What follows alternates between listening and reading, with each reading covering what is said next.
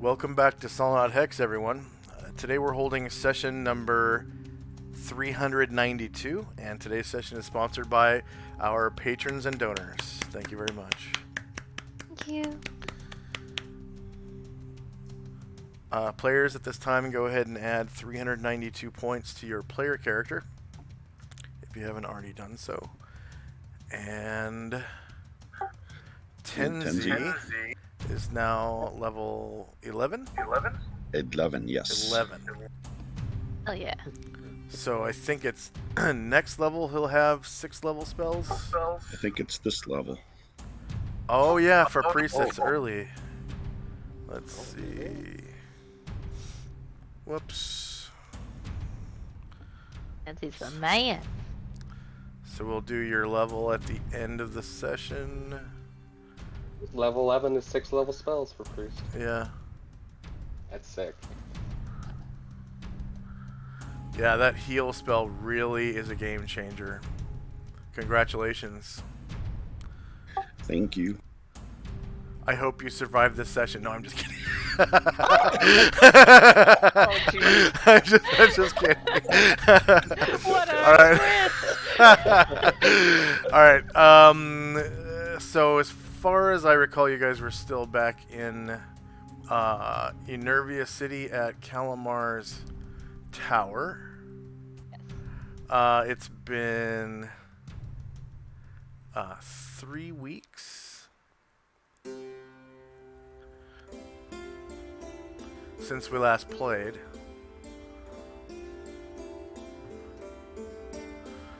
And I think everyone was just kind of snacking on sandwiches at this point. And getting ready to go to, I'm guessing Mingdao, or did, I think Asher had some other stuff she wanted to do. I wasn't sure if she wanted to do those things before or after going to Adria. I wanted to see Terra, which we already did. I think we decided we didn't really need to go see Adolf. I think we probably got the information we already needed from him. I think Asher's done, except for maybe saying goodbye to her family if we go back for like the saber-toothed tiger or whatever. I wanted to buy Cone of Cold from Calamar, so we were gonna spend the night in the tower so I could do my spells and copy that. Okay, all right. And then we need to go back to Lycilia City so I can copy the spells I bought from Wilwith. Right. Yeah, there were 2 spells.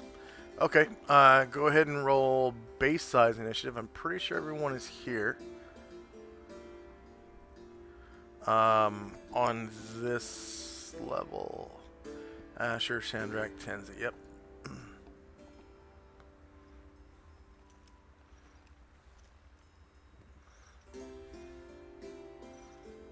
Alright, so time now is 1:52 p.m. July 19th, 11:85. And first up is Shandrak. You were just thinking about what you wanted to do. And it seems like everyone else needs a reminder because they seem like they're kind of getting ready to go. Yeah. Oh hey everybody, sorry. I know we are on a bit of a timetable, but I did buy some spells from Wilwith back in Lycilia City, and that's gonna make what we're coming up against much better. And I also want to buy this Cold Clone from Karanglar, so we can just chill for the night, so we can do that, and then we can head out. You meant buy the Cone of Cold from Calamar, right? Calamar, yes, Calamar. Yeah. Karanglar. Asher shrugs and says, "Sure, we had asked Calamar actually if we could crash at his place, and he said sure." So Yeah, Asher's, true. We already did that. Yeah, Asher's content to just eat sandwiches and steal a bunk for the night. So yeah, unless there's anything else we want to do, I'm prepared to fast forward to morning. Yeah, I'm good. Okay. And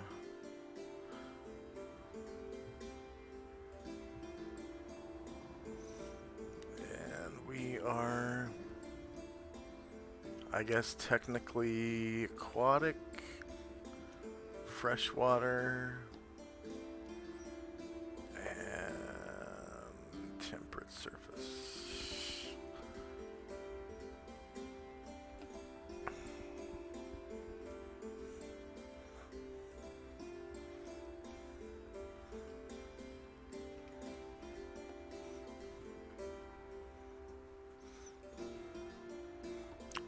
Alright, so the rest of the day's weather is becalmed with no precipitation. It's just before 2 in the afternoon. But everyone has a nice, relaxing day. And you all wake up the following morning at 6 a.m. Oh, I'm sorry. 4 a.m., right? Because you go to bed normally at, let's see, what was the daily routine? Okay, so the spellcasters normally get up at 3 a.m. Or at least... Oh, because of the, I guess because of the nap, it's 8 p.m. So yeah, we'll just fast forward to tomorrow at like 7 a.m. when you would normally start traveling. Perfect.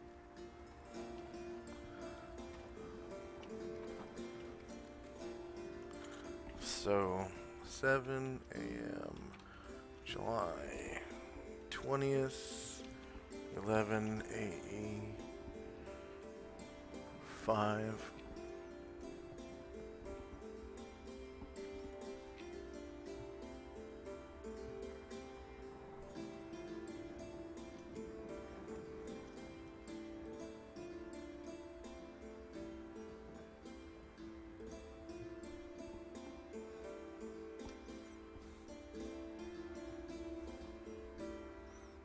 Right.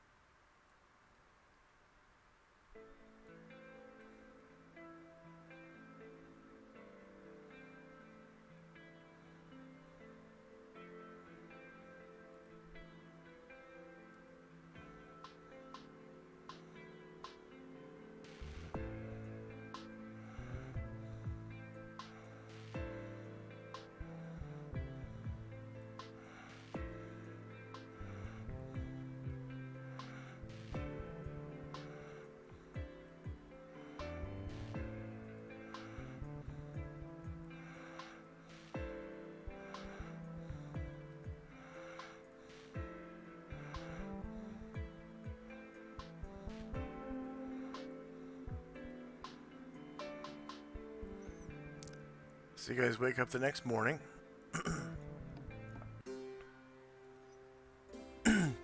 And it's business as usual.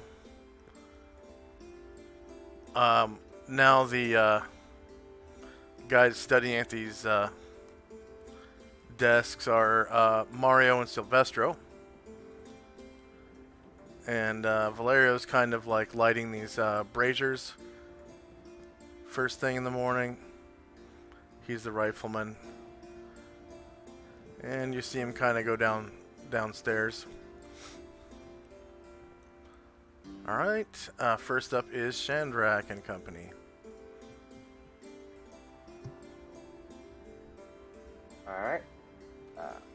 Chandrak cracks his knuckles and stretches, and then makes his way down to Calamar. Which, wait, down is this way, right? Counterclockwise is downstairs. Right, okay. Cool, I remember that correctly.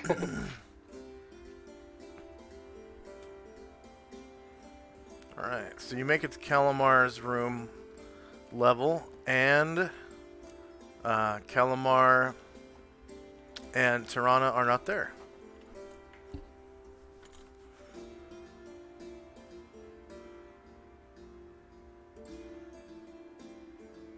Maybe they're making themselves some food. I'll go downstairs into the larder.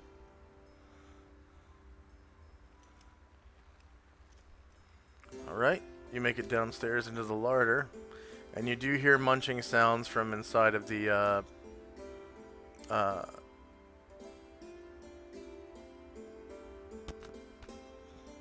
pantry. Can't move anymore, so Chandrak will just call out and say, "Hey, Calamar, are you in there? I want to get that spell from you." And Holchika kind of walks out of the pantry holding a sandwich, and she's flipping her gun around, her pistol, and she kind of walks over to one of the bunks and sits down. And you hear Calamar's voice inside say, yeah, come on in. I'm kind of, both my hands are busy." Chandrak thinks to himself, "Man, he starts early." And that's all. Tenzi and company. Tenzi works on some of his exercises and tries not to think about what Chandrak is about to encounter downstairs. And that'll be it for us. Okay. Asher and company. Asher's gonna want to say goodbye, so she's gonna head down as well.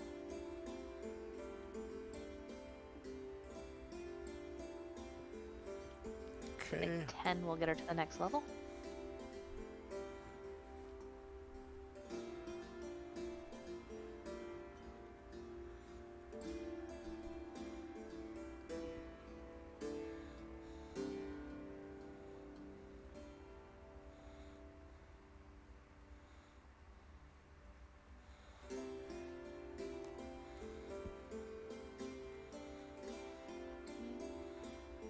Twenty will get her to the next level. Alright.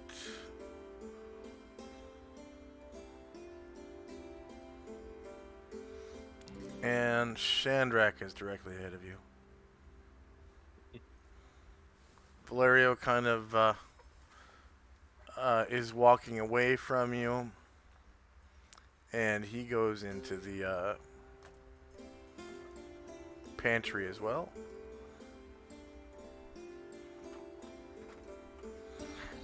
As he passes by, Asher says, "Hey, they vacated the room. If you have like a laundry service or something, I'm gonna put him on it." Oh, we did at first, but then we decided it was a bad idea. She shrugs. That's it.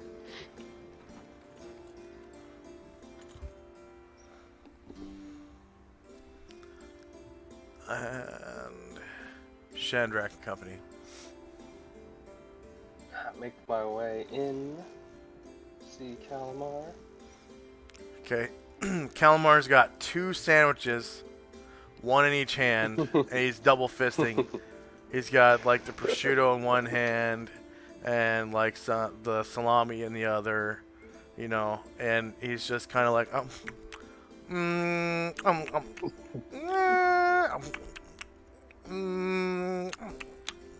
God, it's a tough decision. Ah, only you could bite both at once. Yeah, that's a good idea.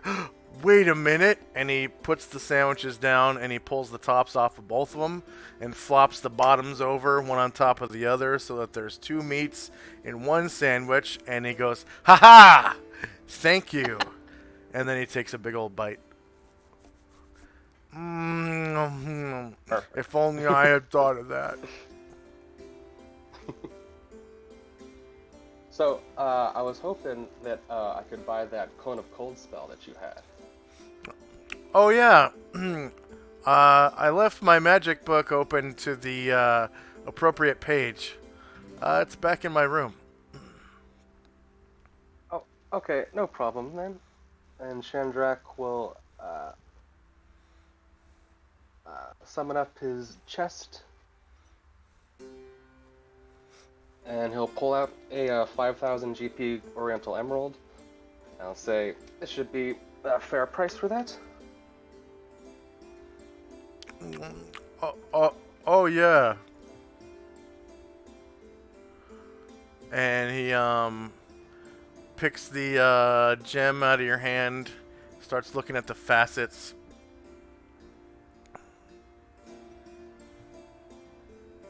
Whoop.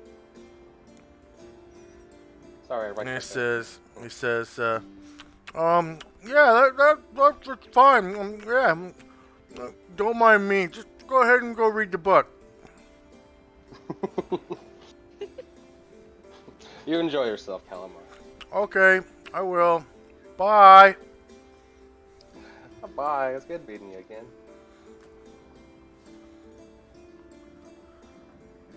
And sorry, I accidentally right-clicked, so I'm reloading now. But I will walk away as soon as I reload. Okay, Tenzi and Company. Tenzi completes his exercises and starts heading downstairs to bid farewell to Calamar.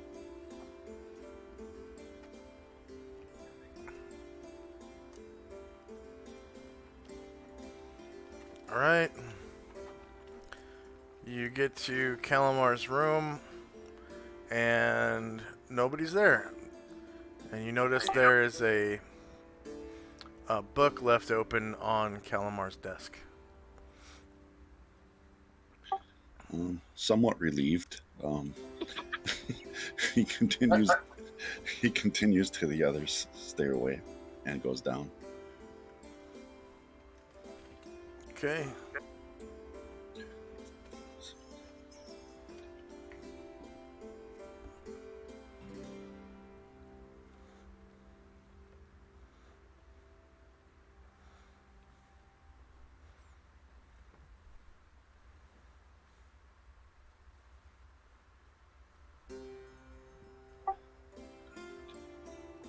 As I pass Chandrak, I ask him about how long until he's ready to go.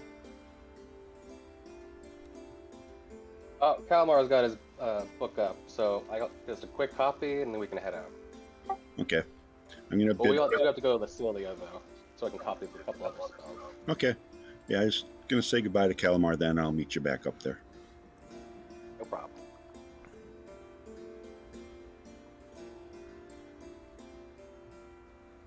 And I get to there. And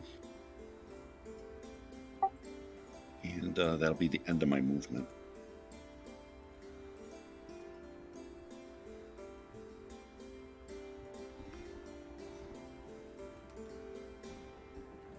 Okay.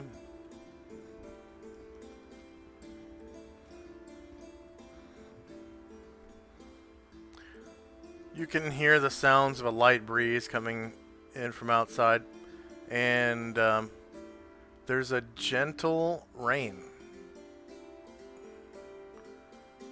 Very, very gentle rain.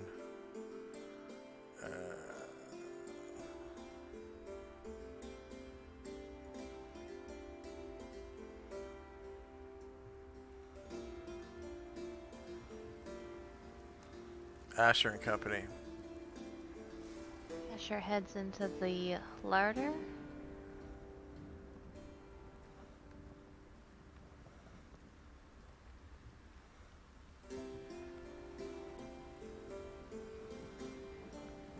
She turns to Calamar and says, we're probably not long from heading out, so I didn't want to leave without saying goodbye. Oh, goodbye. That was a Oriental Amethyst you gave to Calamar? Oriental Emerald, I think. Oriental Emerald. Okay.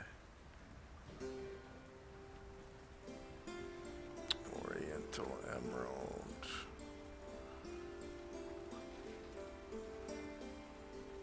Asher gives him a big smile and says, I hope our paths keep crossing like this. I do miss having you on our travels, friend.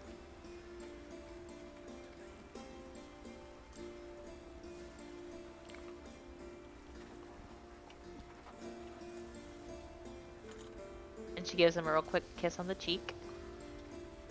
And she heads back upstairs. He gets this funny smile on his face like a little kid.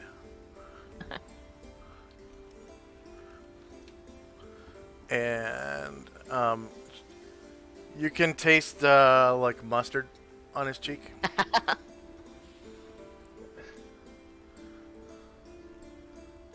And he with a big gem in his hand, well, not a big gem, but a beautiful green, oh wait, amethyst? Emerald. Emerald, Could be okay. emerald. Emerald. A beautiful green emerald in his hand. He waves goodbye. So he's kind of clutching it between his thumb and forefinger, and waving goodbye with his other fingers, while he's got like a hoagie rolled sandwich in his mouth, and there's like half chewed buns on the table as well. Asher kind of chuckles and leaves the room.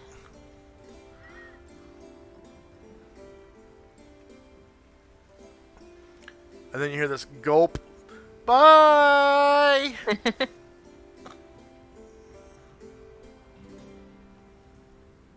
She won't quite make it upstairs. She'll end there. Okay.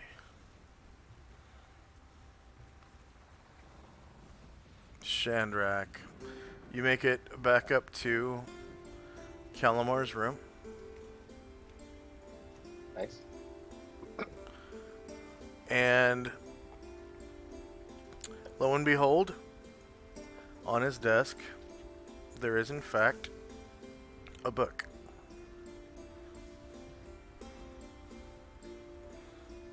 Alright. Ooh. That's nice.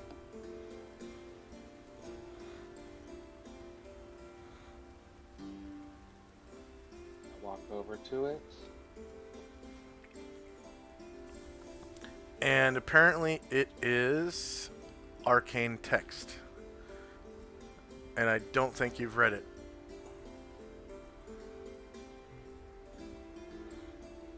Yes, that's correct. Yes, I didn't pay him and I didn't read this one. That's right. So, I will cast Read Magic. Okay.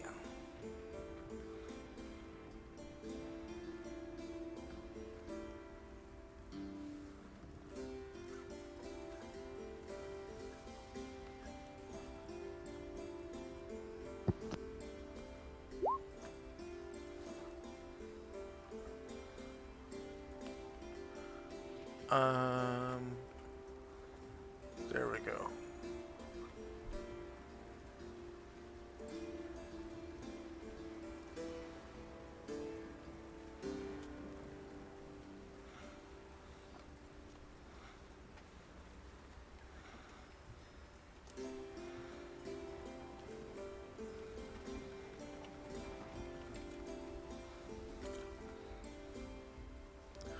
Alright, so he didn't say how many pages it was. He just said that he opened it to the correct page. So you Well, start He reading. said he opened it to the correct page, but he said it was a 5-page spell when I asked him last time. Yeah. So you remember it is a 5-page spell. And Tenzi and Company.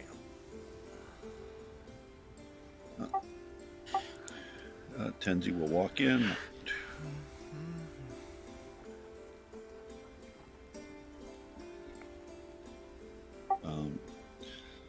Say good morning to Calamar. So Calamar's got, he's like stuffing his face with his left hand while holding an emerald in his left. And he waves hello with the 3 fingers in his right hand that are not holding the emerald. I thank him for doing the research for me, and I try to go in for a hug. He quickly pulls the sandwich out of his mouth, and he hugs you. And I think he is significantly shorter than you. He is only 5 feet tall. Yeah, I'm 6 feet tall. Yeah, so he leaves like a little bit of a mustard face print on your chest, I guess. I don't know what you wear underneath. Yeah.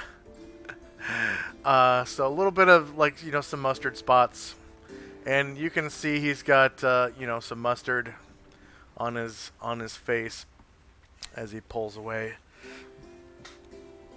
and he says, "Oh, you're welcome." We'll come back and visit again someday. It's always great seeing you. Yeah, likewise. I really like it when you guys drop in, especially when we get to eat sandwiches together. I'm kind of a little bit embarrassed about when I'm with Tirana, but I have needs. Tenzi gives a wry smile and says, "That's okay. You be you. We'll see you soon." And then I walk out. Okay, bye.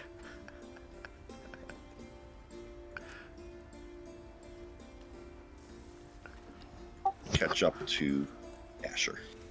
It's just gotta be my favorite monk. It's a sweetie pie. Okay, Asher and company. Alright, so Asher will go the rest of the way up the stairs.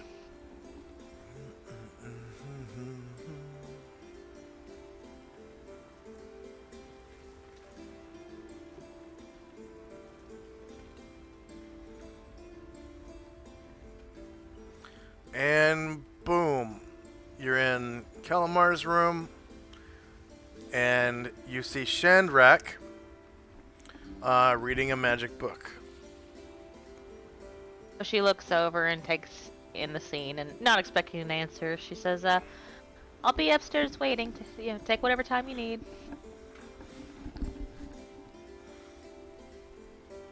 Kind of mumbles, sorry, a couple minutes.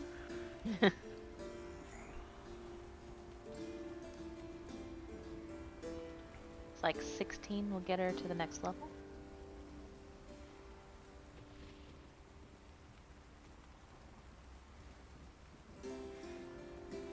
And you're back with Ryer and Varen and Jim and Cotterbill, Brian Druid.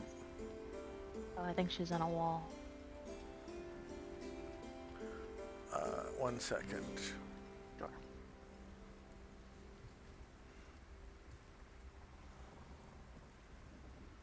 Thank you.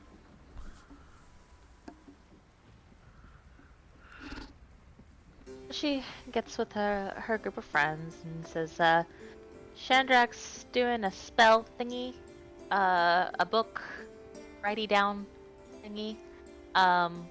So as soon as he's done, we can get ready to leave. Varen, I know you studied the area right in front of the library like I asked you to, so I guess we'll head back to Lacilia City. I believe Shandrak has more business to do there. And little hurt, and Jim says, come here and I'll take care of it.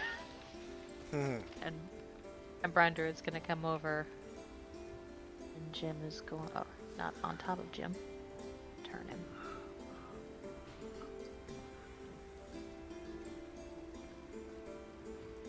Jim will cast light wounds on him.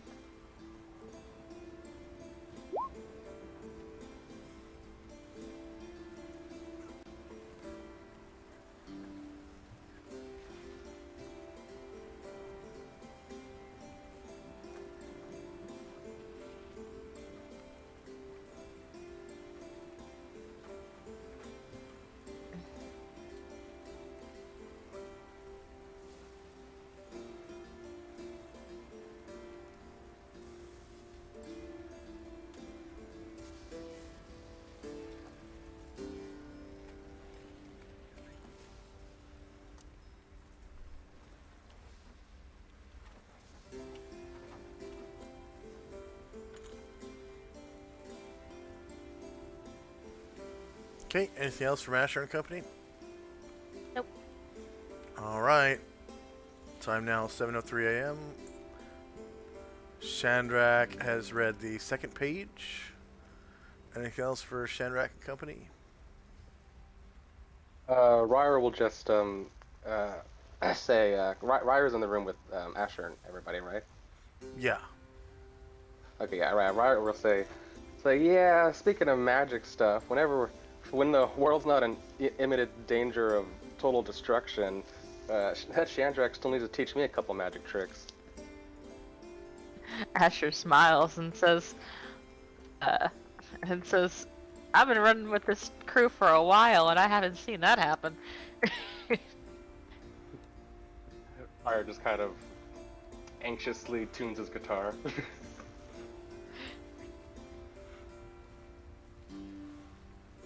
And that'll be all.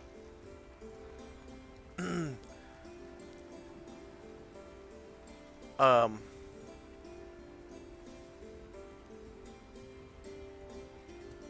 Tenzi and Company. Tenzi will go up to the next floor, the bedroom area. Okay.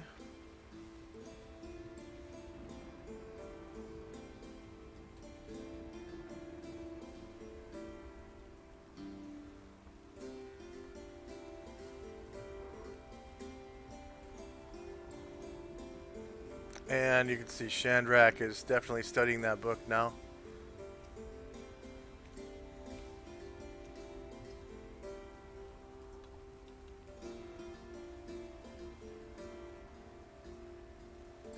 I'm going to look around for a towel or something to wipe the mustard off my chest. You can see a pile of like laundry right here. All right, I'll walk over there, try to find the least dirty item. The closer you get to this pile of laundry, the stronger the Badusi smell gets. And you're like, what's that smell? It smells like sex. And it's kind of emanating from this pile of laundry. You can see that there's like wet spots all over the carpet and like on the bed, even on the pillows. It's not the cleanest room to grab a towel from, but you do see a couple of towels kind of like jammed in to this pile of smelly laundry here. On second thought, I'll just have a mustard stain.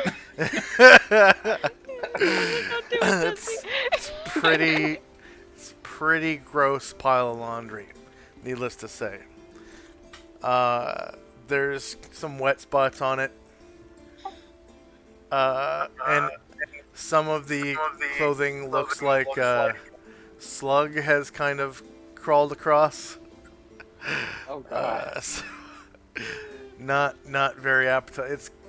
It's kind of a little nauseating, a little bit. I'll head up the stairs. Okay.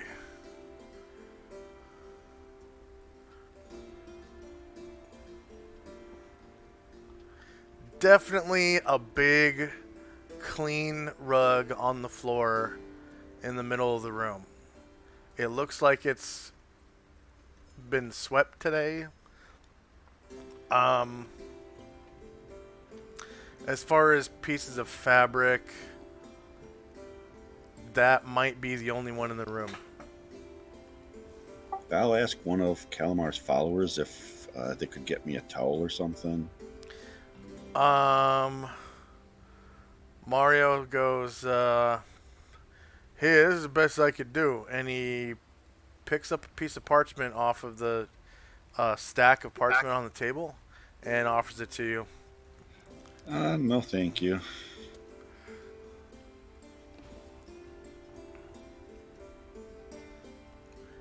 There is a lake upstairs. I mean,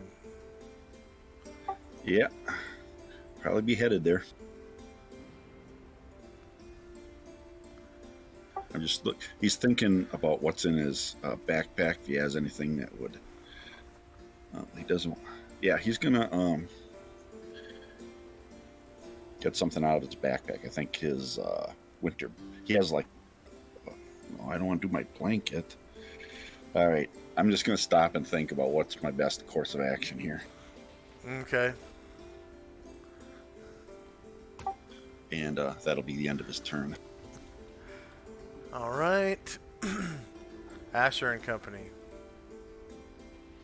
Alright, so Jim is going to do another Cure Light Wounds on Brian Druid. I didn't notice that Anatar was hurt too, so he'll do a Cure Light Wounds on himself. Okay.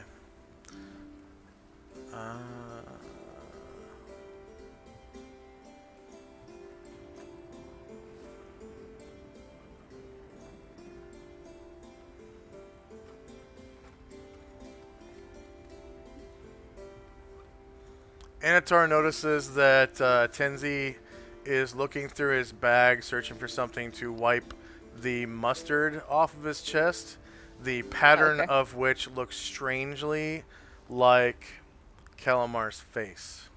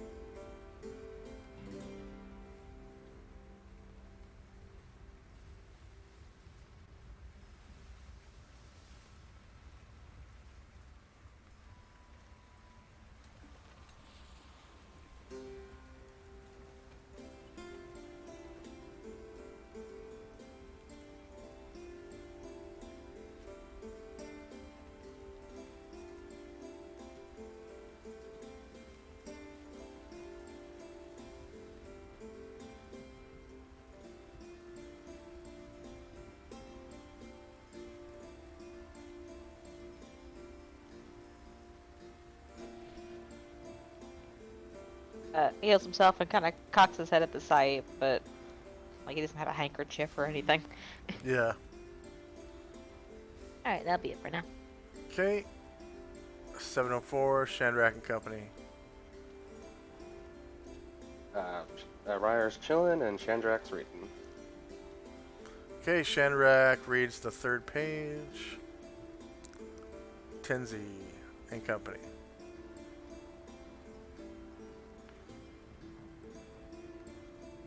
I think Tenzi got stuck in a wall. Thank you.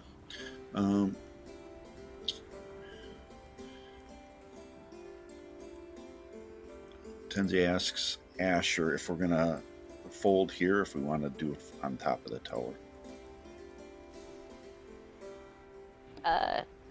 She kind of like squints her eyes, thinking about it, and says, you're more of a magic guy. What do you think?"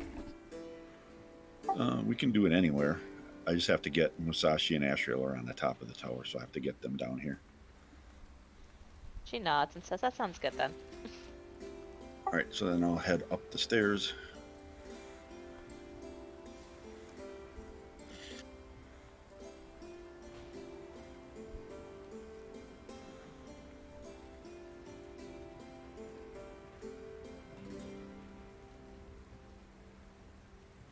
And go up to the top of the tower.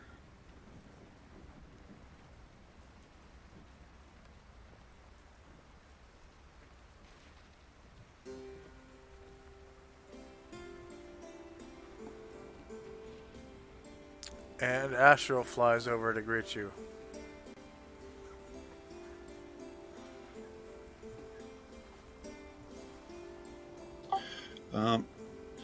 We're going to be leaving pretty soon. Shandrak is copying a spell in the spell book, and then we'll dimensional fold.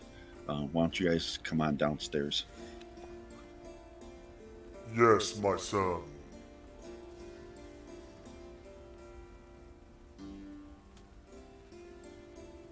And I guess that will end there, and we'll go down next turn.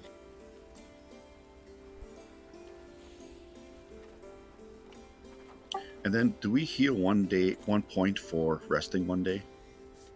If it's complete bed rest, it's 2 health. If it's like just traveling without actually fighting or working, then it's 1. And if you have complete bed rest and the care of a person with the healing proficiency, it's 3. And a person with the healing proficiency cannot do anything for you if you have fought that day. You know, other than the regular 1d3 healing within a round of being injured as first aid. Okay. That'll be the end of our turn. Okay.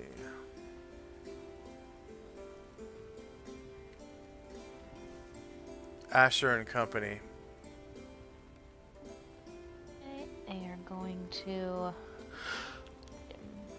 I believe Jim has another cure. Wait, let me check.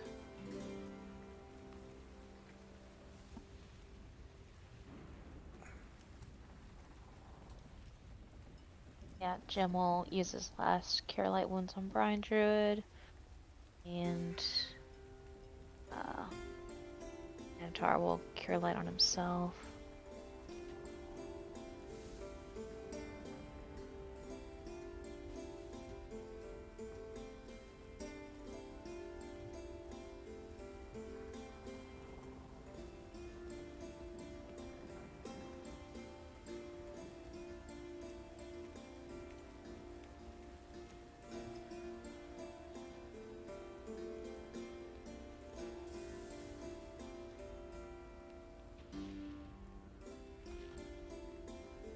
Brian's Druid is looking much better.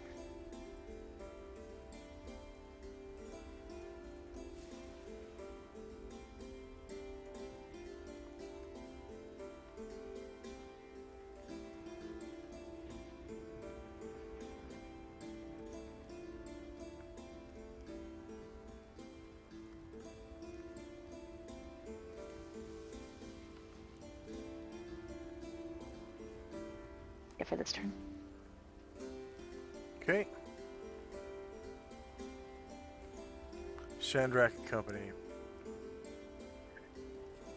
Reading, but also, so, I think Ryer's vision isn't working, or it's turned off, because I don't see anybody else in the room that he's in.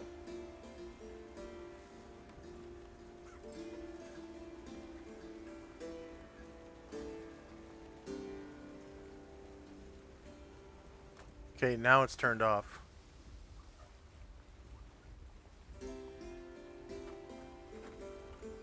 Yeah, that's weird. Yeah, I just see Ryer in a dark room. I don't see anybody in the room he's in. Now it's on There without it is. without night vision.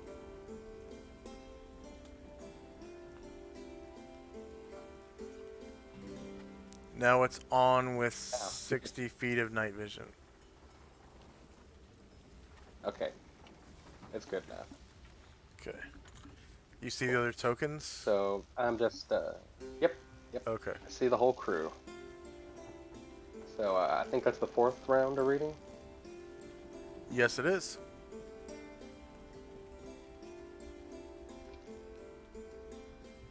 And Tenzi and Company. We all head downstairs.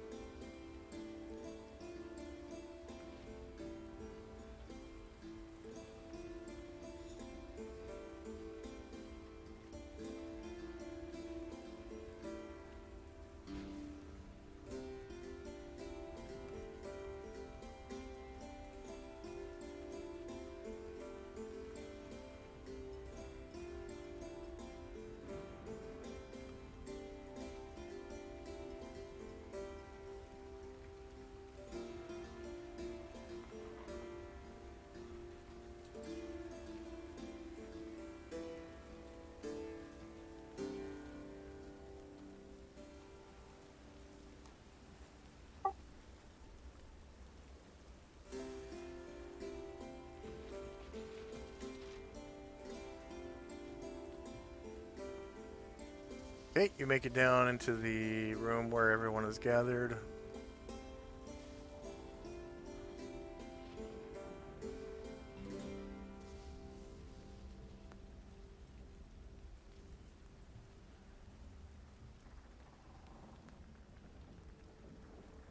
Okay, anything else for Tenzi and Company? Nope, we're just moving into the room. All right, Asher and Company. Minotaur will do another Cure Light Wounds on himself. Minotaur needs to start praying more.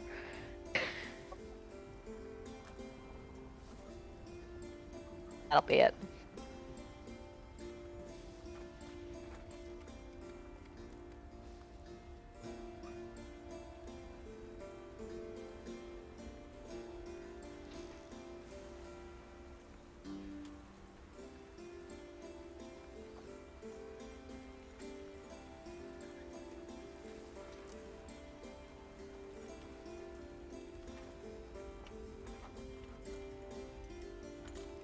Anything else for Asher and Company?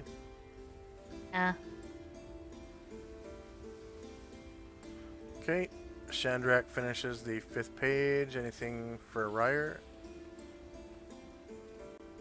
Nope. Okay, Tenzi and Company.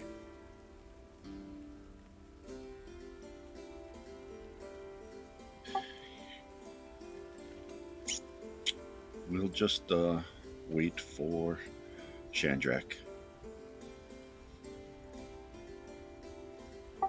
So that'll be the end of our turn. Okay, Asher and Company.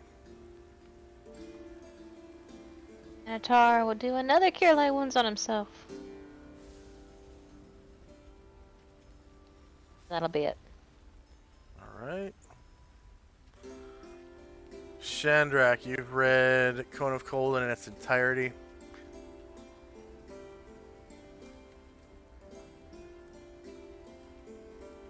And you can now copy it into your spellbook with the copy spell.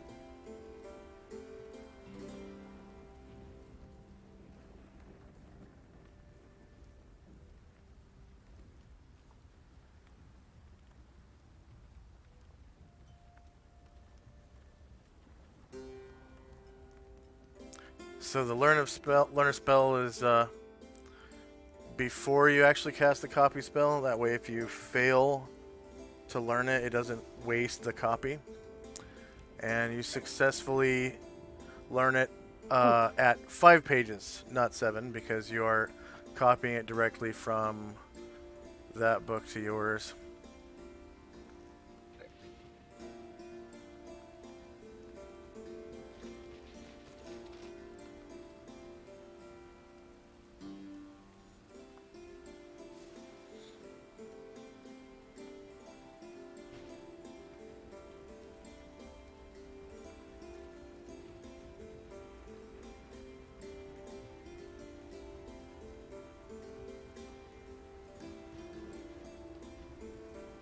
And Shandrak gains 50 points for the use of copy. Anything else for Shandrak and Company? Yeah, I can't move because I cast a spell, right? That is true, yeah. Okay, yeah. So that's all. Okay, Tenzi and Company. We're just gonna wait for Shandrak.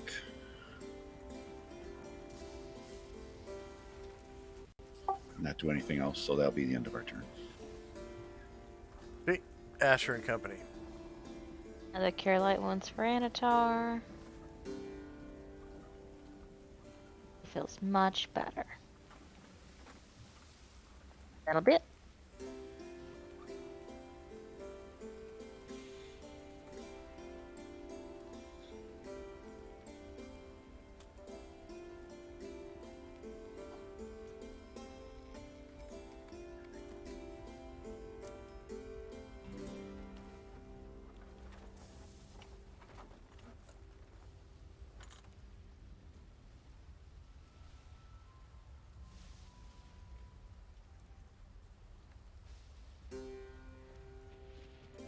All right, Tenzi and Company.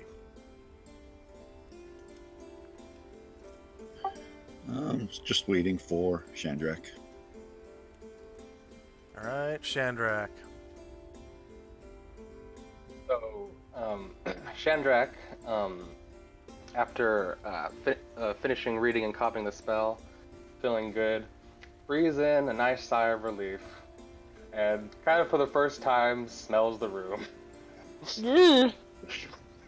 like, yeah, time to go, alright. And I'll head upstairs.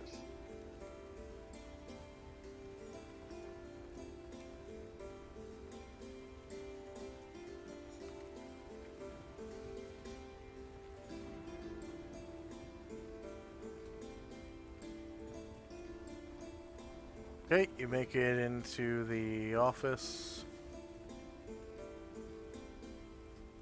And so, Chandrak walks up to Anatar and says, hey everybody, so, sorry, I wanted, this might take just a teensy bit longer. I turned to Anatar. So, I'm still under the effect of my read magic. I would like to buy the slow spell from you. Anatar says, you already paid him for that, right? Did I? I know we talked about this at camp. No, it was the hold monster, wasn't it? Yeah, I did buy Hold Monster from him. Yeah.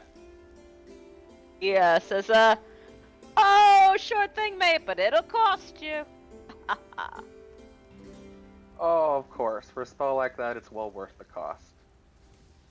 And Chandrak will summon up his hidden chest and pull out 3 fire opals that are worth 1,000 GP each. For which spell? For slow. Slow, yeah. Very well, mate. You've always been a smart cutter. He hands you the Grimoire of the Way, Volume 3, and opens it to the slow spell and shows you the 3 pages that takes. So your read magic is still going, so you don't have to cast it again. Yeah. And you can immediately read the first page. And with that, Nice. let's take our first short break. We'll take a 3-minute break.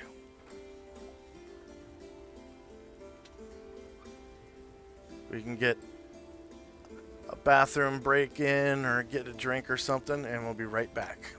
3 minutes.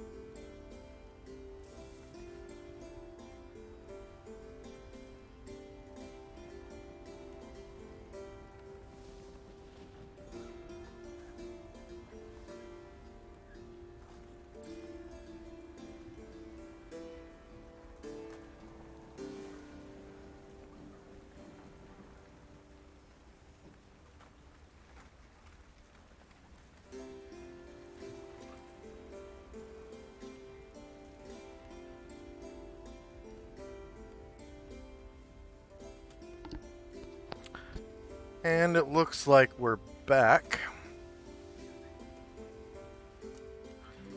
Just want to take us back to the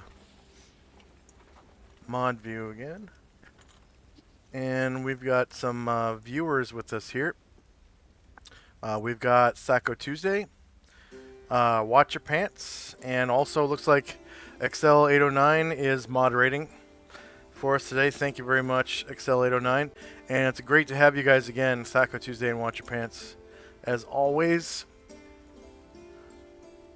Asher, are you there?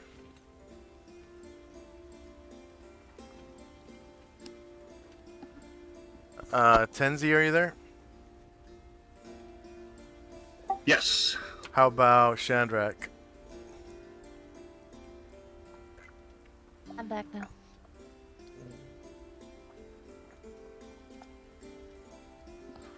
Okay. I think Shandrak's turn was over anyways. So, Asher and company. We're just waiting on Shandrak. Hmm.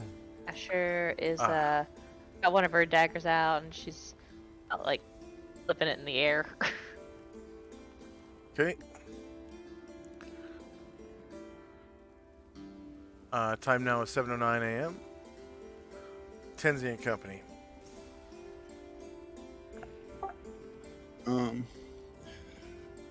Tenzi just kind of looking at that stain, looking around the room.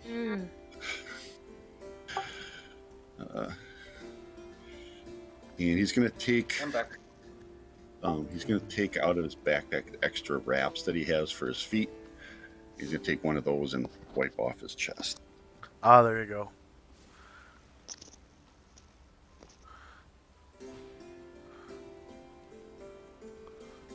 Okay. Anything else for Tenzi and company? That'll be it. Alright, Shandrak reads the second page of Slow. Alright. And is Ryer still tuning his guitar? Yeah. Okay. Asher and company. Otterbill's gonna start strumming along with Ryer, but otherwise they're just waiting.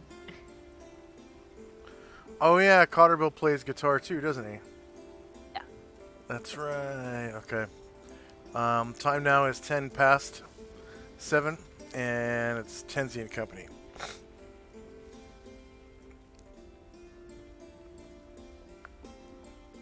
So now he's got his chest wiped off, and he's holding the wrap in his hand. It's all full of mustard, and it's kind of wads it into a ball,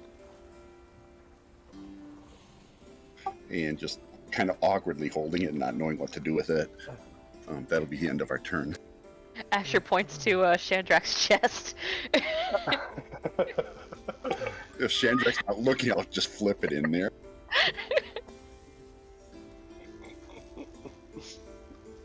Yeah, I'm focused on reading.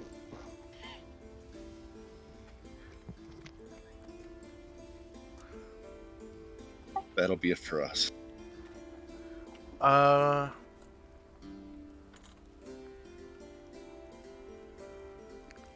Alright, Shandrak and company.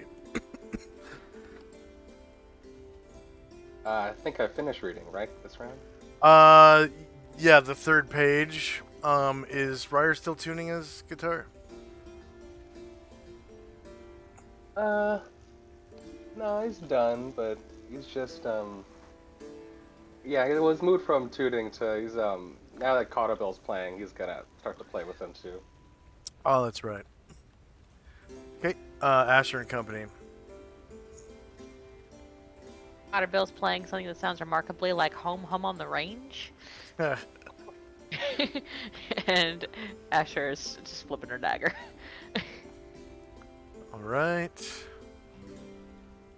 And Tenzi. I'm trying not to look at Shandrak's chest, and I'm just kind of whistling along with the playing. Okay. Shandrak, you've read Slow in its entirety. Do you have another copy spell? Nice. Yep.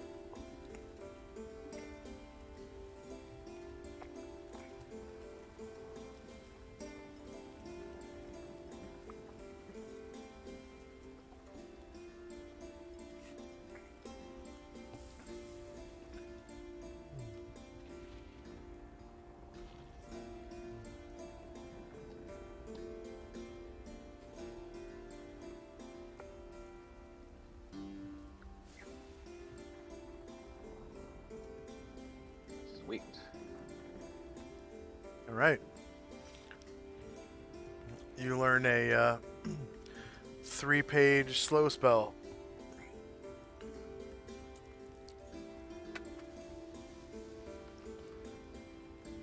At higher levels, slow is way more useful even than fireball.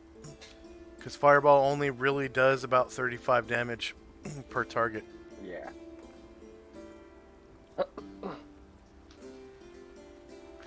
Slow can be like a game changer. Especially because of the -4 penalty to the save. Yeah, for sure. That's hard on anybody. Okay, Asher and Company.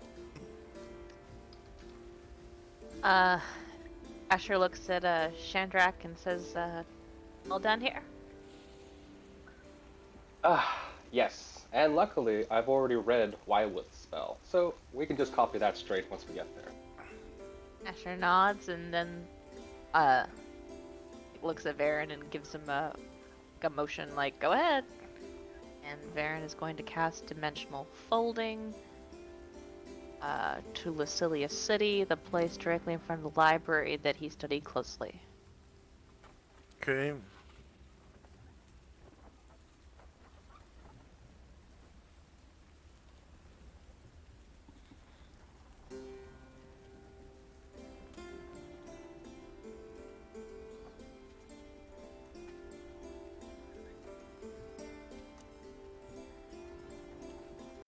A little bit of jazz coming your way.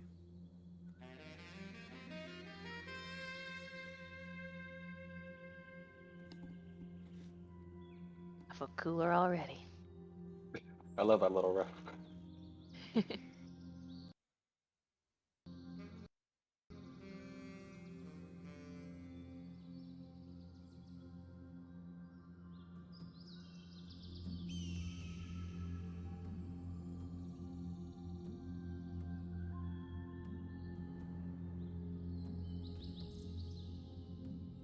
My little nephews, when they were over last weekend, they were playing Fall Guy on our game system, and it was their first time playing it, and they were like 8 and 9-year-olds kicking people's asses. It was fun, but they were like, Oh, I'm yeah, sure they love that. yeah. Fall And they're like, Guy. yeah, we play. You know, like, yeah, me and us and Dad, we play. And he's like, it's real sweaty. You know, I'm like, sweaty, and apparently that's what the kids are saying now. They're like working hard on Real games. I'm like, sweaty. okay.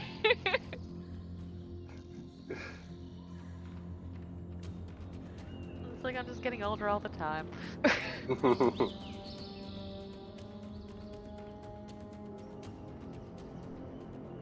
Alright.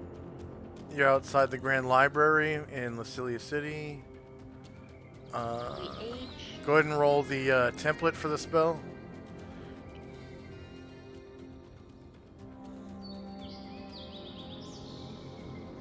That's not 4.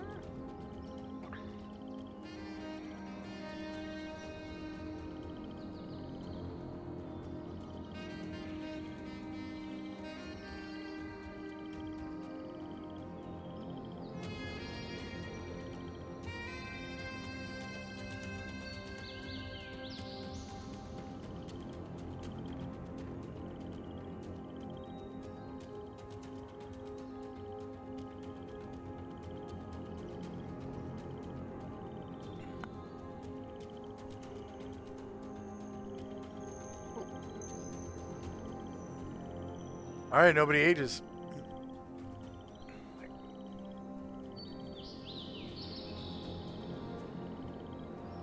And inside the door you can see several librarians milling about.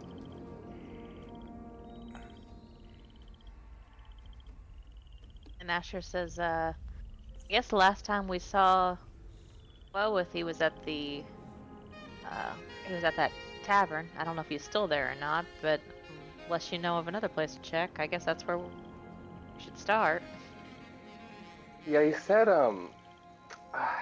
his house was either in the northwest or the northeast. Northeast. Oh, okay. The northeast.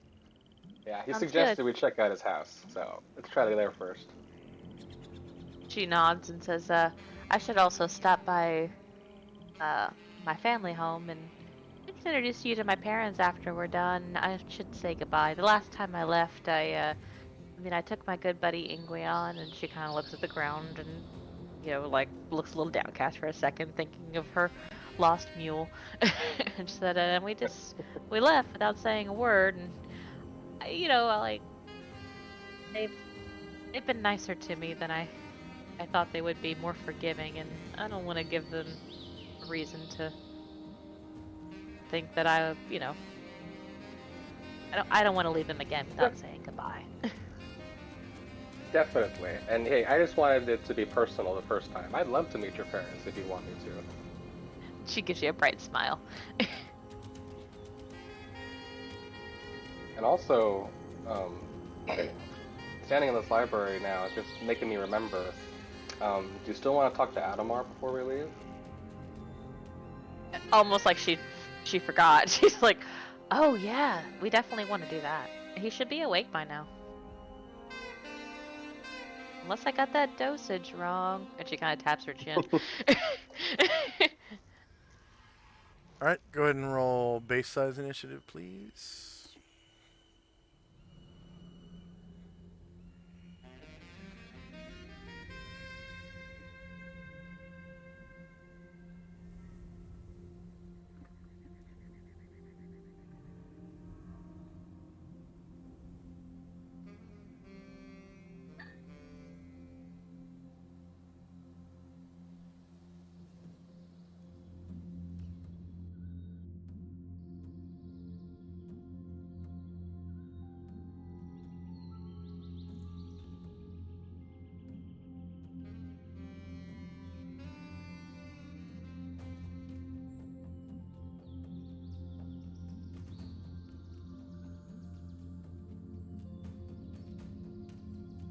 Alright.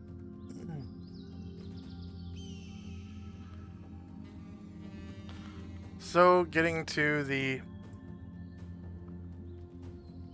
northeast quarter of the Grey Elf part of the city would not take very long. All you have to do is head under an overpass. You have to go to obviously the ring of the Fairy Elf Nobility District, pass under one overpass, and then go down one set of stairs, and then come out in the Grey Elf District and move basically counterclockwise in the Grey Elf ring. It would probably take about 5 minutes from where you're at. So I'm just going to go ahead and move everybody there. Unless Tenzi wanted to go somewhere else in the city. No, Tenzi's just having second thoughts about throwing that mustard in his chest because he remembers Chandrak mentioning something about organic material inside there. But other than that, he's just going to go along with the crowd here. All right.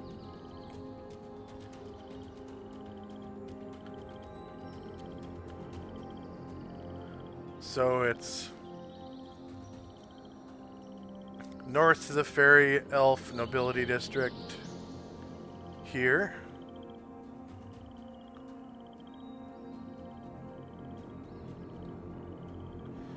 And then underneath one overpass, which leads to the Tower of Nim, right here.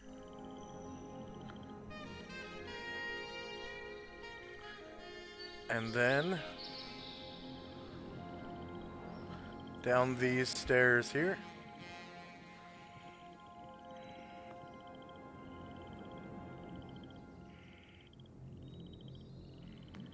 And out the tunnel here.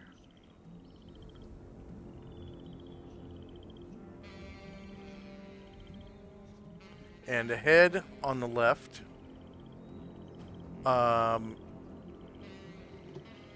you can see a Grey Elf house. This building closest to you looks like a smithy of some kind. It has 2 chimneys, one here and one here, I think. Wait, let me zoom in. Oh. The chimney is over here. It's one large chimney for a smithy. Looks like it could be an armor smithy because there is a sign hanging outside with a suit of plate mail on it. And just from the carving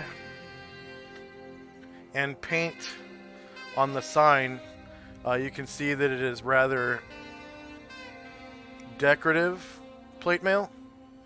It has many engravings on it because of the like Celtic weave pattern on the depiction of the armor.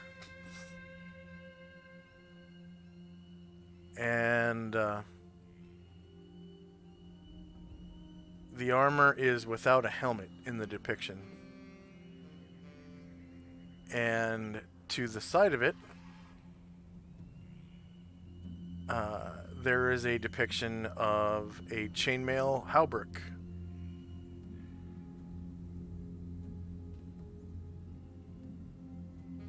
Okay, Tenzi and Company. We're just gonna wait and follow Shandrak to where we're going. All right, Asher and Company. Yeah, I'm waiting for waiting for Shandrak. Sounds good.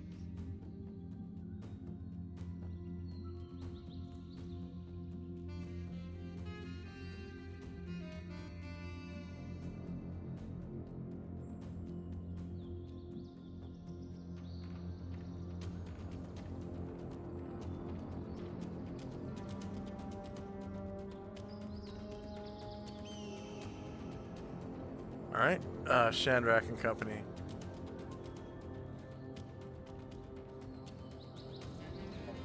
I will come on up and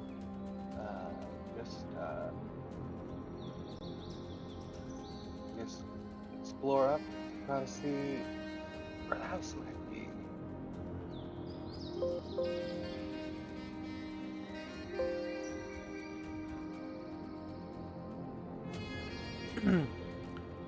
Ahead you can see a rather large house.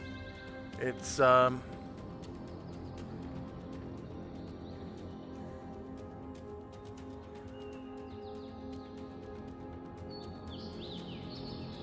probably about 70 feet by 70 feet. For a townhouse, that is pretty big. You can see it has a chimney on the east side and the west side. There's about 6 windows across the front of it. And you can see a front door right here.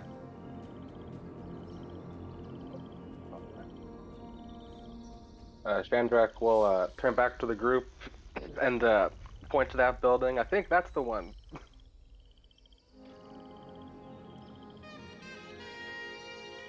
Keep on heading towards the door.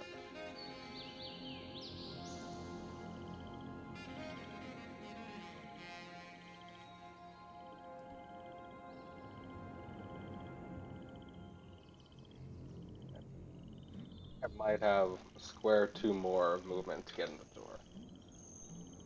Okay, from here you can see that the door is open.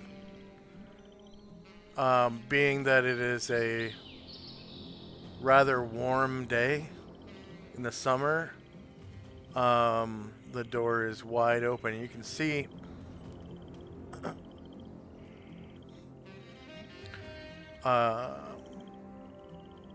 about 40 feet inside is a gray elf seated at a table with his back to the door. And as your footsteps near the entrance, the elf kind of turns around, and you can see that it is Wilwith's face. and there is a rather opulent banquet on the table behind him. All manner of fruits and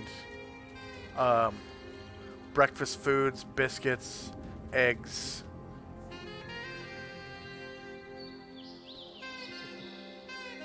I call to him, hey, Woolworth, mind if I join you for breakfast?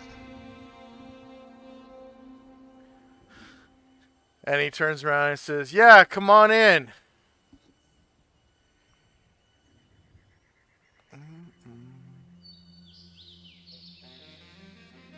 That's like the last of my movement. I think that's like 48. And seated at the table with him are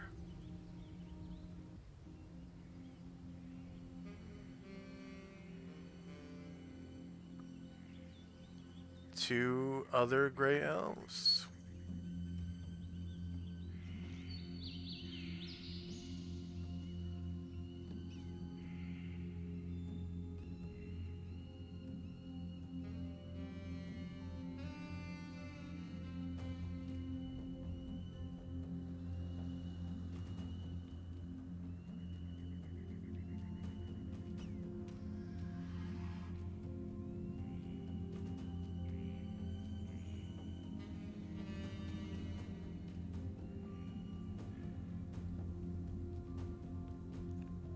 Okay, one looks like this,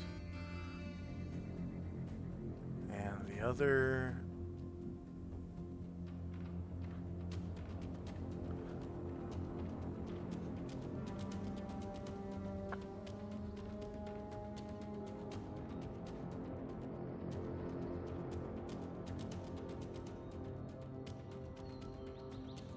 Looks like this. And there is a high elf.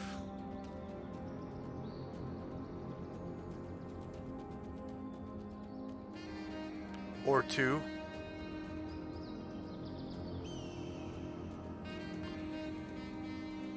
Serving them.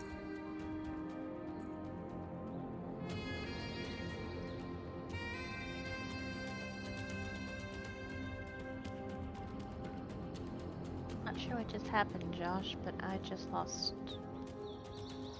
visual on the map. Oh, okay. Just a second. Same. I'm in the void.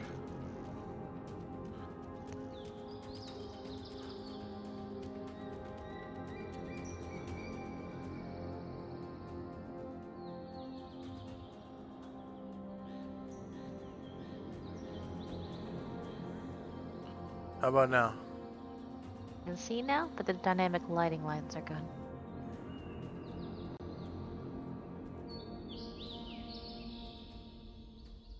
How about now? Everything's normal now. All right. Yep, perfect.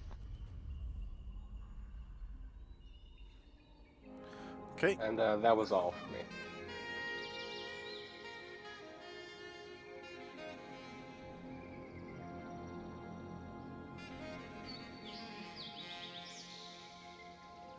Whoops.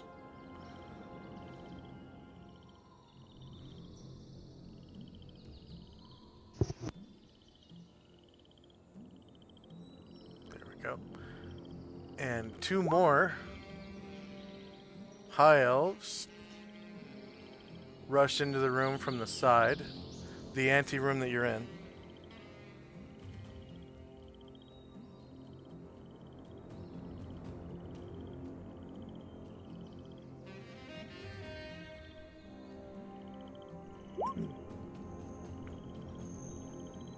To assist you with your things.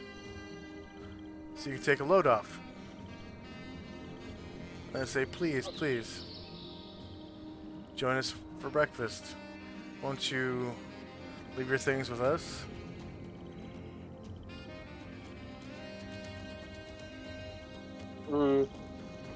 Hey, I'll give them. I'll unload my weapons, but I'll keep my backpack. Okay. Oh, that's a cool token.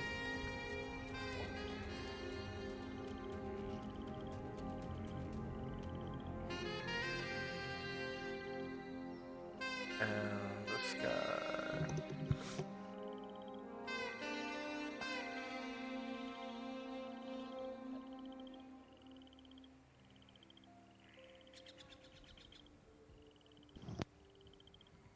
Okay. Time now is 7:12. Tenzi and company. You can see Chandrak and company walked down this way and entered this house. Right, we're going to move towards the house, but we're not going to go in. We're just going to wait outside.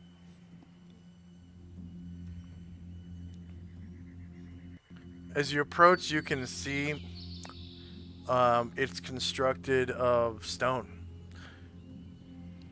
Same stone that the rest of the city is made from. It's rather decorative. There are many etchings and symbols on the outside. So we'll take a look and admire the decorations. You can see that 6 windows line the front of the building. And in the center of the front wall, there's an open door. Inside, you can see your friends Ryer and Chandrak. And they're being helped by 2 high elves who are taking their heavier items so that they can relax. And one of the high elves comes to the door and says, are you friends of these 2? Ten says yes. Oh, please come in. Are you sure we didn't want to intrude? Yes, of course. There is a banquet large enough for all of you.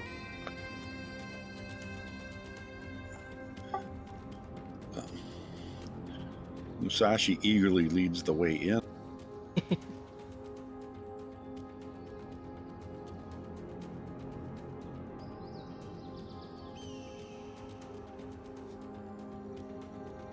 And the high elves are sort of helping Ryer and Chandrak doff their heavier gear, guns and whatnot, swords.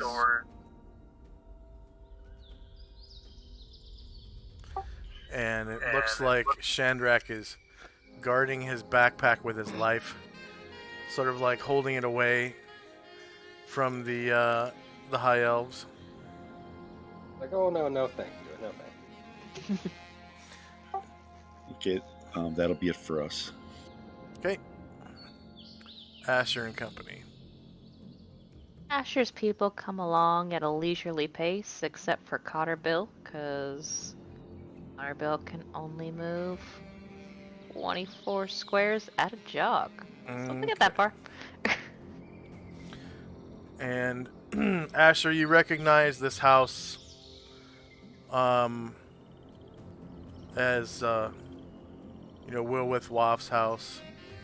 You've known him for, good 75 years or so.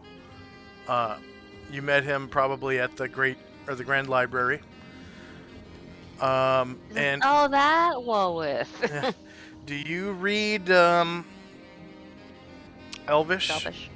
Yeah. You read Elvish? Okay.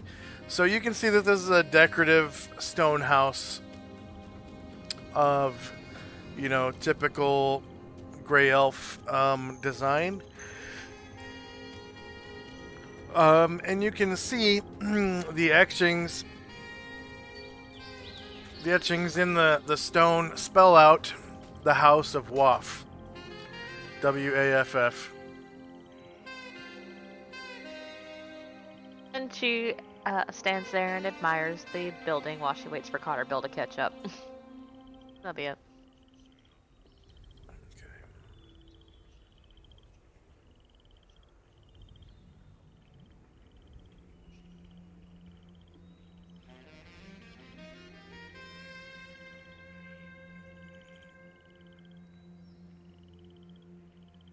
And Chandrak, you can see down the hall, there is a large table with a lot of space at it. The high elves bring up chairs.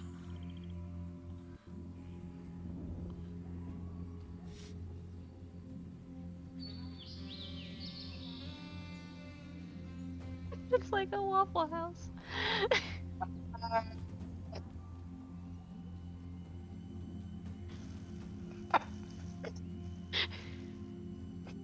They're serving breakfast and everything. Oh god, it's so good.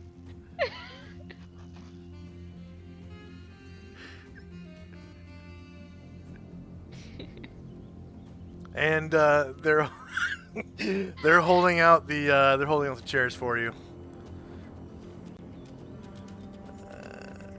Shandrak and Ryder look at each other. Say, well, this is a good meal in before what we're gonna go through. So don't like give horse in the mouth.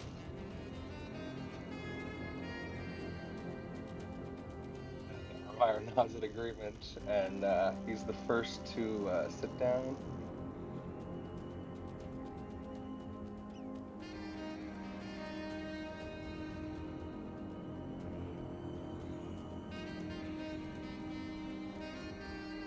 Shandrak will come.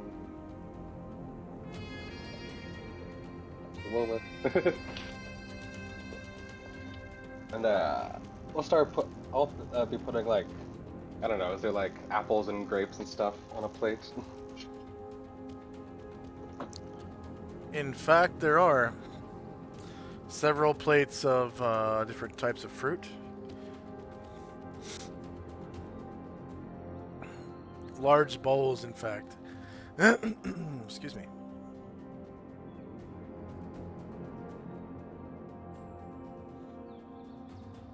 Both fresh fruit and candied fruit.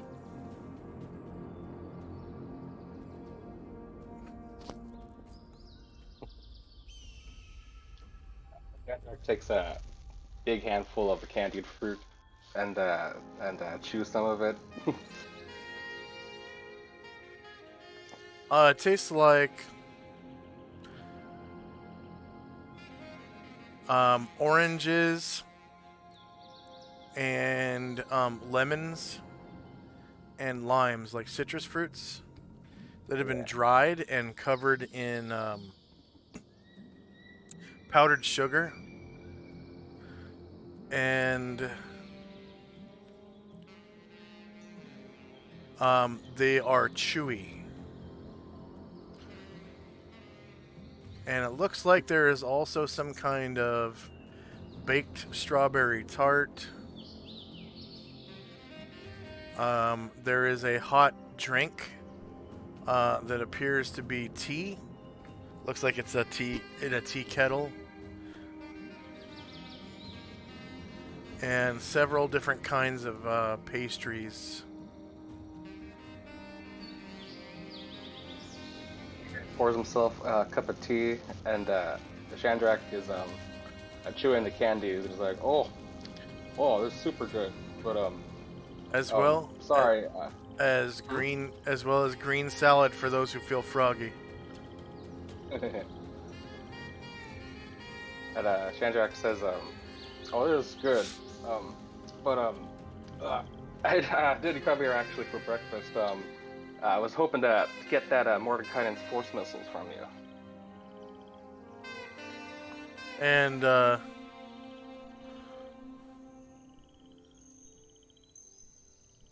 Wellwith looks at you with some concern, and he's like, "Oh, fuck yeah! Just a second. Come with me." And he brings you into this room back here. What the hell?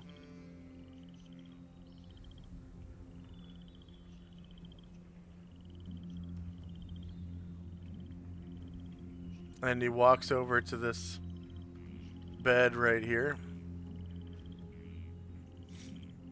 and opens up a chest.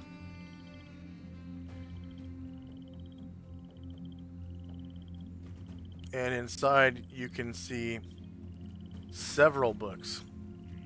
Looks like a small library, almost. Um, approximately.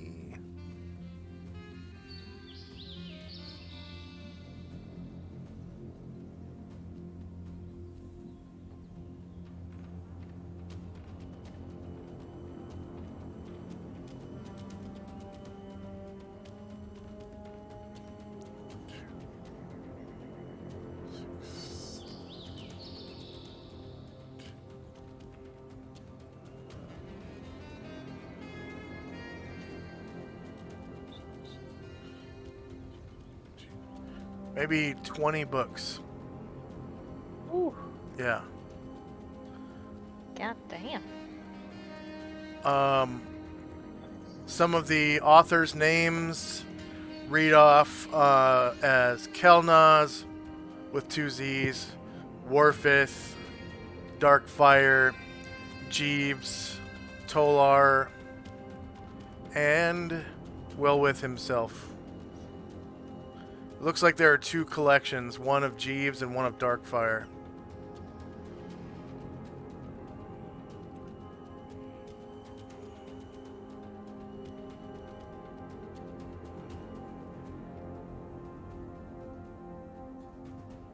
I believe it was in Eyelash of the Arcane Gods.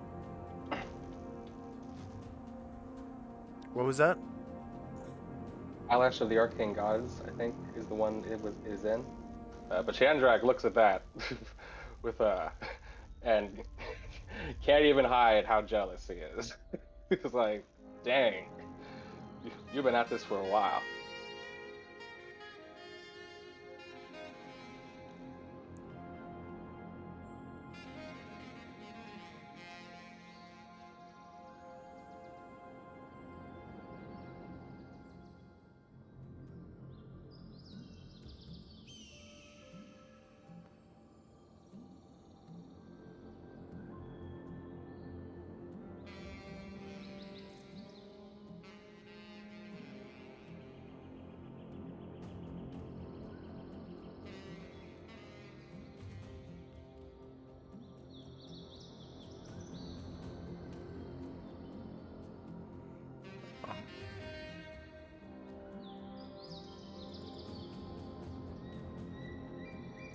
What spell was it you were wanting to learn?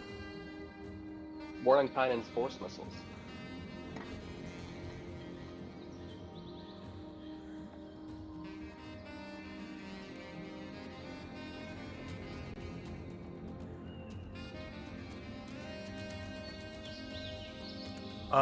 It's called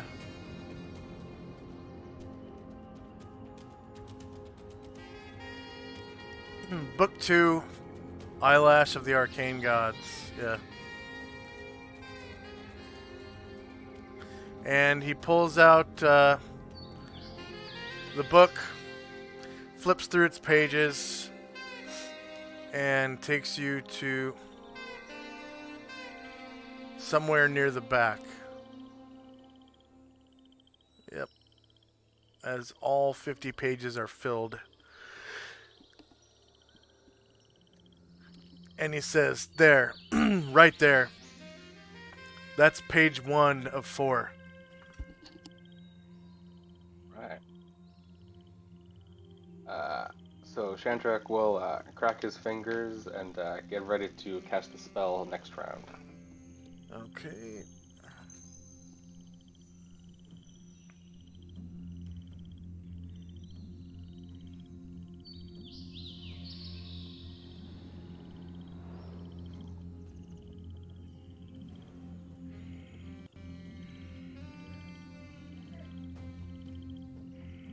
Time now is 13 after 7. Kenzie and Company.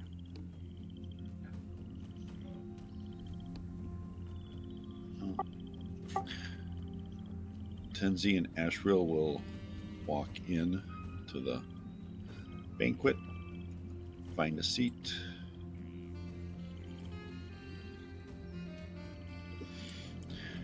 and Do the attendants offer to take off Musashi's armor?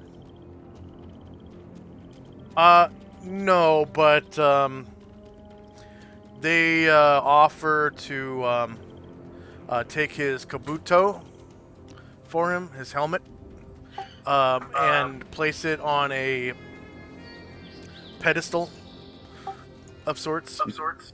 Okay. He will doff his kabuto and then walk into the banquet area, hoping he didn't miss anything. Finds a chair.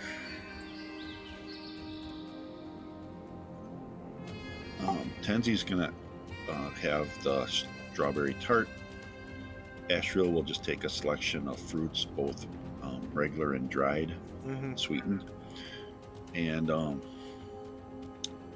Musashi will probably have, you said there was biscuits?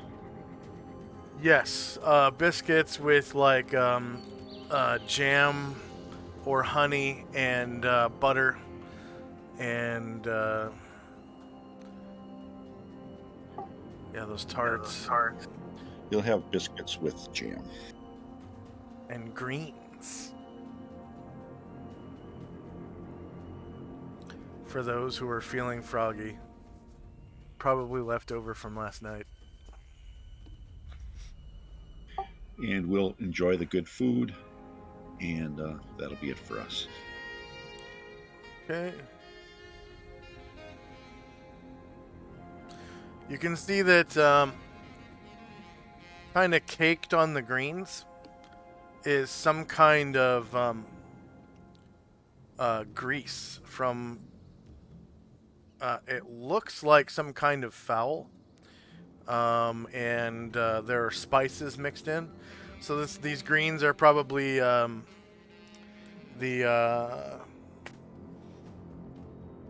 what do you call it?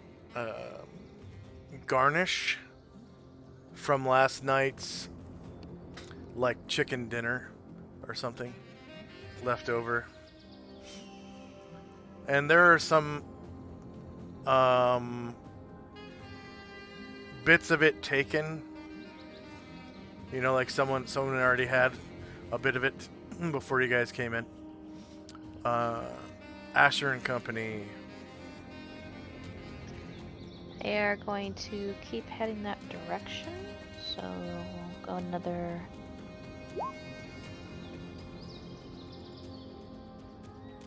Okay. 18 squares will get them there.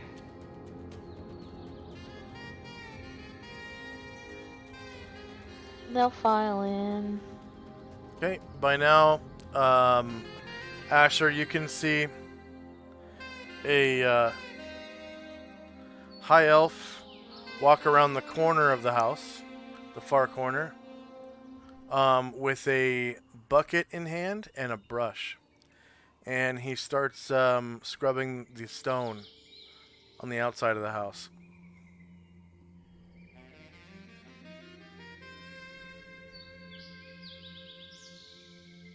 They'll file in. And,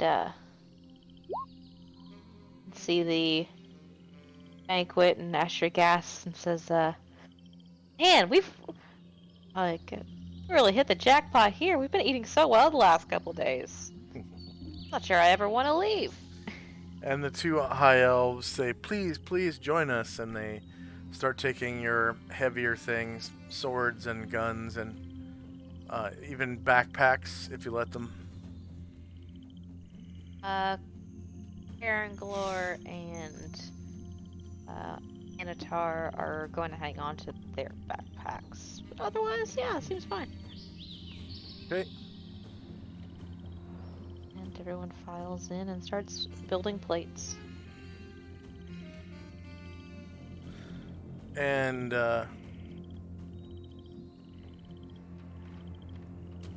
let's see.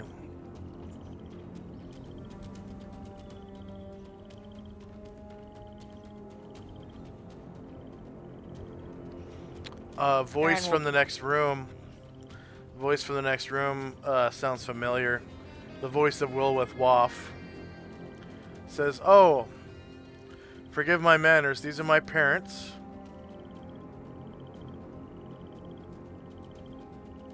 Asher waves at him, and Varen transforms into a form that eats food. Um,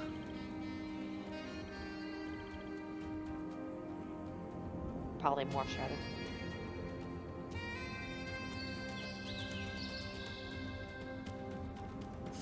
female.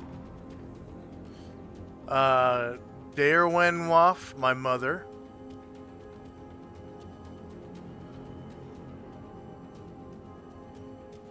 Asher sticks out her hand to shake.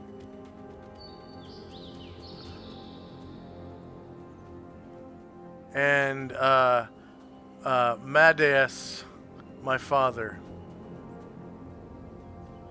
Thank you guys so much for having us. We're about to go back out on the road, so I don't know when we'll get a meal this fine again. And Madeus says, "Oh, absolutely, Asher."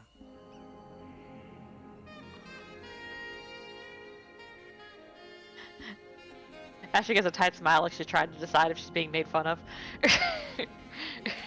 Please, please, come in and join us for breakfast. The greens are excellent. They're covered in drippings from last night's turkey. That sounds great.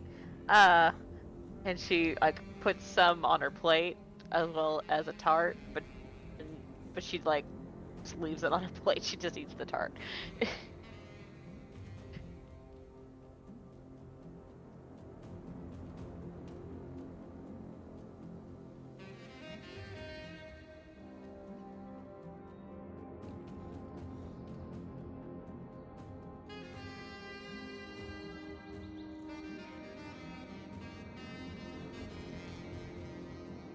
Okay, anything else for Asher and company? Alright, Shandrak.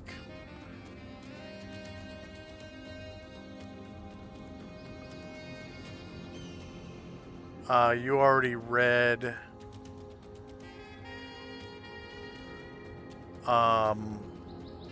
what was it, Mordenkainen's force missiles?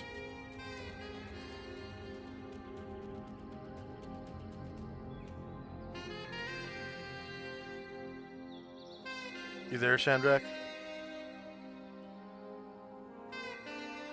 Huh. Tenzi, can you hear me? I can hear you. How about Asher? Asher, can you hear me? Yeah, can you hear me? Okay. Shandrak, are you there? Well, that kind of works out just fine because it's been almost an hour since our last break. And I'm out of Gatorade, so let's take another 3-minute break and we'll come back and have Shandrak's turn. We'll be right back.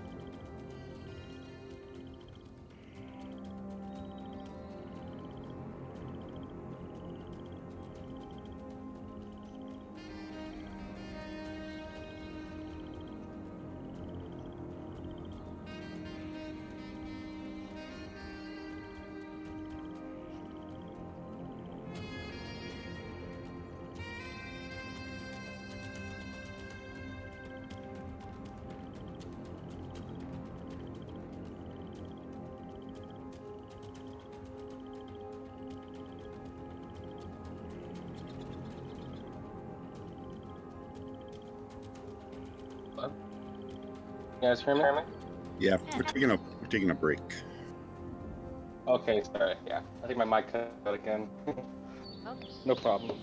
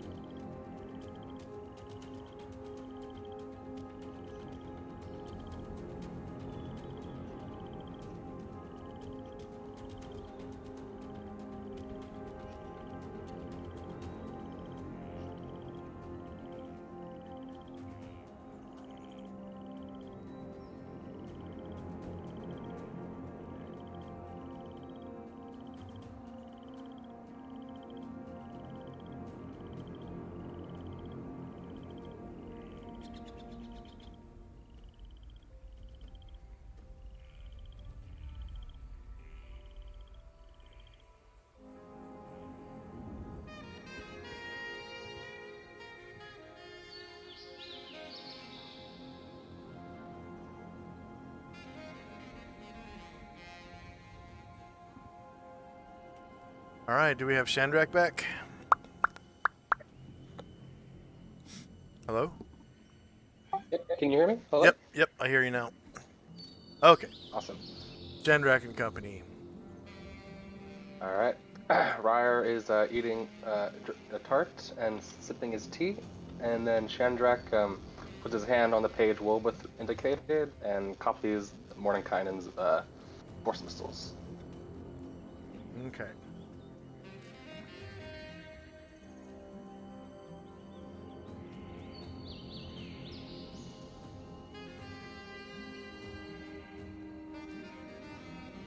And his force missiles.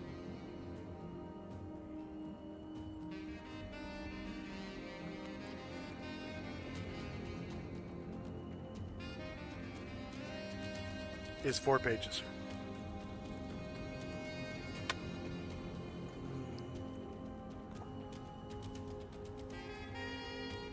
All right.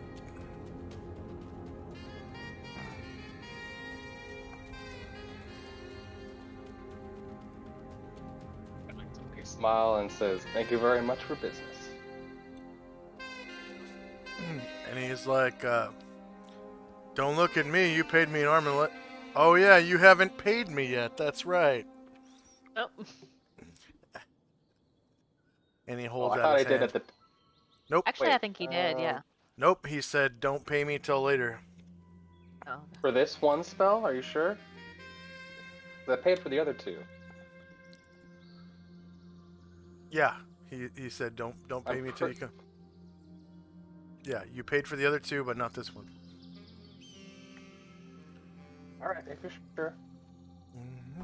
Let's.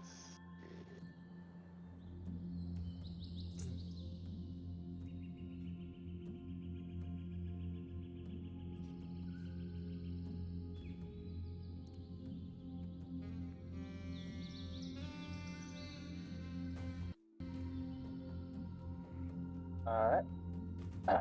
Yeah, you paid him with. Will pull. You paid him last time with 2 Oriental Emeralds, right? Okay, yeah. Wait, so that would be. Wait, I bought. Lance of Disruption is level 3. I bought Roofing versus Combustion, level 5. Wait.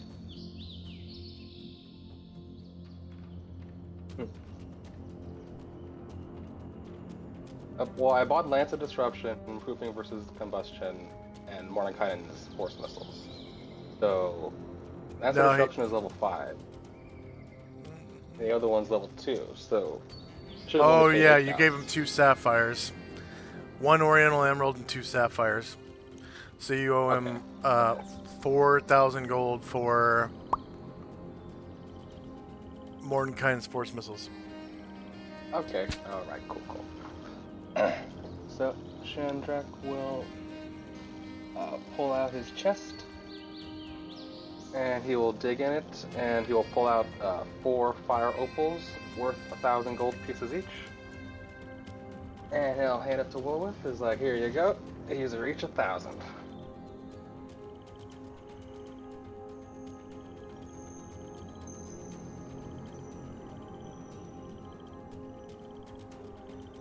And he goes, pleasure doing business with you.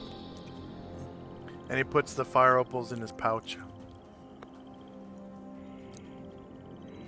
And you get a glimpse of, like, a bunch of shiny stuff in there.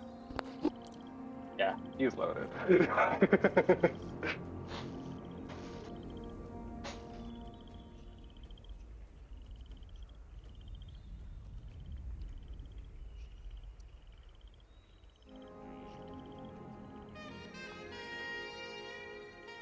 Tenzi and Company. Musashi says to Asher, I highly recommend biscuit and jam in between bites. And Tenzi and Asher are just relaxing, enjoying their food, and that'll be it for us.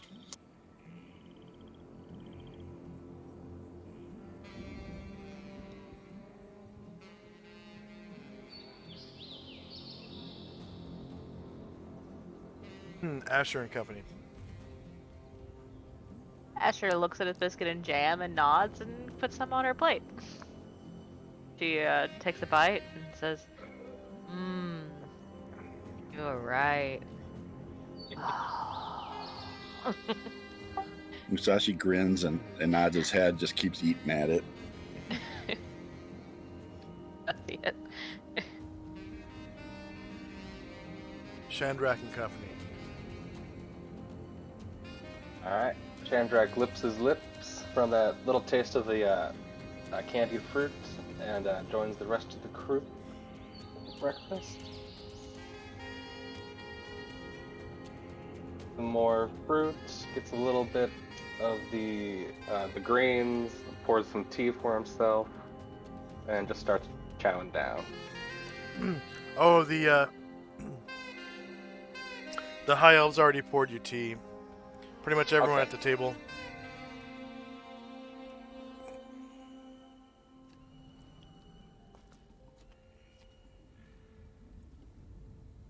And Nice. Chandrak turns to Woolwith's parents and says, thank you for your hospitality.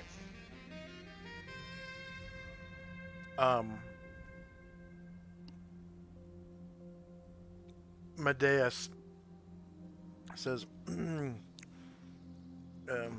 absolutely, Shandrak. You know, we're always so happy to have guests, especially when they're friends of young Wilwith.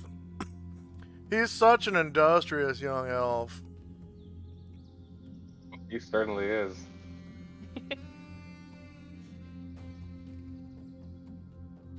We're very proud of our son. Raised a very successful son. Yes. We've met many of his friends before. Lady Savannah Rainwater and Father May I of the dwarves.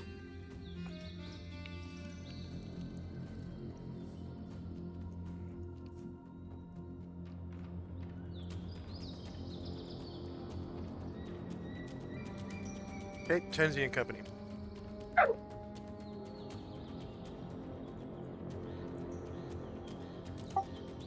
Is Wilwith in the room now?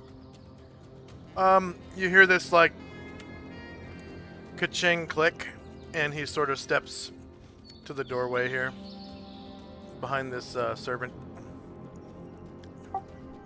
Tenzi will ask him if he's heard any news of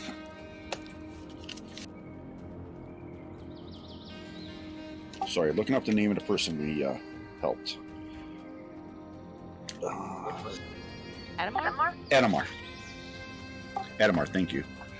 Ask if he's heard anything about Adamar's condition.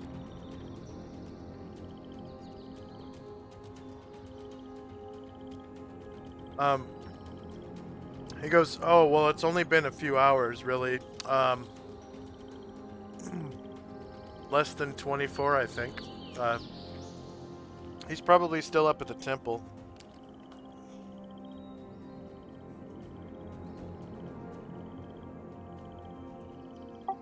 And then Tenzi looks over at Asher. Do we know where the temple is? I'm sure Asher does. He was at the Lions Guild when we left him. They had to move in to heal him. Okay. So she nods and says, "Yeah, I grew up here. I know where it is." Okay, very well. And he goes back to his tart. And that'll be it for us. Okay. Asher and Company. So, does Shandrak still copying that spell or reading or something? No, Shandrak is at the table right here, eating Okay. eating food and drinking tea. She'll just keep eating until it looks like everybody's had their fill. And says, "Yeah, as soon as we're ready, I'll lead the way to the temple." And she says to says to Ashriel, I think you still have your mount stabled here. Don't forget to claim him before we leave. And then she's like, and I'm sure Arhill's around here somewhere. Oh yeah, he flew away. He was over nesting at the tavern last I saw him.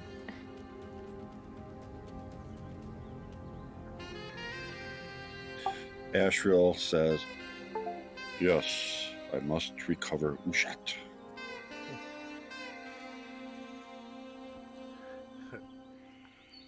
Shandrak and Company. So, Sandrak kind of takes a couple like quick bites and like drinks his tea down and says, wipes his mouth and says, "Oh, well, all right. If nobody else wants to, just get a quick bite and run, that's good with me." So you lead the way when you're ready, Asher.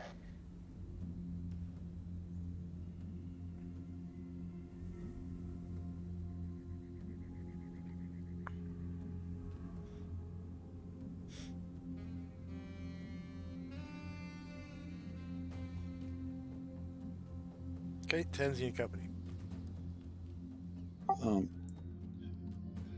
Tenzi uses a napkin at the table to make sure that all the mustard's off his chest. Then cleans off his face and gets up and goes to Wilwith's parents, bows slightly, and says, "Even in the great tradition of elven hospitality, this has been a wonderful blessing to us. Thank you."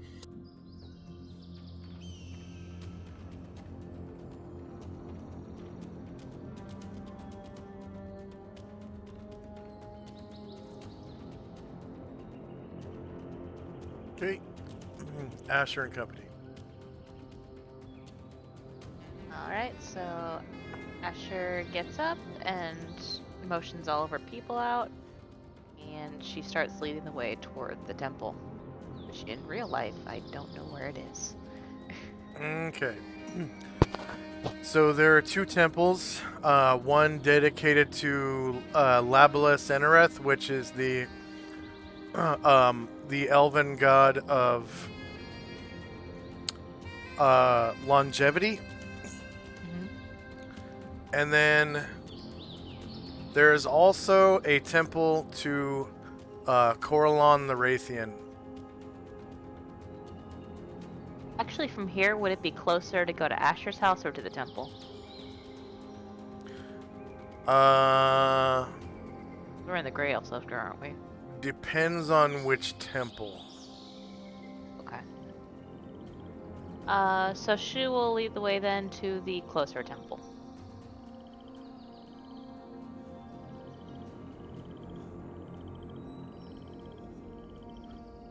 Okay.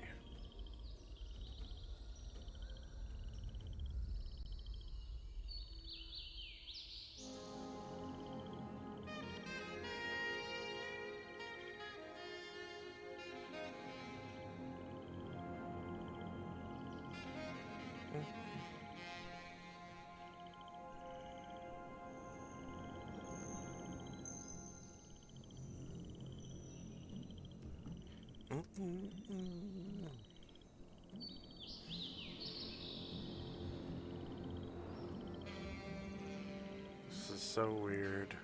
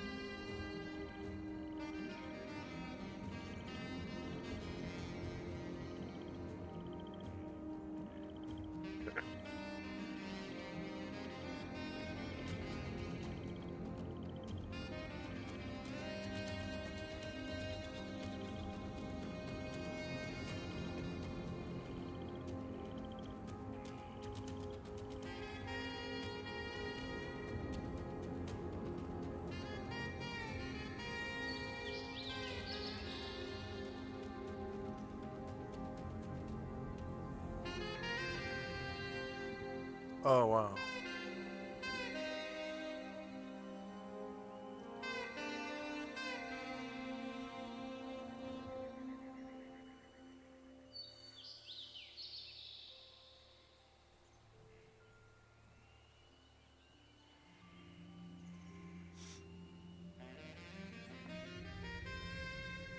All right. So as you exit, you can see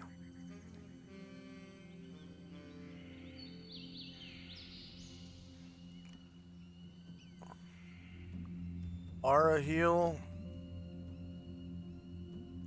is perched on top of the temple of Coralon.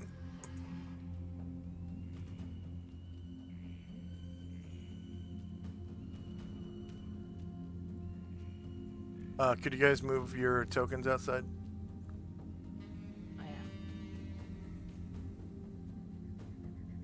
Asher says, there he is.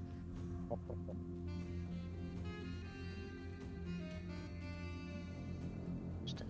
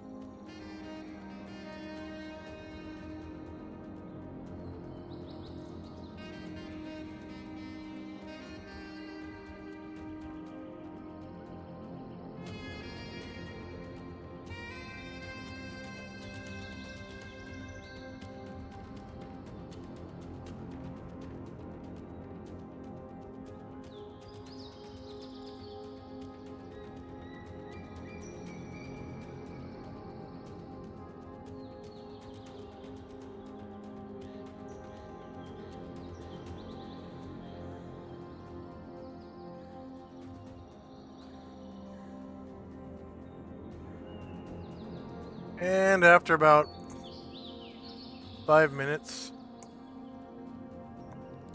you get to Arahil's perch, just outside of the temple of Coralon the Raythean.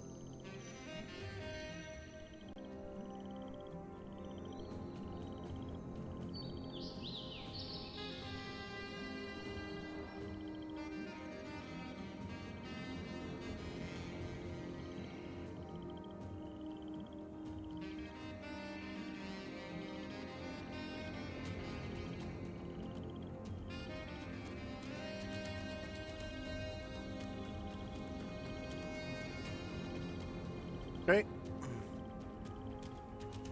And he sees you guys and kind of gets excited and starts flying around again.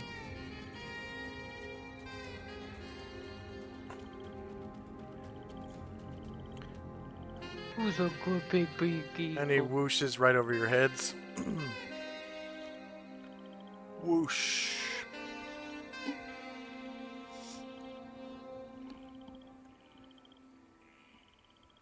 Okay. First up is Tenzi.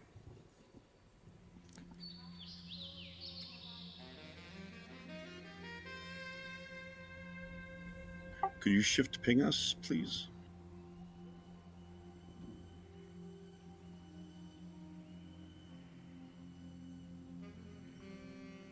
Thank you.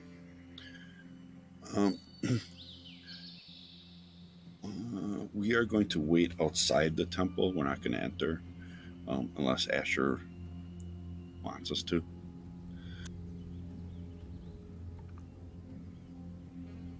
So we'll just wait outside. I'll just tell Asher that, we'll let you take care of this unless you want us in there.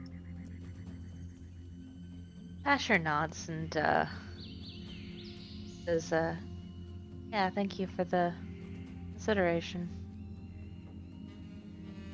He seems a little subdued.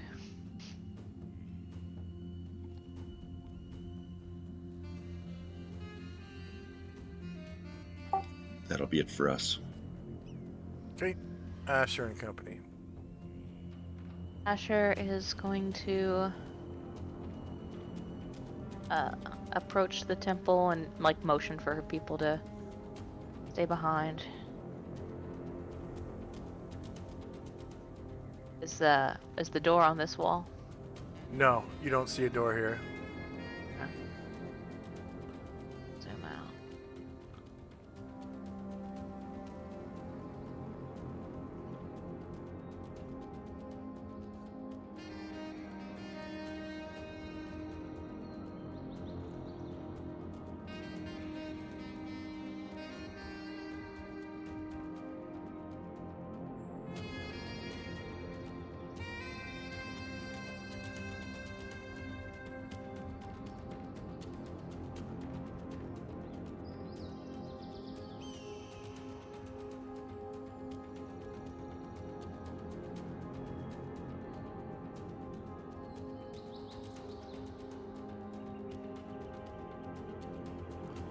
Okay, when you enter, there are a lot of hallways that are kind of bare and empty.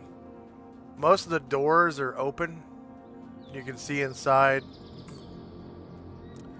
of the rooms are either bedrooms or storage rooms. This one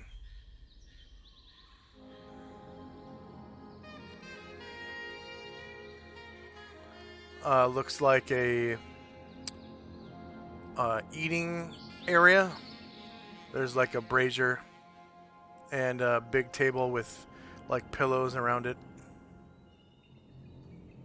She enters further, just keeps exploring. Okay. You can hear this low chanting coming from the northeast. Okay.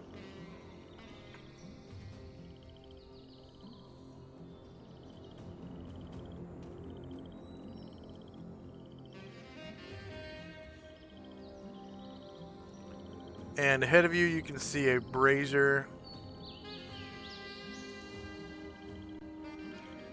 Sort of like in the center of the building. And northeast is where you hear the chanting coming from.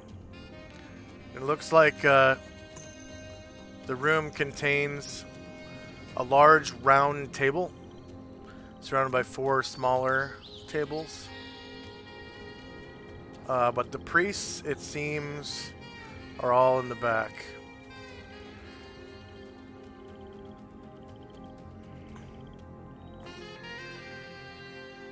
Okay, Shandrak.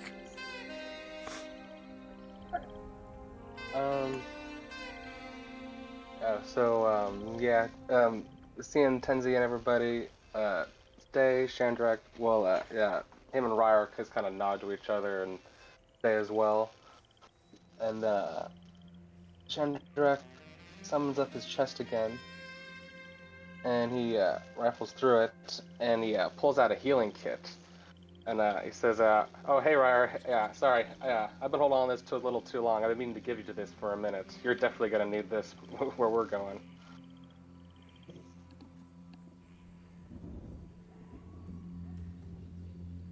And Ryar just kind of looks at it and goes, Hey, thank you.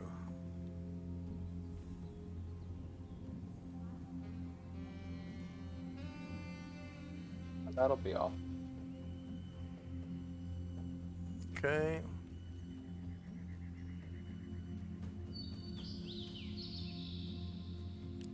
And Tenzi. Tenzi will go up to Ryer and ask if he wouldn't mind playing a tune while we wait. Absolutely. Thought you'd never ask. And so he'll nod and Any just wait. recommendations? Whatever you feel like. It's a beautiful day. Whatever you think would work.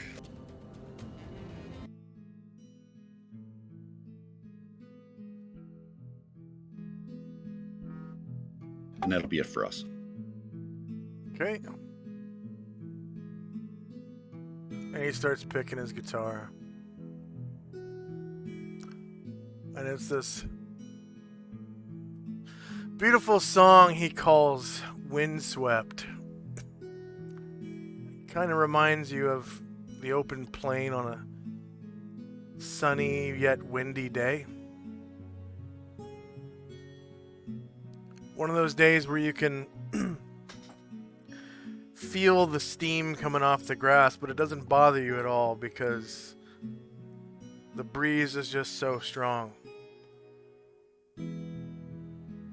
As you breathe in the summer air, you can smell the sweetness of the grass and the wildflowers, and you can feel the sun on your skin. All in one song.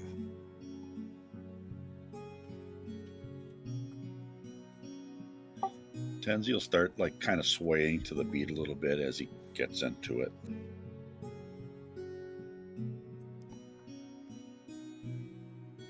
And Asher and company.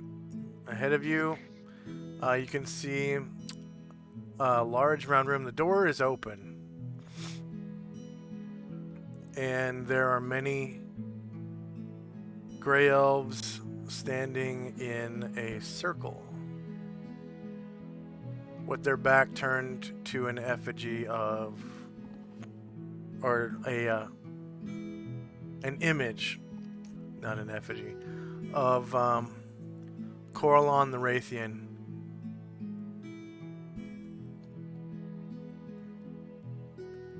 And they all She looks have around. priestly Go on. vestments on.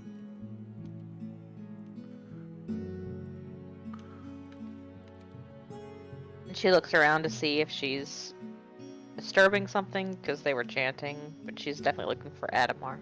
They're still chanting. And right in front of you, lying on a folded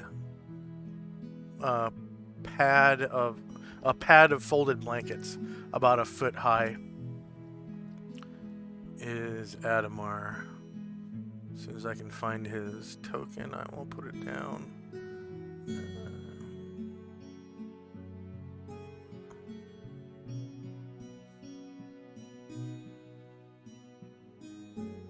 There it is.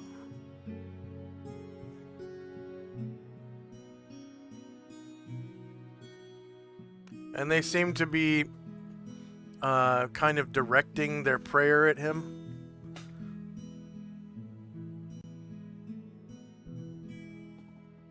Yeah, Asher doesn't know a whole lot about priestly magic, but she's not eager to disrupt whatever they're doing. Does Adamar look conscious or unconscious? He is unconscious.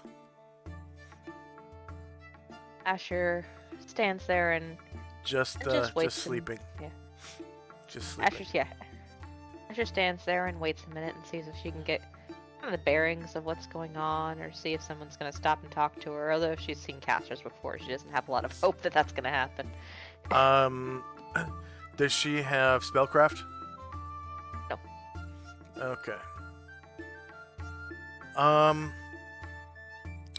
Roll charisma. Okay.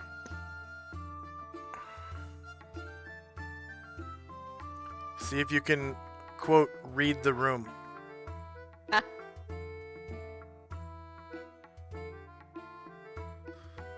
You're able to read the room. It seems like they are protecting him somehow. And he's just lying there, kind of taking a nap right now. Because you guys cast a heal spell on him, right? He's 100% health. Well, we cast a heal spell on him, and then we wailed on him a little bit, so...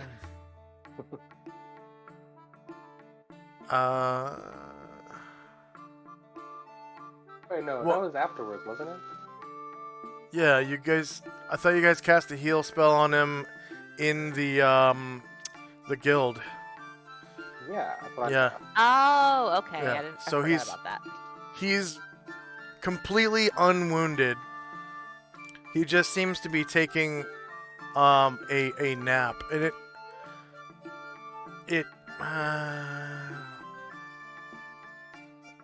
roll wisdom. Roll wisdom.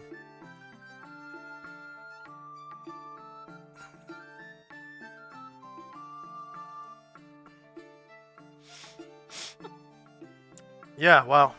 It seems to be drug induced. Possibly for this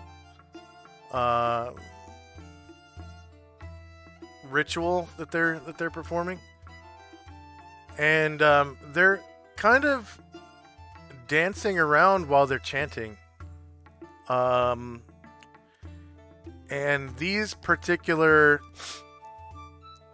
gray elves are dressed kind of funny.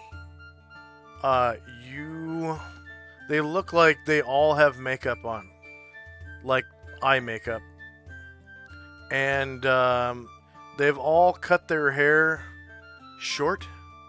It's kind of bobbed, Yeah. and they're wearing clothes that are kind of unisex, and it's usually not hard to tell the difference between male and female in gray elves, but these particular priests seem to be masking their genders because they all look rather androgynous. It's hard to tell whether they're male or female. Like the Kyoshi warriors from Avatar. I only saw that movie once, so I don't know what that Oh, is. that's the show. You're good. Yeah. But For my Avatar peeps out there. that's the movie about the aliens with the green skin, right? And the Sorry. Avatar: The Last Airbender. okay. Gotcha. That's anime, right? Not important. Okay. Yeah, basically. And yeah, more or less. so these elves are kind of dancing around in this circle, and they seem to be, as far as you can tell, they're like directing their energy to Adamar, possibly to keep him free of evil spirits or something like that. Okay. And it's kind of like a ring around the rosy dance that just kind of goes back and forth, and has a lot of the Michael Jackson creeper type of stuff to it, you know. Nice. And Asher's... Yeah, go ahead. go ahead, you go. Asher's going to kind of leave them to it. She walks to the temple, seeing if she can hear anyone who's not in that room.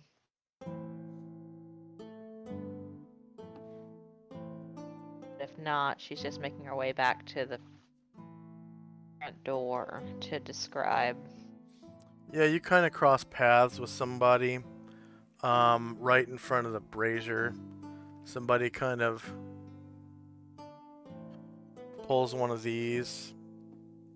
Oh, shit.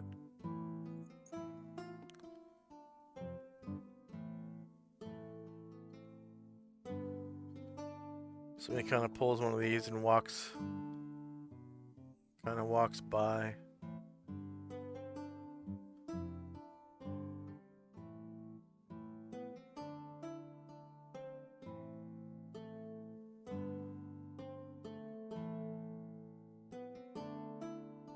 And as she crosses paths, Asher says, what's that ritual they're doing?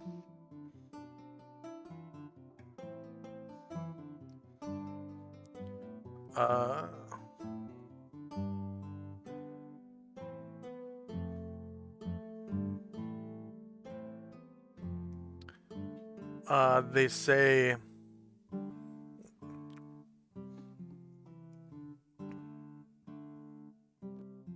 Oh, that's the ritual of protection. They're trying to keep his soul from being torn out. It's mostly just for show. We think his soul might be torn out? Why do you ask? Oh, well, He's an old He friend was- of mine, and I'm concerned for him. he was possessed before. They just want to keep him from being possessed again. Asher nods and says, about how long does that sort of thing take? Oh, just about an hour a day. Asher nods and says, alright then, I guess I'll come back. I need to speak to Adamar when he's conscious and not part of that old dance thing they're doing. Oh. Well, they started at about 7 this morning. So they should be done by 8. Asher nods and says, alright, I'll be back then. Alright? And You know, do you want sorry, You- go ahead. if you want to speak to Adamar, you can while they're performing. Oh, I was afraid that I might mess up the ritual, but if that's alright, then yes, I would like to. Yeah, that's fine. Just shake him. He'll wake up. Okay, so Asher's gonna go back.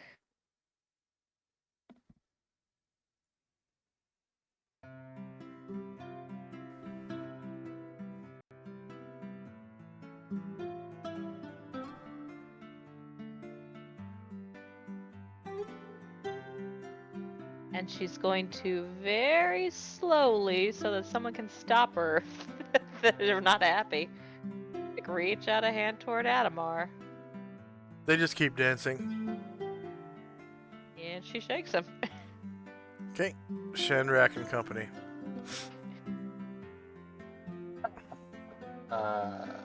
Jandrak is just nodding along and tapping his feet to the Ryer's tunes.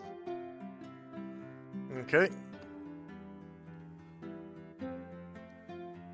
Tenzi and company.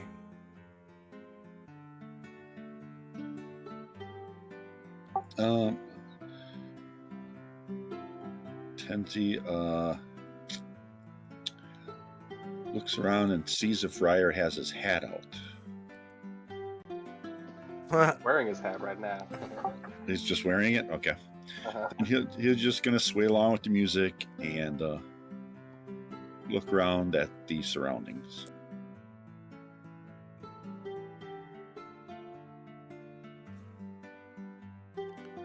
So Ryer calls this song Somewhere Sunny version 2.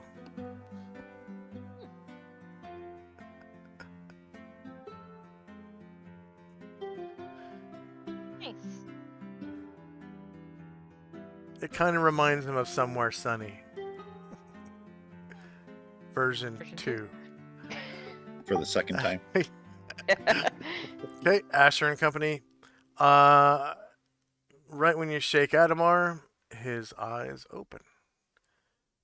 And he says, "Oh, you're back." She lowers herself to kind of kneel on the floor next to him. How are you? I'm fine. Very rested. I've never been this spoiled in my life. All these people are all of a sudden interested in me. She kind of chuckles and says, well, you deserve it. You've been through an ordeal. I'm just glad you're okay. Oh, thank you. I'm glad you're okay, too. I heard you had a lot of adventures. Yeah, I wanted to see the world, and I have been.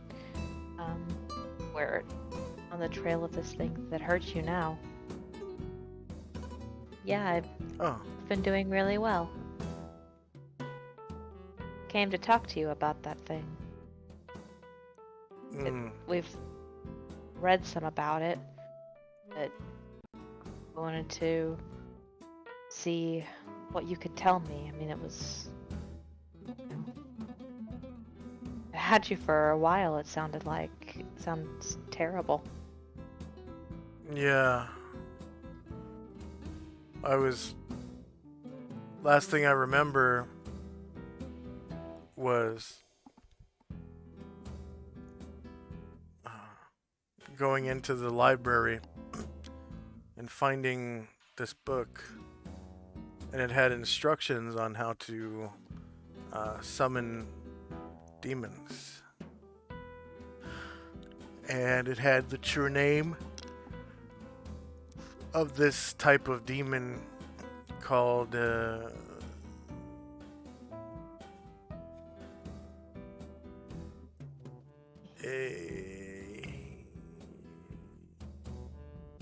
Glabrizu.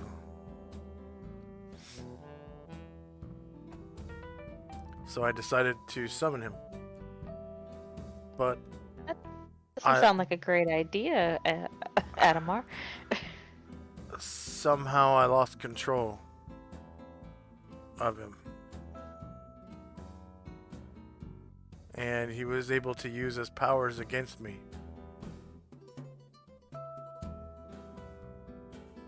She kind of frowns.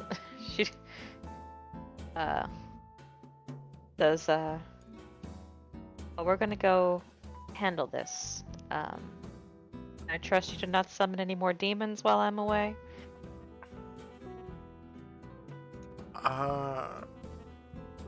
Well, I don't have the book anymore. She says, fair point. Alright. Is there anything you can tell me about the thing that had you? Is there afraid of anything? What are some of the things that I should watch out for when I fight it?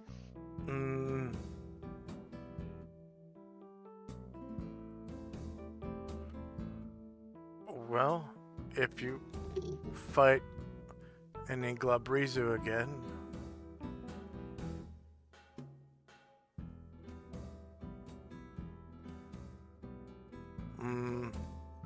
just make sure if you fight it with weapons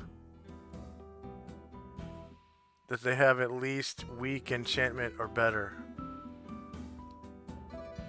Understood. I know we need to head to Adria to look for these books, and I know the name of someone who can help us, but before I go, is there anything more specific this thing had in mind? Did I have maybe, were you able to glean other locations of books or anything that would be useful to me as I gather these books and stop these things? No, but It used me to summon other demons too. To release them into the world. I don't know how many I summoned. I remember at least one of them was female. I guess they're called succubus. She said she was going to Enervia City. Roll intelligence. Yeah, we fought a succubus. Okay. Okay. Oh, you did? Yeah. We killed one. Then you've already In defeated her. Nervia City. I'm so relieved. That's the only one I really remember. Asher nods and says, alright. I'll let you rest. I just wanted to make sure you are alright and make sure that we were armed with all the information we needed as we went forward on our mission. She kind of smooths his hair back away from his forehead and says, "Take care, Adamar." From what I understand, a succubus is the only other demon that's able to possess other than a Glabrizu, but in a different way. She nods and says, "I remember she'd taken over a band of ruffians in the city."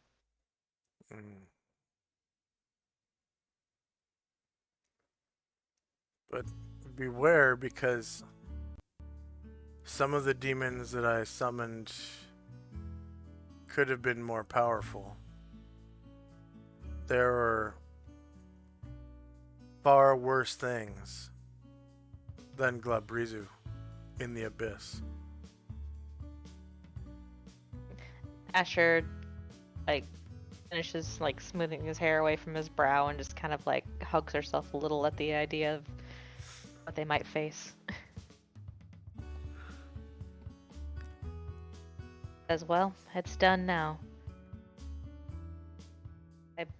I believe in our capabilities.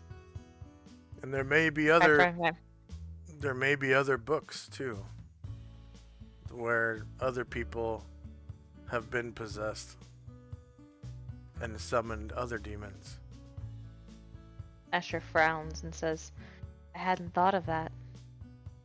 I'll try to help those people the way we did you." All right. Thank you. She's out of movement. That'll just be the end of her turn.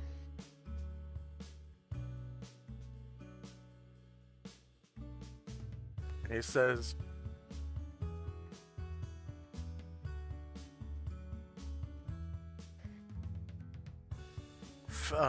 succeed or not, anything you can do to help will benefit our world.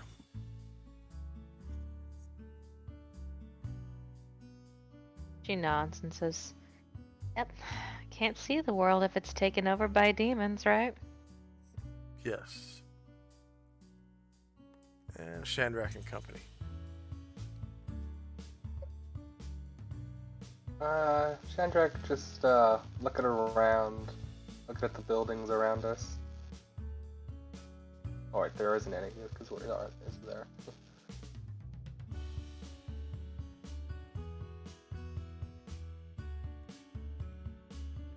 Oh yeah, just waiting for now.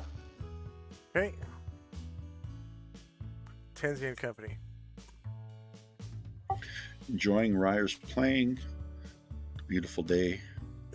And waiting anxiously for Asher. I do have the Sacred Guardian on her, so I'm a little not quite as nervous as normal. But waiting for her. Okay. Asher and Company. Asher rises and turns. And so almost as an afterthought, because she's not sure she wants to know, just says over her shoulder, Why were you trying to summon a demon anyway? Doesn't sound like your idea of a good time. Well, I wanted to find a way to... It sounds horrible.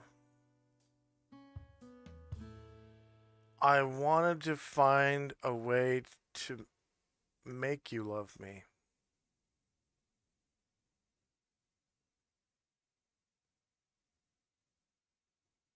She pauses.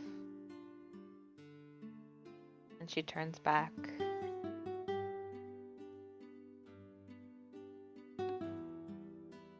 She says,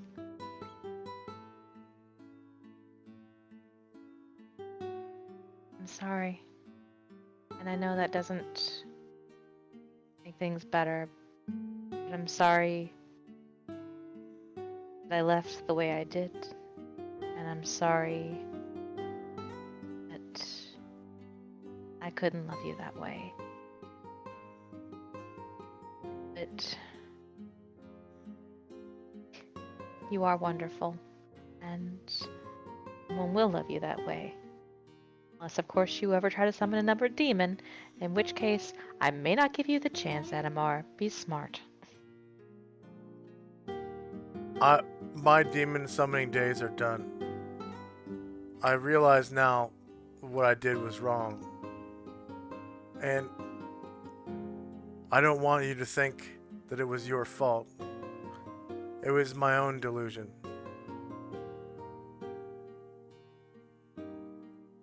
Asher kind of looks at the ground and looks a little unconvinced, but she appreciates his efforts and says, "Thank you, and Look, I hope our paths cross again."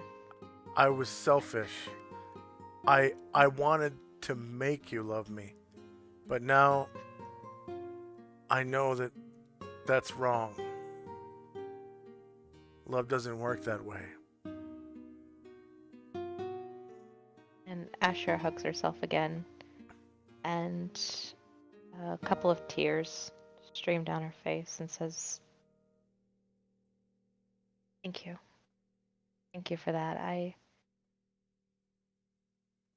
do a good job of not thinking about it most of the time, but when I do think about it,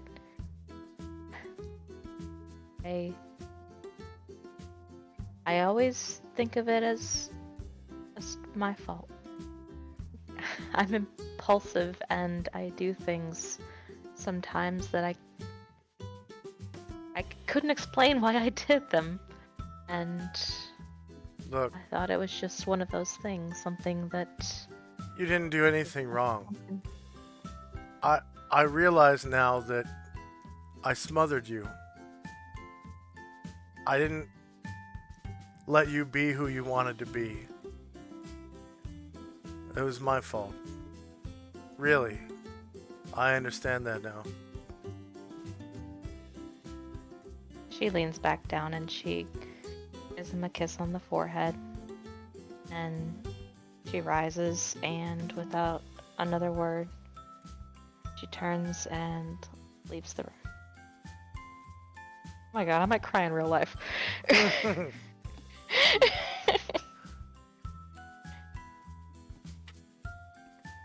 And that should be plenty. Alright. Shandrak and Company.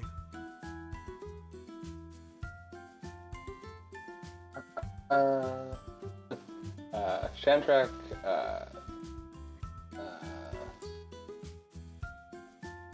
yeah, just wondering, how Asher's doing.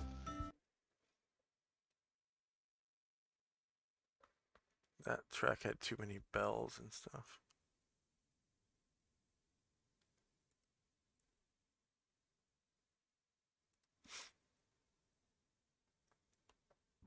Okay.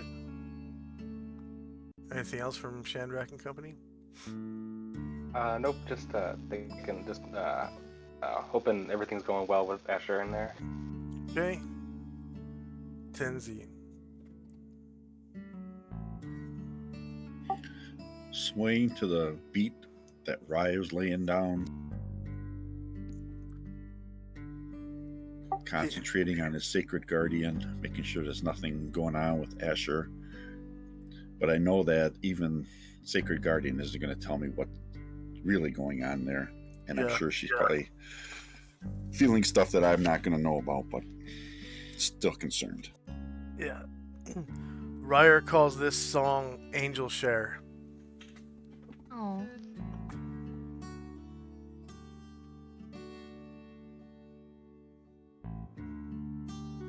Is Ryer a bootlegger? I was just thinking something like that. Is that what Angel Share means? Yeah, so when you're making bourbon, the part that kind of evaporates is the angel's share. Oh. That's good. Yeah.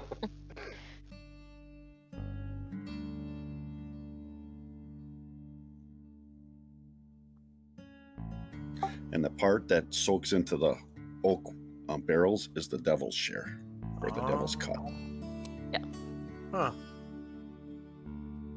Okay, that's cool. That's where that saying comes from. Yeah, and I think one of the places, I want to say Jim Beam put that as part of their branding. Huh. I've definitely seen Devil's Cut from things. Yeah, they did some process to try to get some of the devil's cut out of the barrel to make that. Mm.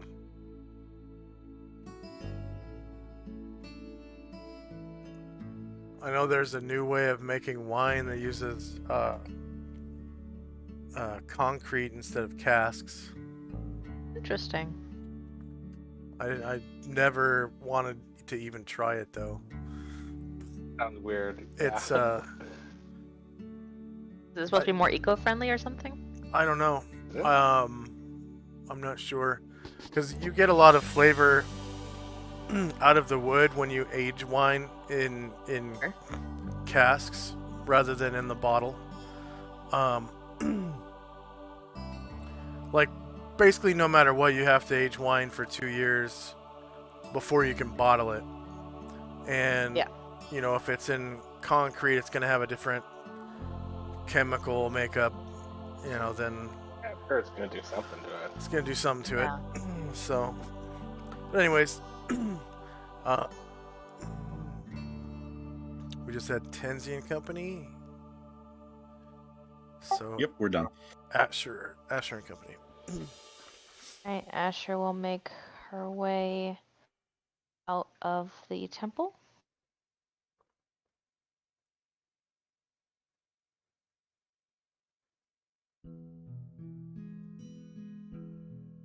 Back toward her friends.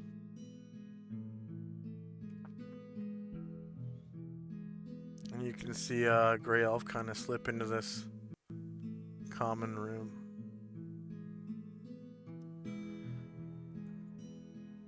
And you hear this shriek as Arahil comes back your direction. She walks over to Jim and just like rests her head against his chest and like cries a little bit. That's what she'll do for like the next 30 seconds. Yeah. He wraps his arms around her.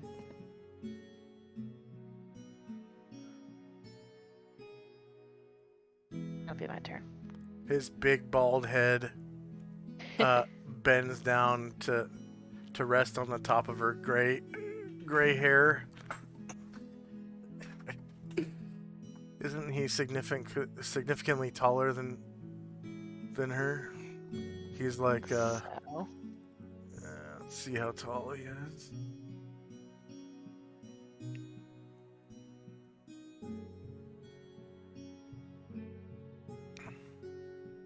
"66 inches."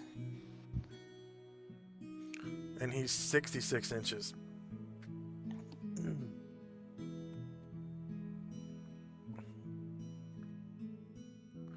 Yeah, so he's not He's super 5'6". much taller than her.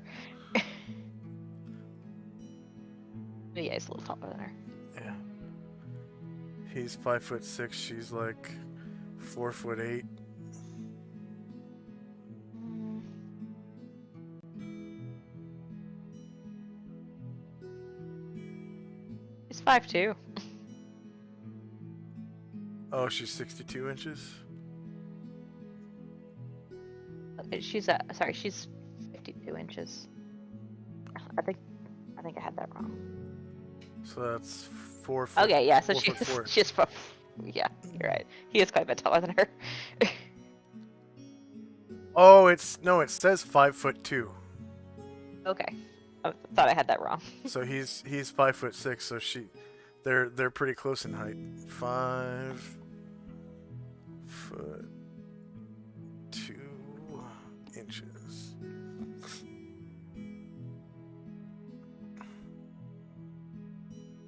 Weird. I just put. I'm sorry. I'll get out of it. I was trying to fix it at the same time you were trying to fix it. Oh.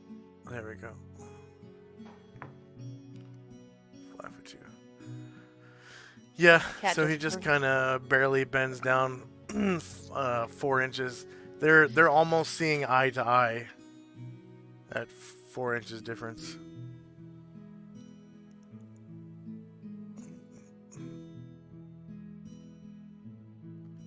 His mouth is probably at her eye level. Okay. Shandrak and Company. Chandrak will just give Asher a minute, seeing her embrace with Jim, and he'll cast Cat's Grace on himself at this point. Okay.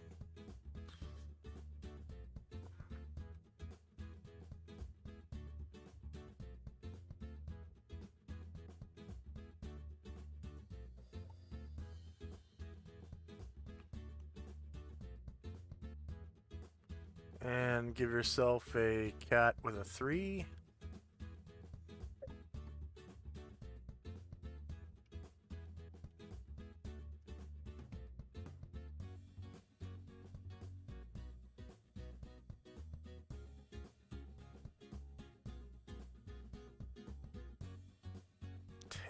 Ryer's just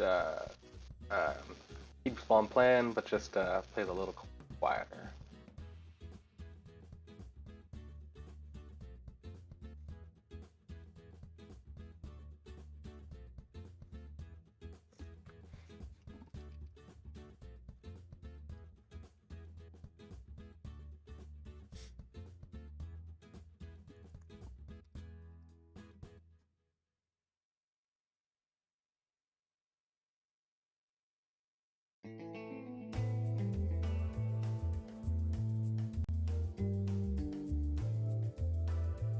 Okay.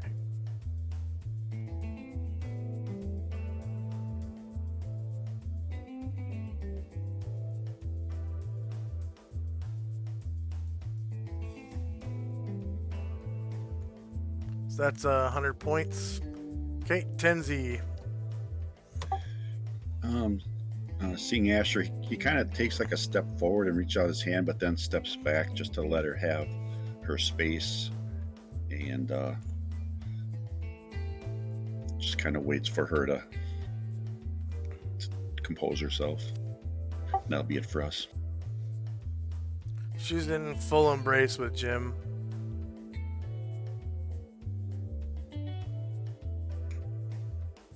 Asher and Company.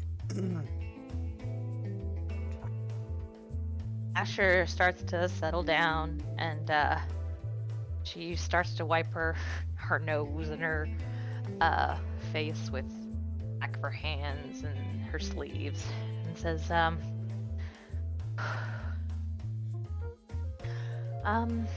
he's okay. Adamar's all right, but it doesn't sound like he's the only person this has happened to.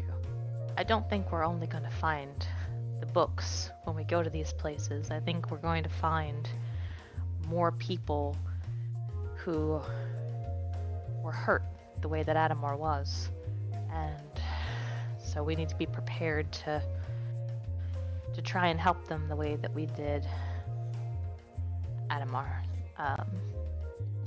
I do have more sleeping potion. Actually, I'm checking my inventory right now to make sure that I took off. I did not take off one charge, so I'm going to do that now.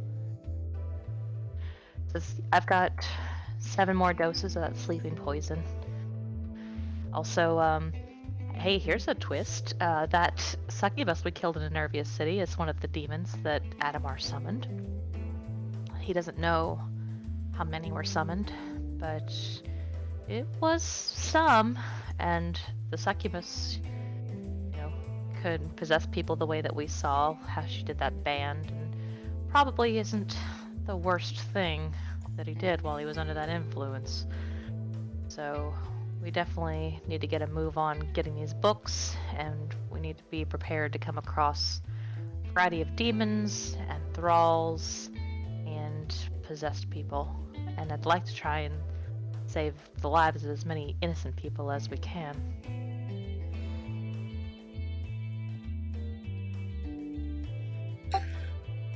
Tenzi nods in agreement. Definitely trying to help these as many people as possible. But if Succubus, it's good that we took care of her, but maybe there might be, if she was there in a Nervia city, that might be another place to consider searching. I was thinking the same thing. I think we should start in Mingdao because that's where the author scribe originally could was be. from. Yeah, and we know there's a book there. Yeah, it's a good place to start, but I think our path is going to take us back to Nervia City pretty soon, like you said.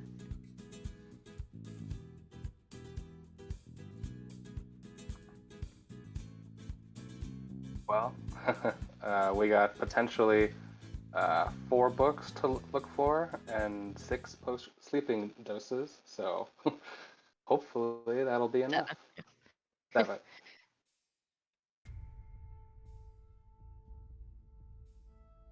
Says, I guess let's get Usha and say goodbye to my family, and let's be on our way. I don't want to spend any more time than, or I don't want to spend any more time than we have to, and risk more people getting hurt while we're dallying. Astral says that he will go and get Ushat while you visit your parents to try to reduce the amount of time we're here. Asher nods, and as she thinks about going to see her parents, she tries to start fanning her face to get out some of the redness so they can't tell she's been crying.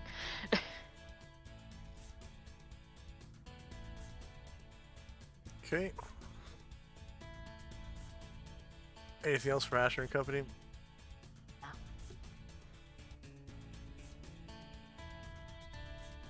Shandrak.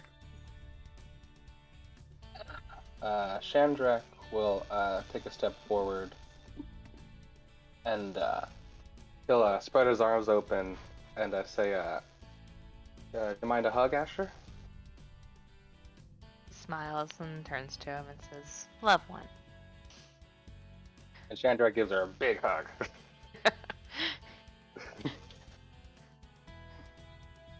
Alright, let's go say goodbye to your folks.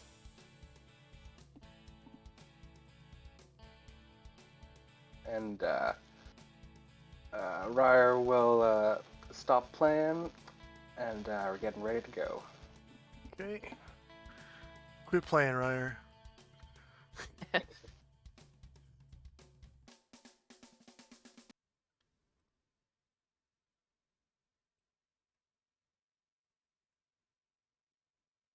Right. And we'll take another 3-minute break. Good, my heart needs recovery. Yeah. Good stuff. And we'll be right back in 3.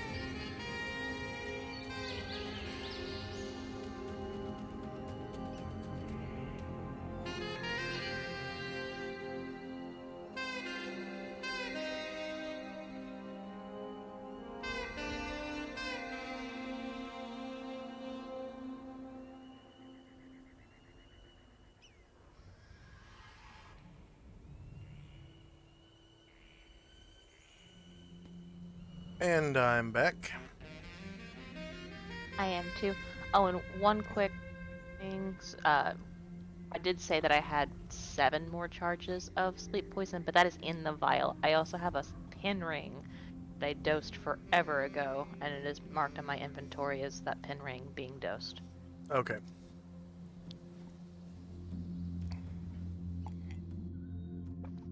I am back. All right. Is Shandrak back?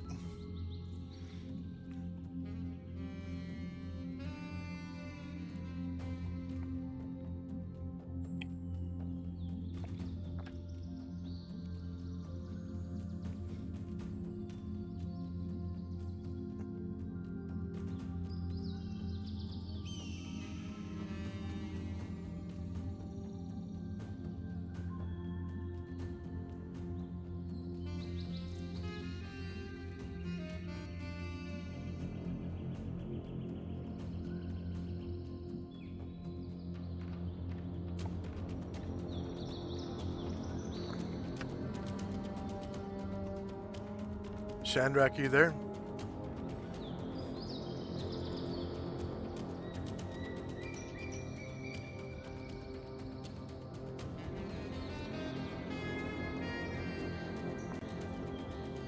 I just saw his name pop up. Shandrak, He is said that you? earlier he was having mic trouble. I'm back. There we go.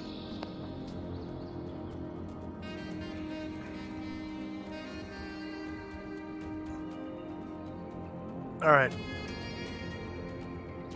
Time now is 7:28 a.m. First up is Shandrak and Company. Just waiting for Asher to lead her way to her house. Ah, okay. That's where everyone's going? Yes, please. Except for Astriel's going to go and get shot first, and then he'll meet him there.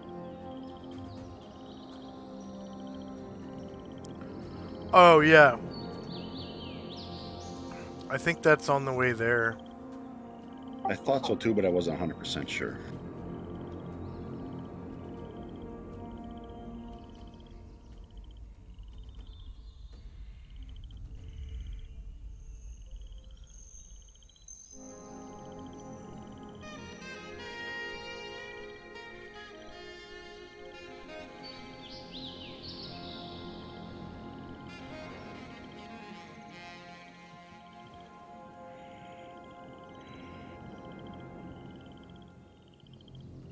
Oh, no, it's not. It's one story down. Okay.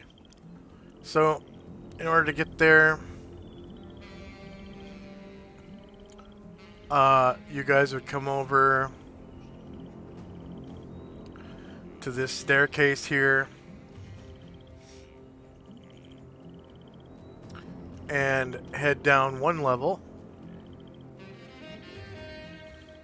to here, except for Ashriel, who would head down to the next level. There he is. Oh no, actually, it is shorter distance this way. So yeah, you guys would come through here and head south through the Grey Elf Quarter.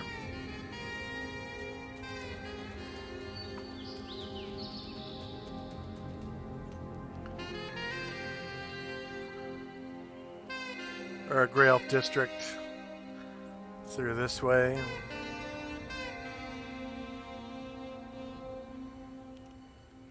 To this tunnel. And here is where Ashriel would head down to the next level. And you guys would just pass straight through. So it would look like this.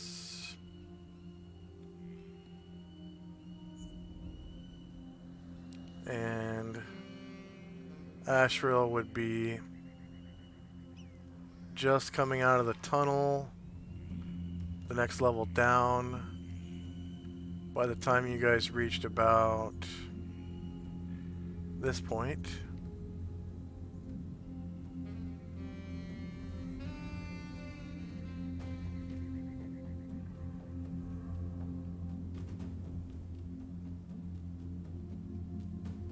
oh,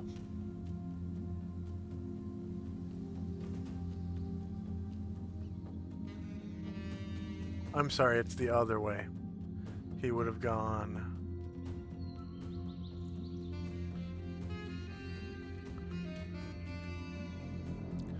this way through the tunnel.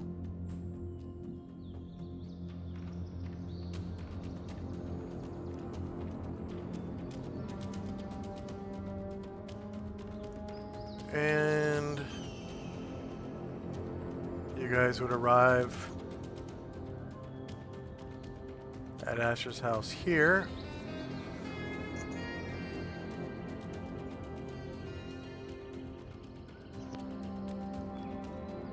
Probably 5 minutes after you would leave the temple, so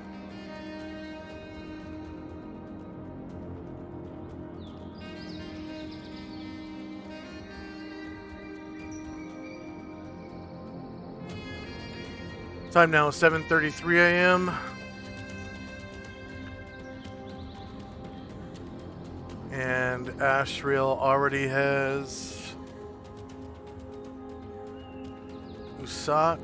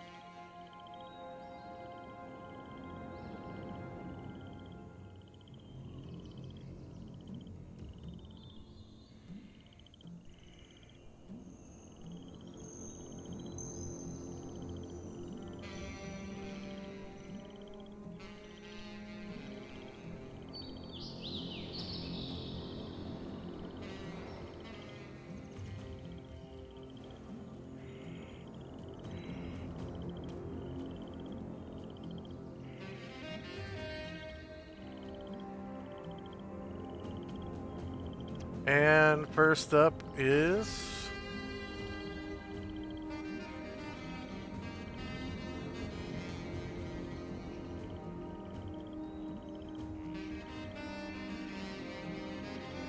Tenzi and Company. Is Astriel at the stable? Ashriel has already recovered Usat and is through the tunnel and on his way to the house. Awesome. Okay. So, Tenzi's gonna go up to Jim and kind of whisper to him, if you have an Orison, maybe you could do like calm emotion or something to help Asher for this. And then you'll just kind of step back and wait for Asher to lead us in. Okay.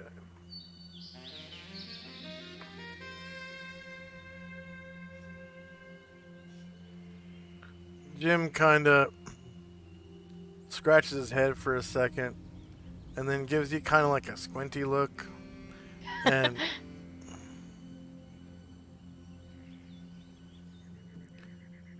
kind of shakes his head a little bit. Arheel lands on the rooftop.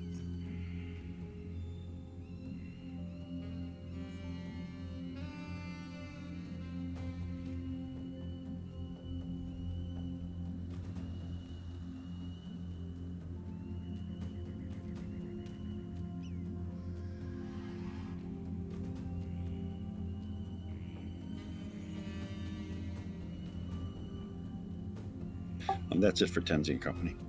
Okay.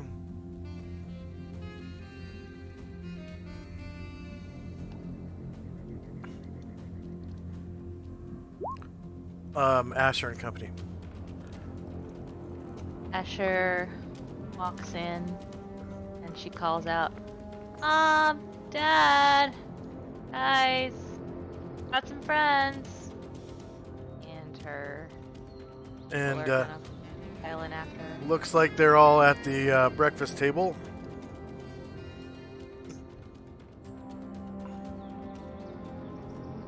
Ooh, second breakfast. Asher takes her spot at the breakfast table. Says, I'm leaving today, to go and, you know, complete this mission that we started. But I wanted to introduce you to my friends. This is Cotterbill. Cotterbill comes in and like strums his guitar a little bit and then sits on the on the bench. And she says, this is Jim. And Jim takes up an unassuming place next to the wall behind Asher's seat.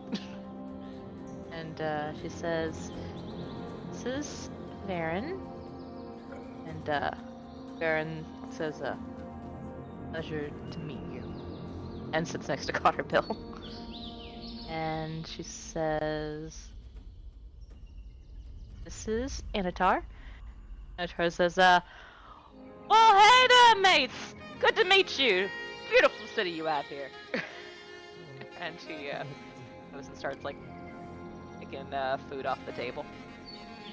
And she says, this is Karen Glor. We actually lived in the city, so we may have crossed paths a bit.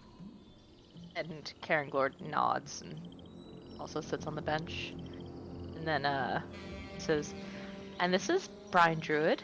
And he like lumbers in and like you can kind of feel the floor shake.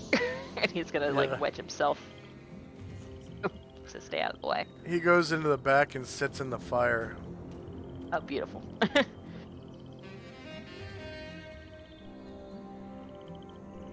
She says, and there are some others coming too.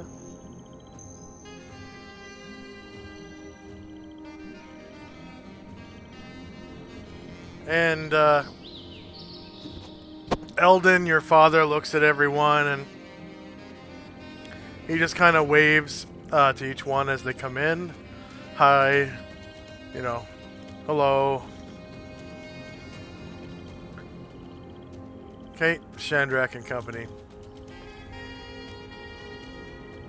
Shandrak and Ryer, come on in to this cramped little table. Asher introduces you. My friends Shandrak and Ryer. Good to meet you too. I can't tell you how many times your daughter saved my skin. Asher blushes.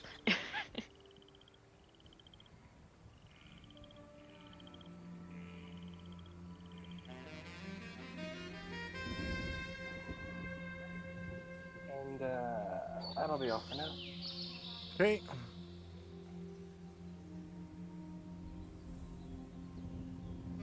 Tenzi and Company. Tenzi and Musashi walk in tentatively. Asher waves you and says, this are Tenzi and Musashi.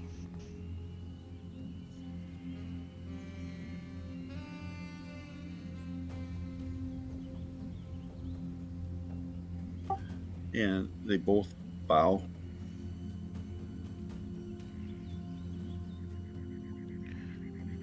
And Eldon, the father, he stands up and he bows as well. And Tenzi says, you should be proud of your daughter. She has done many great things for this world. Oh. Asher looks pleased and embarrassed. Yes, we're proud of all of our children, aren't we, Edras. Edralas. And, yeah, Edralas. Edralas, she nods and says,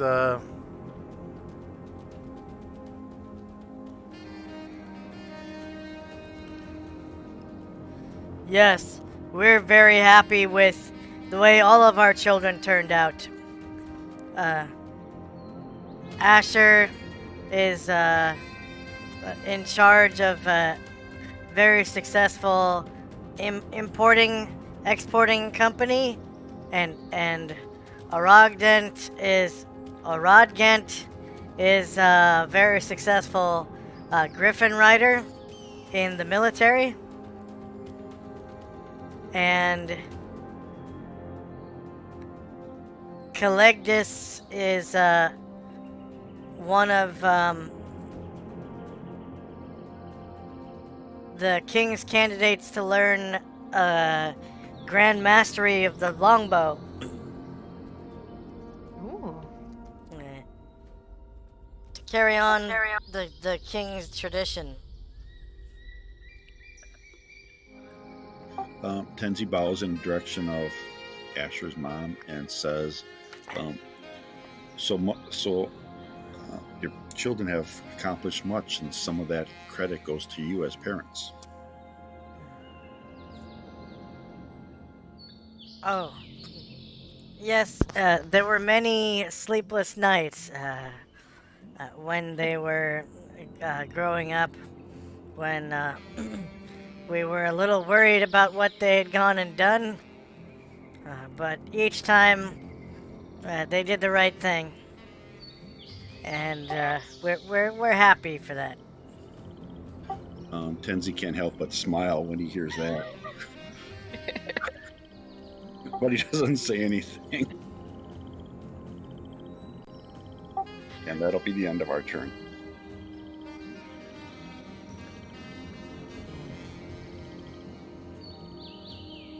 Okay.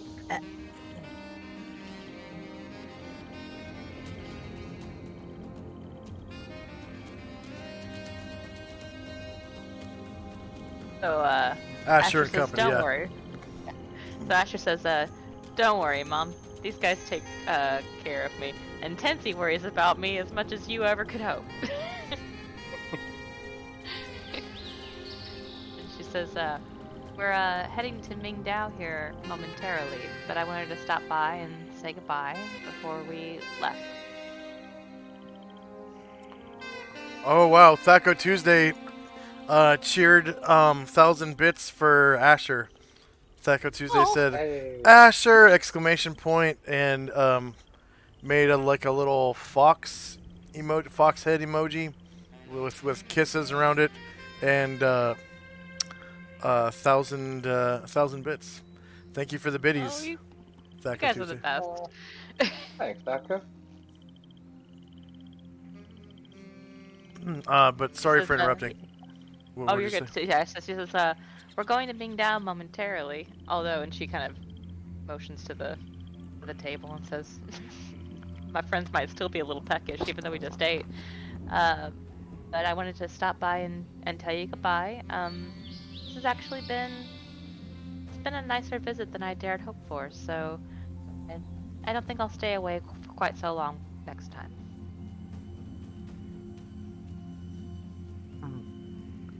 And Eldon says, oh yes, don't be a stranger. We're always happy to have our children here. That's really all Asher wants to accomplish before we go. Just sit and talk and eat a little bit of her mom's cooking and like share funny childhood stories like like with her, between her siblings, and tell her friends like some of the weird shit they used to get into. Yeah. And 3 high elvish servitors walk in the door, and they start cleaning mopping, dusting, sweeping. Each one goes off into a different room.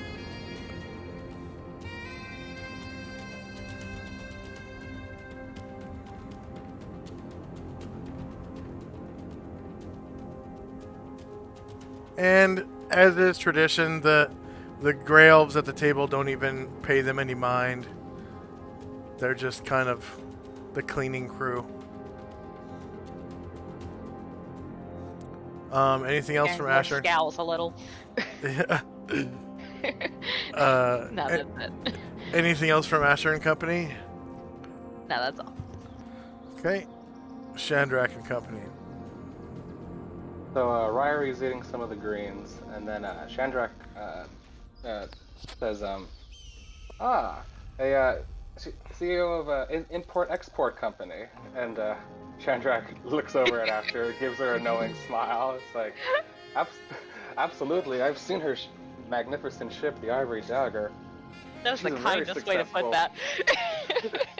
Yeah. Asher winks. And I also, Asher was telling us earlier that you had told her about this this Dark Lord Tenebris. Where had you heard this from?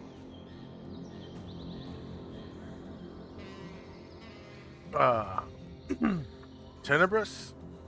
Yeah. Where did you hear about this from? It's been a few weeks, Josh, but when Asher stopped by before, part of the conversation she had with her mother was her mom had cleaned a book once that seemed to talk a little bit about that. She didn't read it very closely, but that was where she got that information from.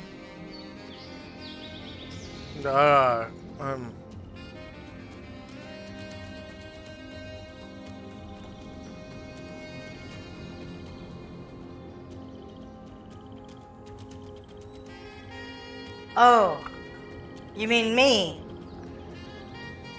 Yes, miss. Yes, I was once dusting the books at the library, and one of them fell off the shelf. And I couldn't help but pick it up. And it had turned to a page which mentioned Tenebris. It said, Tenebris was once a demon prince who had been slain.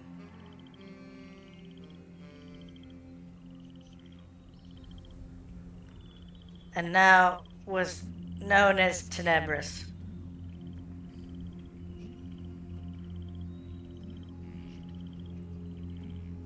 Was there anything that said what his name was when he was a prince? No, not that I recall. Perhaps if you were to read the Encyclopedia Demonica. That's true, we've only skimmed it so far.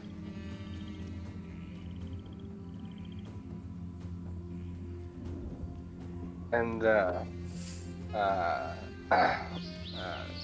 Chandrak will begin just putting a couple things on his plate. And then I'll say to Tenzi and Asher, by the way, speaking of the Ivory Dagger, should we go back there first and tell them to meet us in Mingdao? Asher says, well, we don't know where we'll be sailing after that. We can dimensional fold from Mingdao to Aquabelia just as well as we can from anywhere. Okay, sounds good.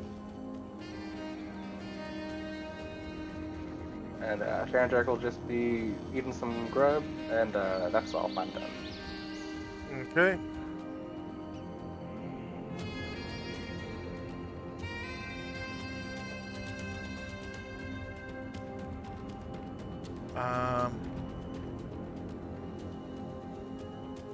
Time now is 7:35 a.m.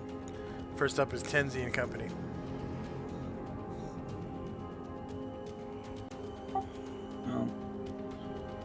We will just wait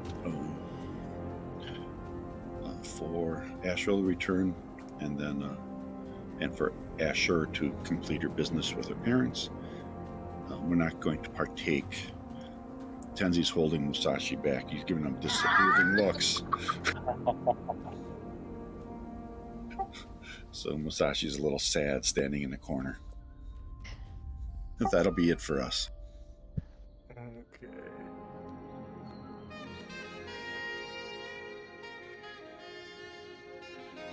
Asher and Company. Asher is gonna start going around the room and start hugging her parents and her siblings. As she passes Shandrak, she whispers, you know, "Thank you for those nice things you said." And she's going to, as she comes to this side of the table, like pick up, I don't know, something she can palm in her hand with and make a try to do it secretly. So I would like to make a pickpocket check if I may. What are you trying to palm? Is there anything like a tart or like a roll or something? Yeah, there's some candied fruit. Cool. That's Make about a pickpocket check to try to take that. A handful. Little snack. Okay, and then she'll come over here and she'll say to Enzi, "Thank you for all those nice things you said." And she's going to try to slip the candied fruit to Musashi.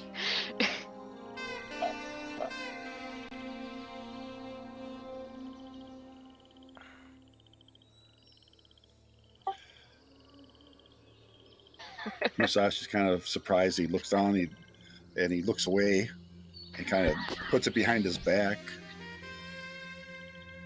And he waits for when Tenzi's not looking, and he starts munching on it. And you see,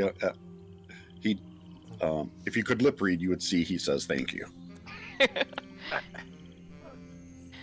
And that's it.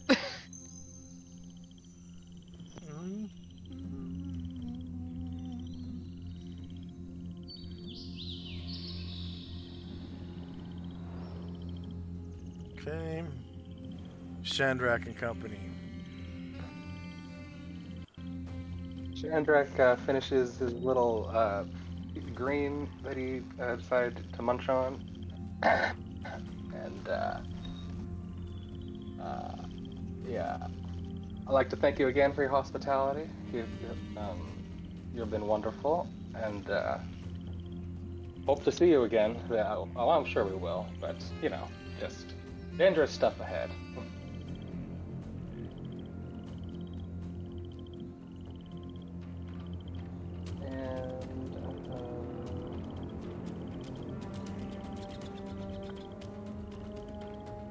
We'll just both get up for the table and wait to leave.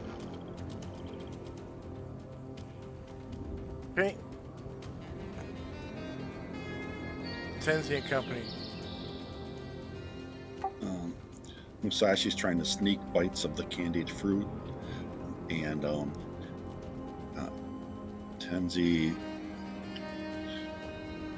says to Asher, "Whenever you're ready, take your time. Don't know if we'll be back here for a while." And he's going to actually walk out. He'll say goodbye to her parents and walk out and look for Ashriel. Just stand outside waiting for Ashriel. Okay.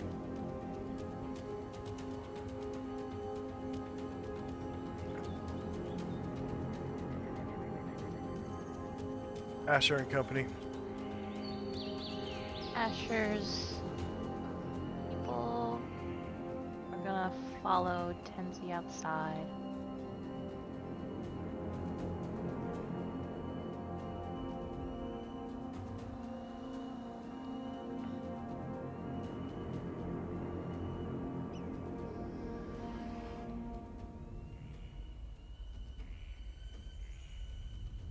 Android stuck in the fireplace. I'm gonna delete him and redrop him if you like. Sure. Except for Jim, who was a little concerned about Asher, so he's gonna stay there. And Asher says, I don't think I'll be gone for too long, but I love you guys, and I will hopefully see you soon. Be safe, okay? Asher and Jim join everyone outside.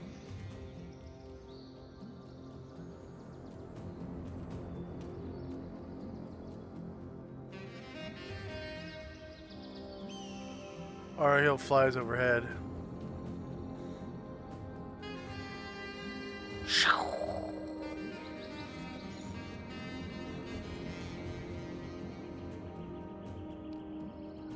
Shandrak and Company.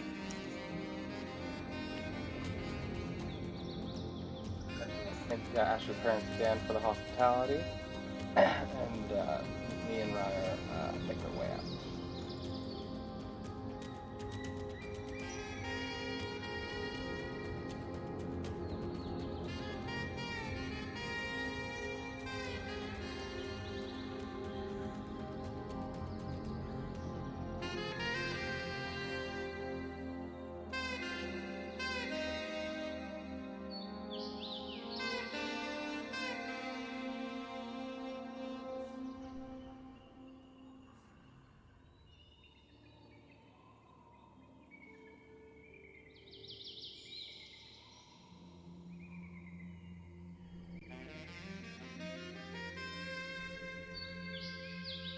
Okay. Ariel comes back and lands.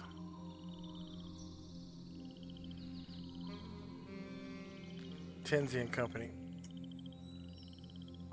So Musashi kind of stayed behind so he could finish off his candied fruits without Tenzi seeing him.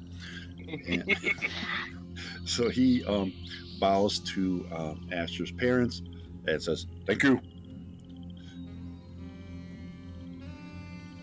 They nod and smile and wave.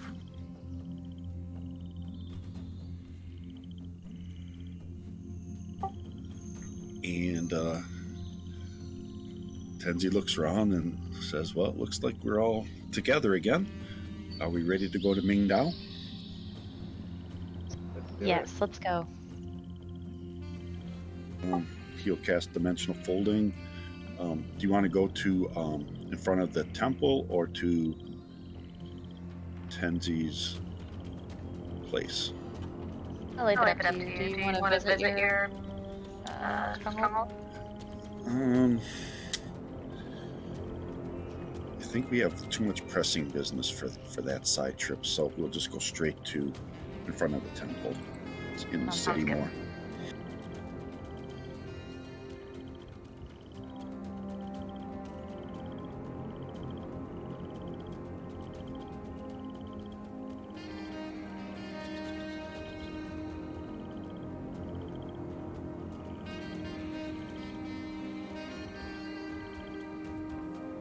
Okay. Go ahead and roll the template.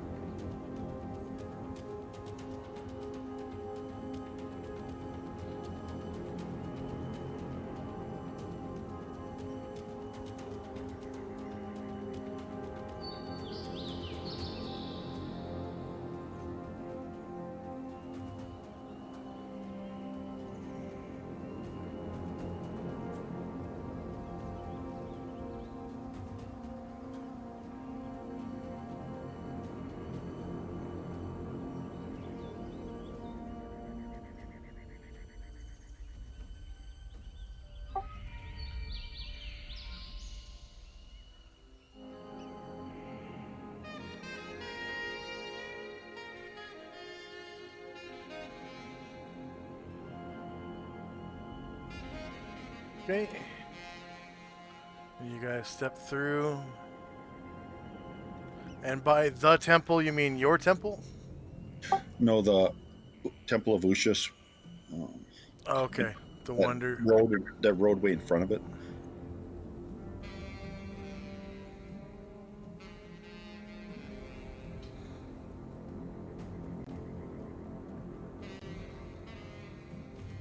And you're teleported thousands of miles away to the other side of the Great Barrier Mountains.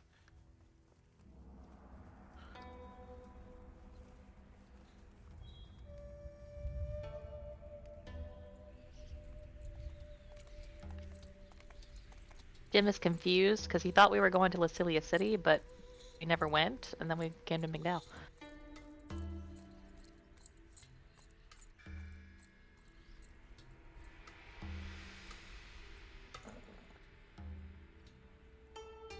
Poor Jim.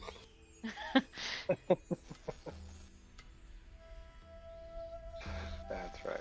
I guess we just abandoned that whole Lacilia City plan.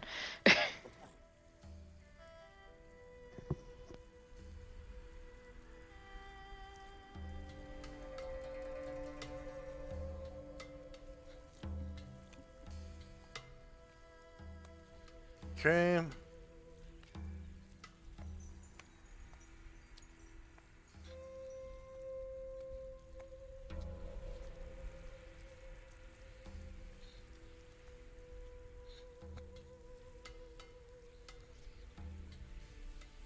This is a pretty town.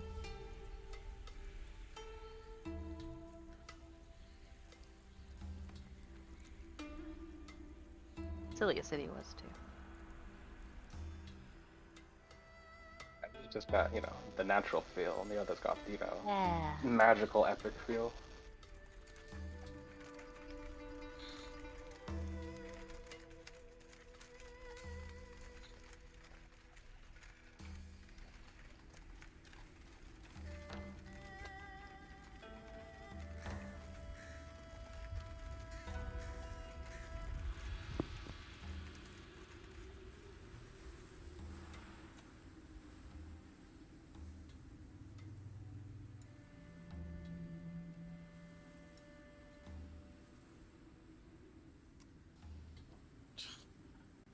So if you could go ahead and roll base size initiative for me.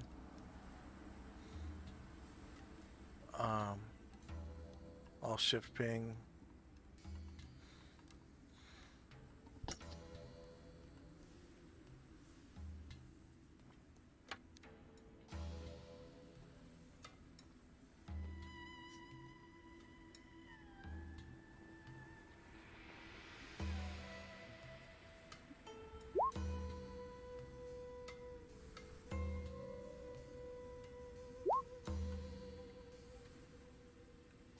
And you can see that some warriors have been hired to guard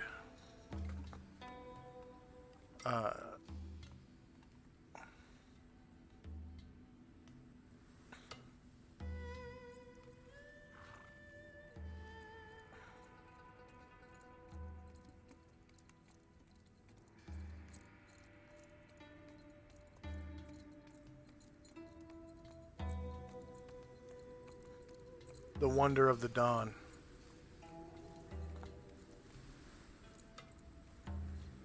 And these warriors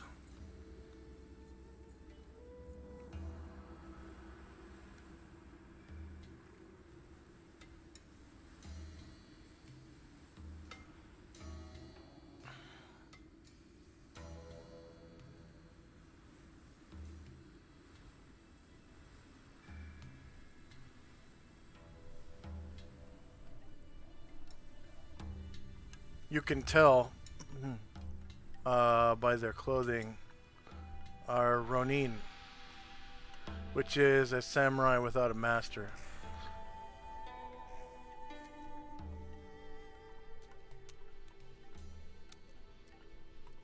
They just hire themselves out as mercenaries.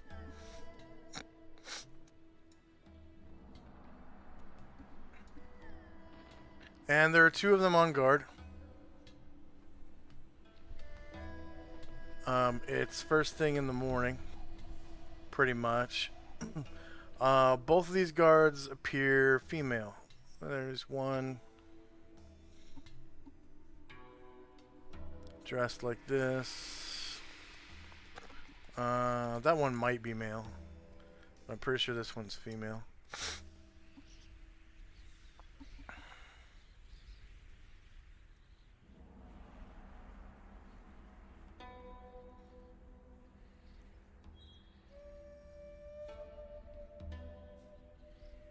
Yeah, pretty sure.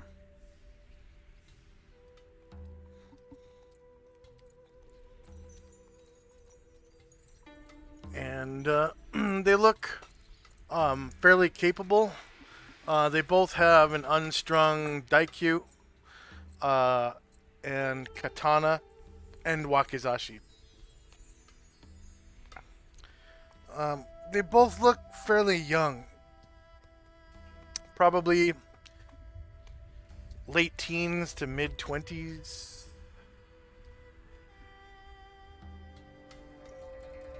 Well, late teens to early 20s. And they seem vigilant, though you can see that they're bouncing banter back and forth between each other.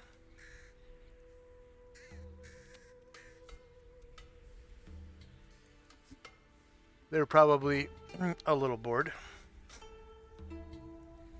as you could imagine being on guard. Okay. First up is... Actually, it's almost top of the hour. Why don't we take another 3-minute break? And we'll come back and have our finale. I'll be that. Be right back in 3.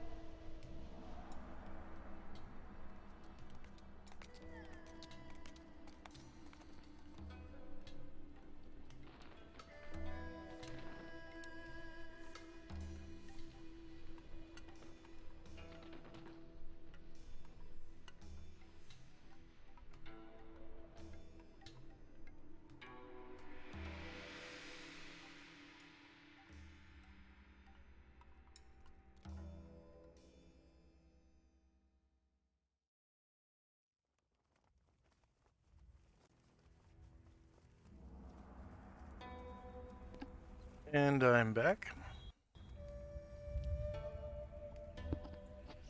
Is Asher there? I'm back. Okay. How about Tenzi I am back. and Shandrak? Are you there?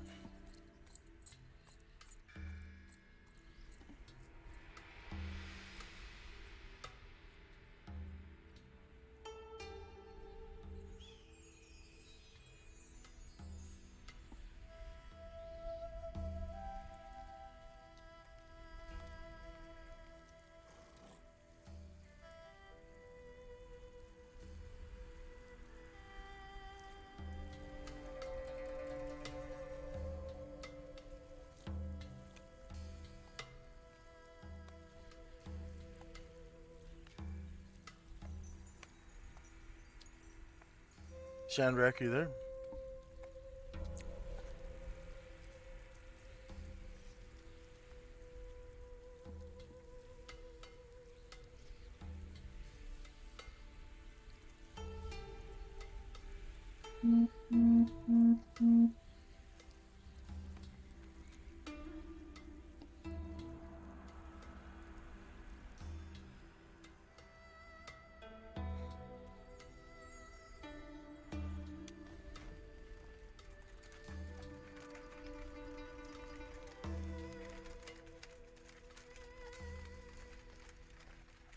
I'm back.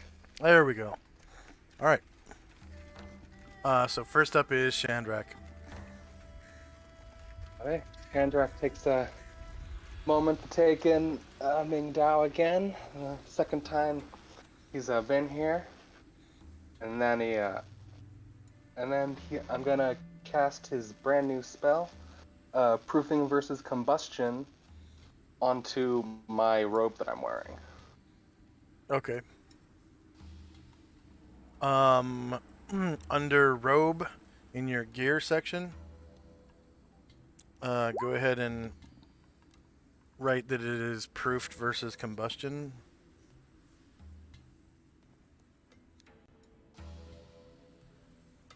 And then also,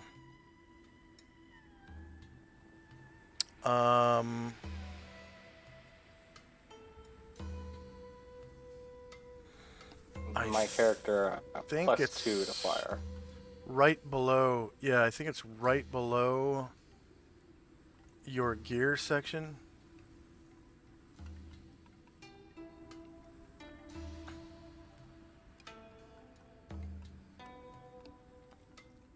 Is where your notes go for.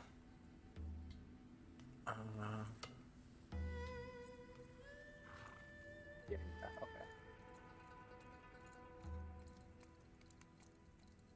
Yeah, it says if any of your items have bonuses to their saving throws, annotate it here.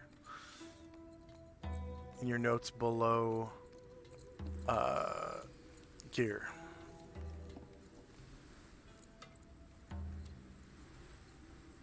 And then it gives you like +2 to your saves versus magical fire, right? So that should be under spell, breath weapon, and rod staff wand. You get +2 to save versus magic fire. Because paralyzed, poison, and death never makes fire effects, and neither does petrification or polymorph. But spells can, breath weapons can, and rod staffs wands can.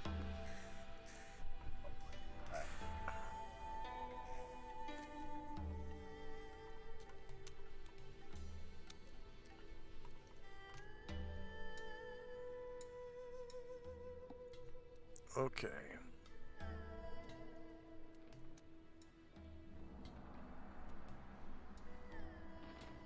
You get what? 550 points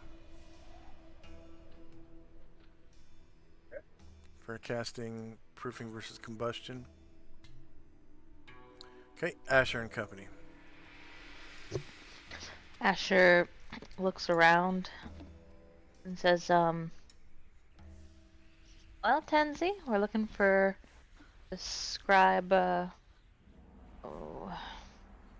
that's how you spell it. Xing Huang? Xian Huing. Yan Huing. Um, it's your town. I don't know where you think would be the best place to start looking for information.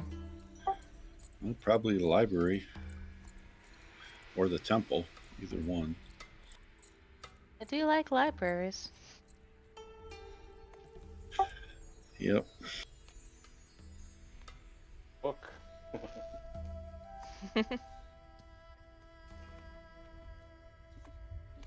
So I assume I would know where the library is if there is one here, right? Yeah, Asher's gonna wait for to follow Tenzi to wherever the library is.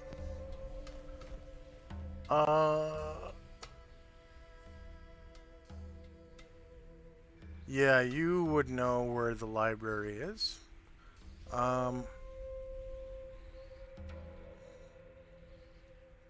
Man.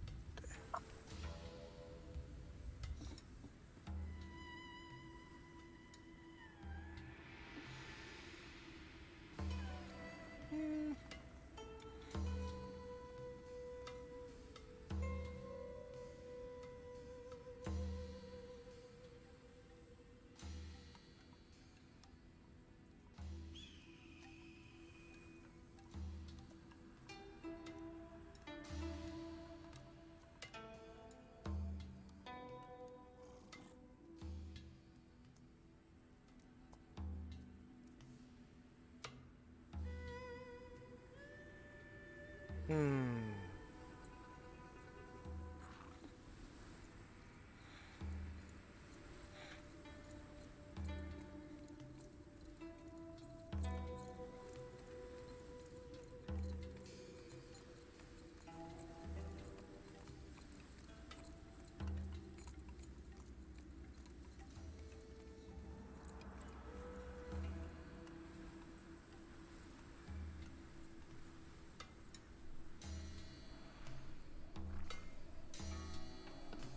Okay.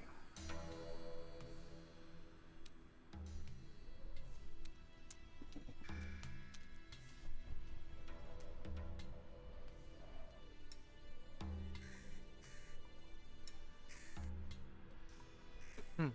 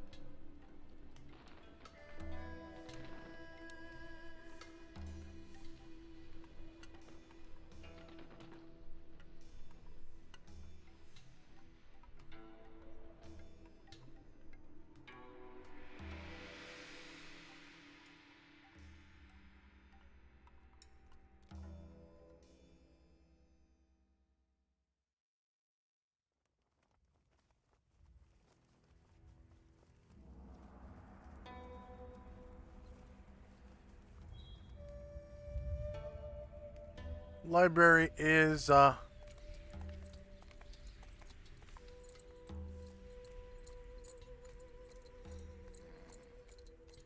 toward the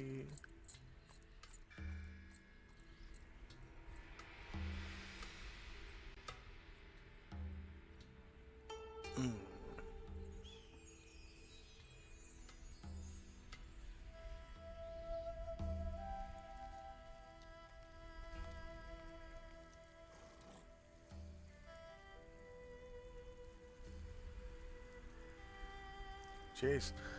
Library is just outside of the town wall.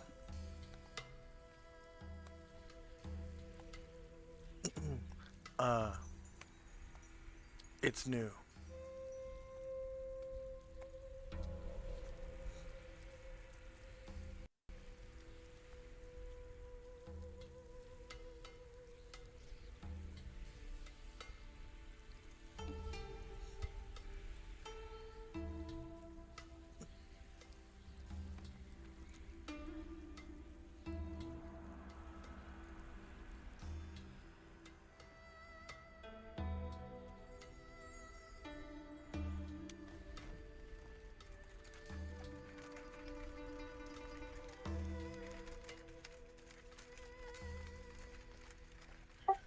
So Tan says, yeah, it's fairly new.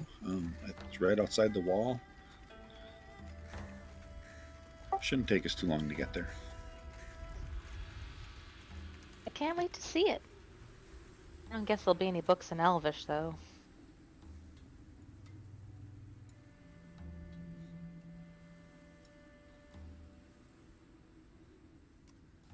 Oh shit.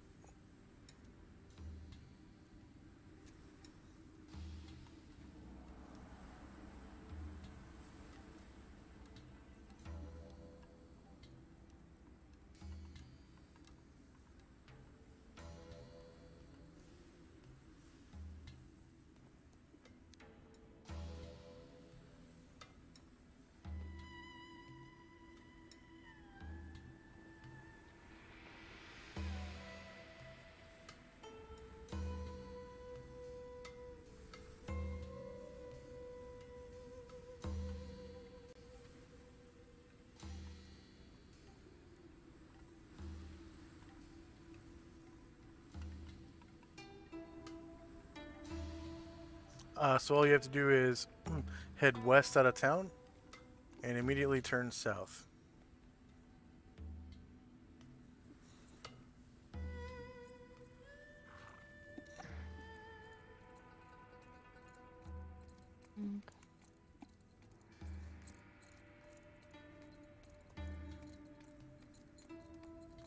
So, oh, I guess it's still my turn. So we'll do that.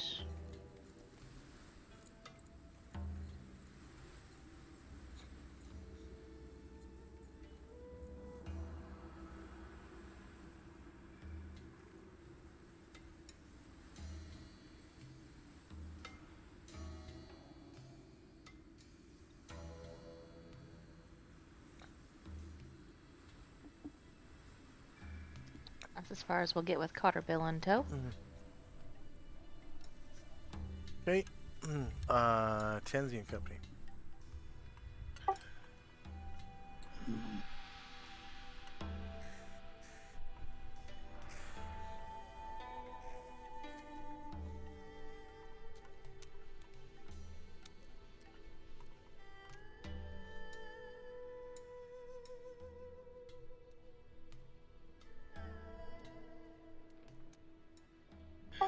As Musashi passes Asher, he kind of elbows her in the side, smiles, and whispers, "Thank you."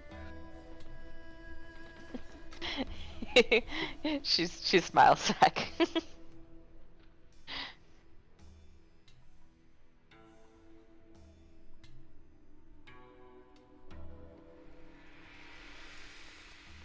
We'll stop there. Okay. Shandrak and Company.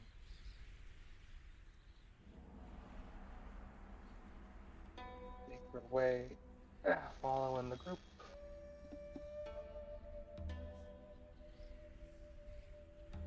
towards our next library.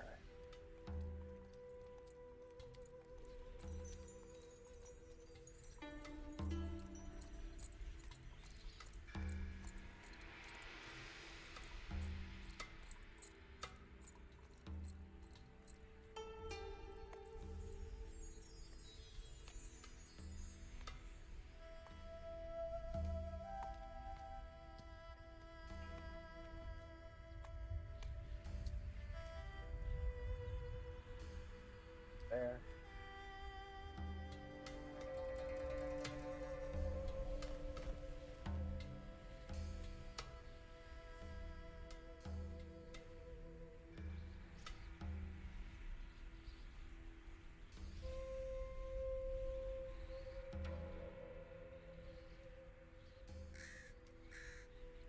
Okay.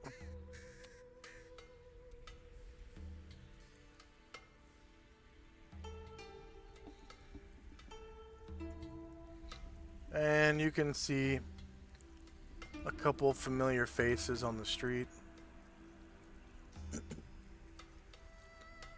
Oh.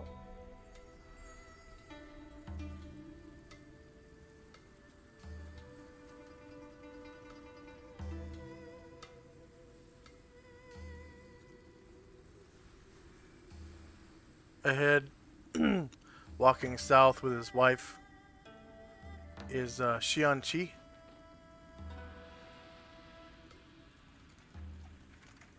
Arm in arm with Mizuko. Or, sorry, Mizuko no Mingdao. No!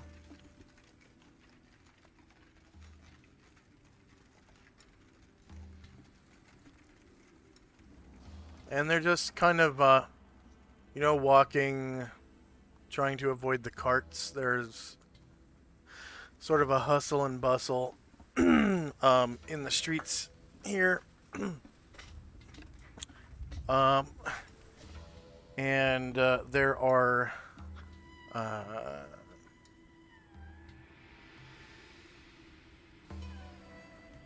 notionally full streets. You can also hear a martial arts school in session.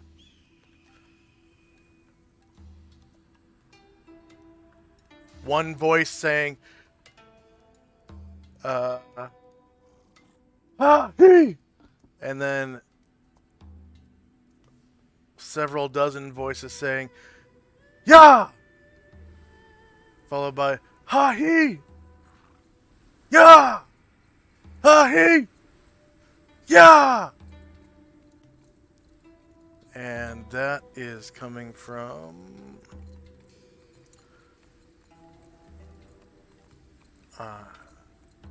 somewhere south of you all.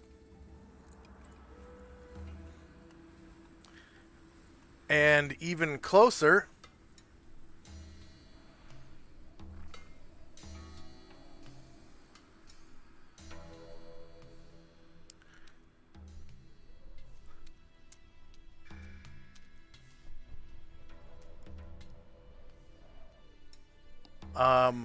but with fewer people, you hear a loud voice saying, "Hi!" And then maybe like 5 or 6 people going, "Yeah! Hi! Yeah! Hi! Yeah!"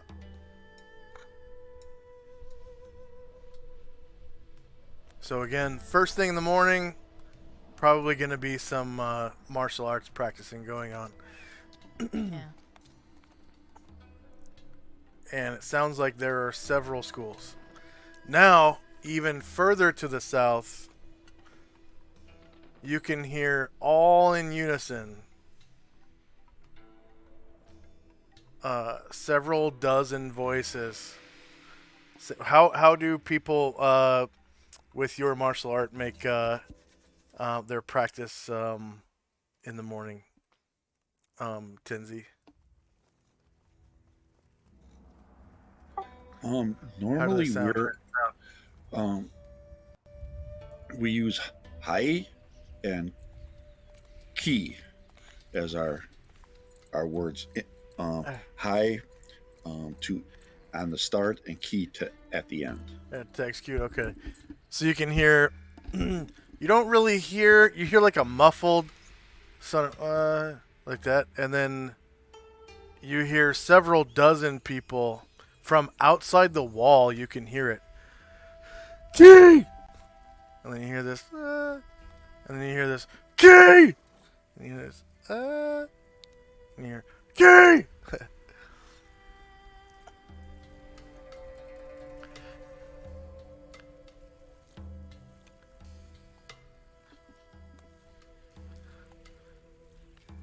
So it sounds like Tenzi's school is much more popular than the other two.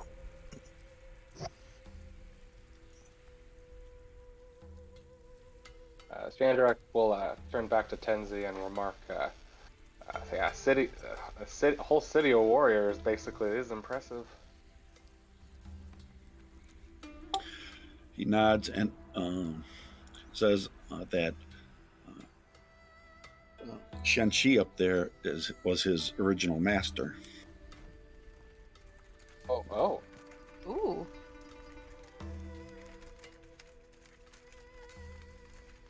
And it looks like Xianqi's headed south. Maybe towards one of those schools. And he's just walking hand in hand with his wife.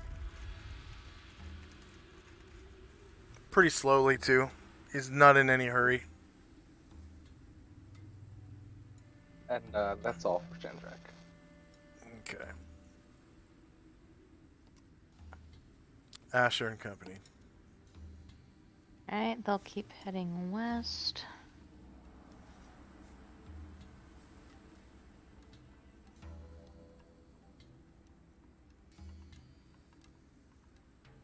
I gotta turn the bird around.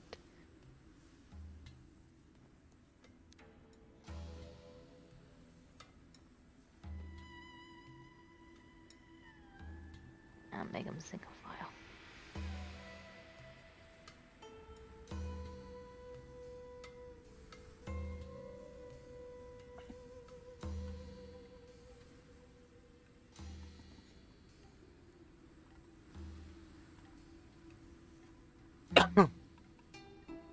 I'll come back for Ariel. Stuck.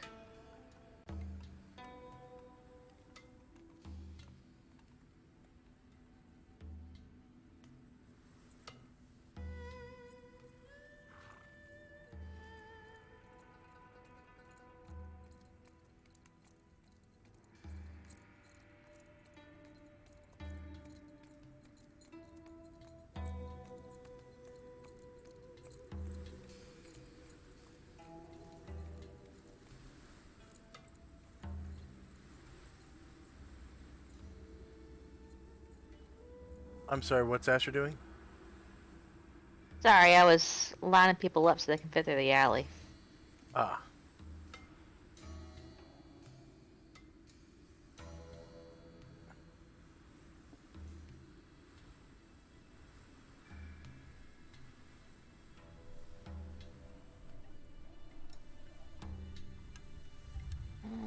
So that's... I got like one more square, so they'll go there.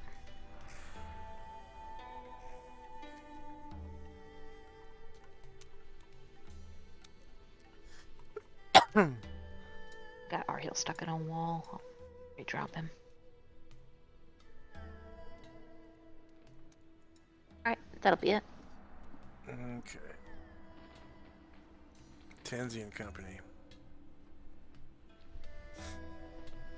So we'll move down the path, and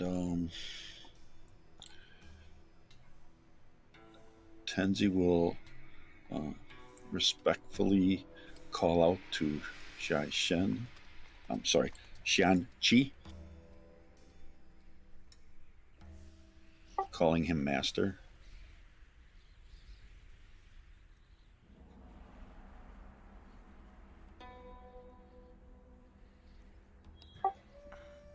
Kind of alongside him, a little bit ahead of him.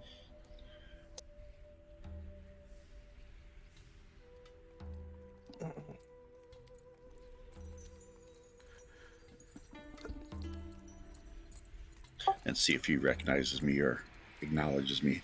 I know that he's beyond most earthly affairs, but Um, he stops. And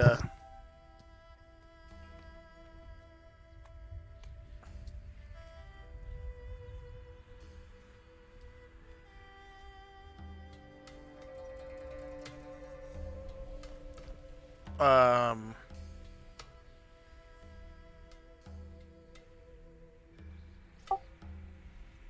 I, of course, bow when he stops.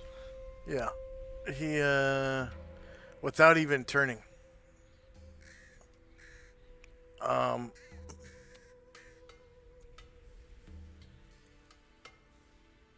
he says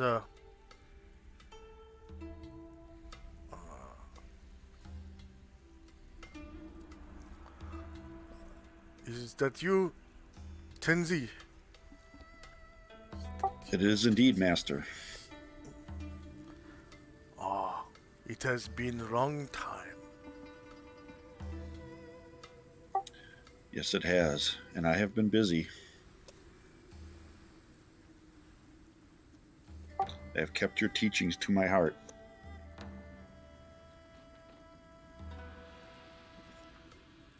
Have you contemplated what the goddess requires? I have, and I know that she will have a need in the near future for travel back to the seat of her power. And once I'm done with what I'm working on now, that is what I intend to do.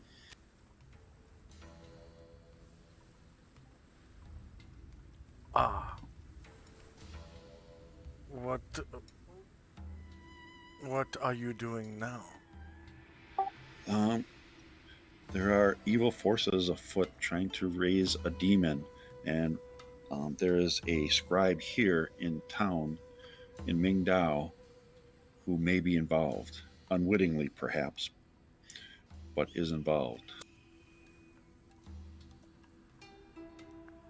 Ah, who who is this person? Xian Huing, Oh, Shen Huing is Wu Zhen. He will be in the library outside of this city wall.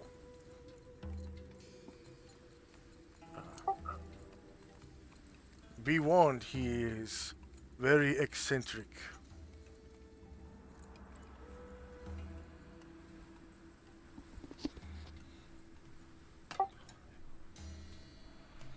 I am concerned that he may have been possessed by one of these demons. Is there any knowledge of that? Other than his eccentricity, none that I know of.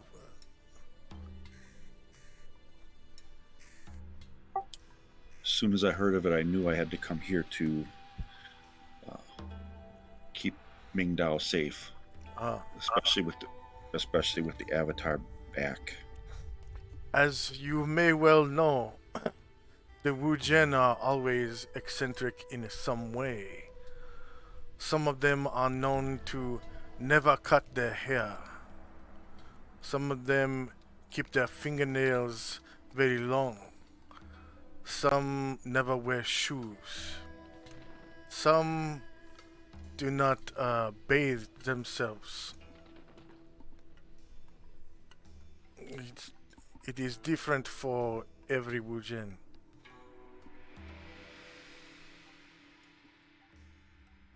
Tenzi nods. I understand. Each practice is somewhat different, just as in the martial arts. Yes, this is very true.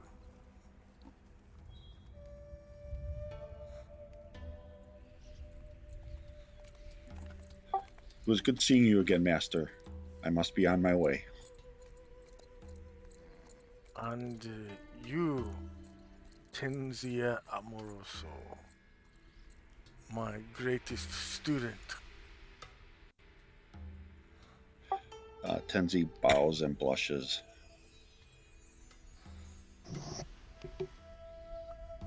Even though you are the second student of mine to build their own monastery, you are still the greatest.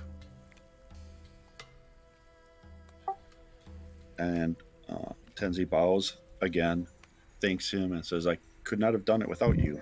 You know that.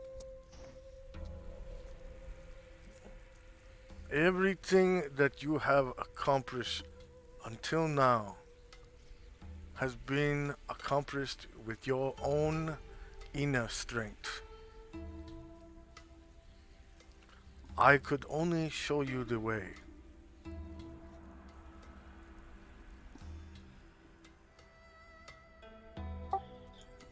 I strive one day to be worthy of your teachings.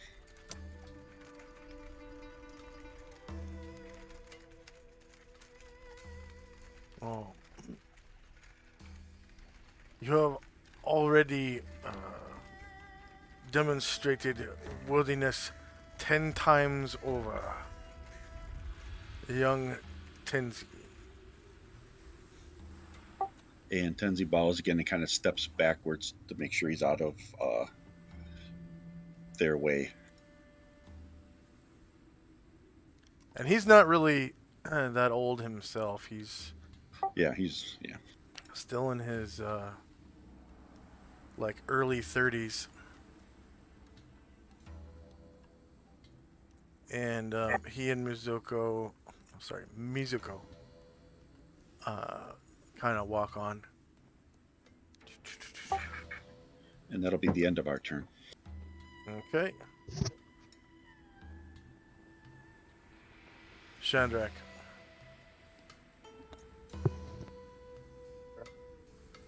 Chandrak and Ryre will follow the group.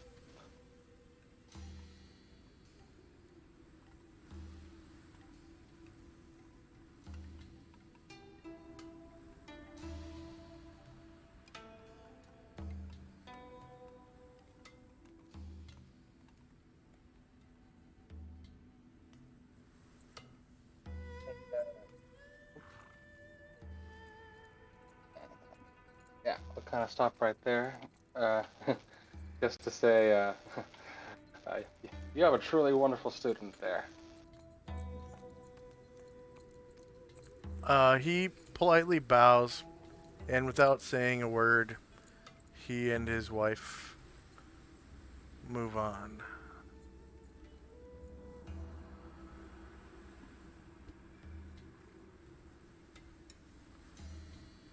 Anything else from Ash or Shandrak Company? We're headed south. Yeah. It's straight south from here, right? From or here did- it would be west. Oh Up yeah, around that corner. we didn't go outside the gate yet, right? Not yet.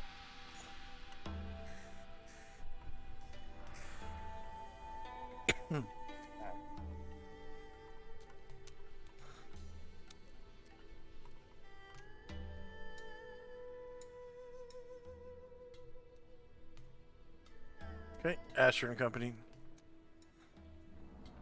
Asher steps forward and gives Tenzi a little pat on the back and says, it sounds like they know your worth here.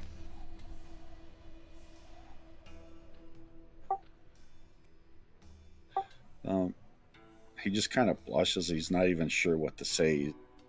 He's overwhelmed by the compliments of his master. She lets him be and steps back into formation, and they are going to go toward the gate.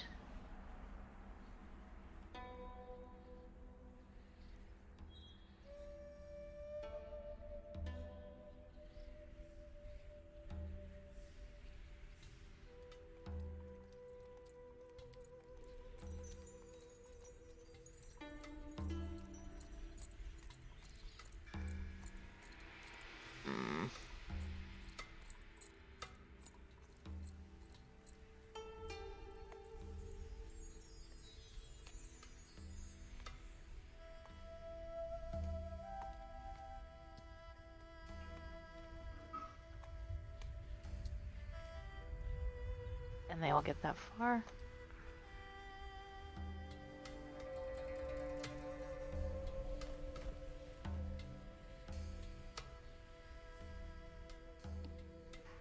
And that'll be it for me. Okay. Tenzi and Company.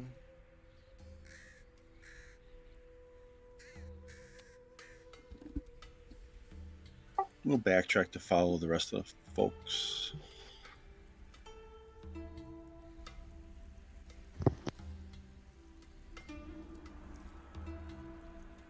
And then, yeah, we're just going to walk on in silence. Okay.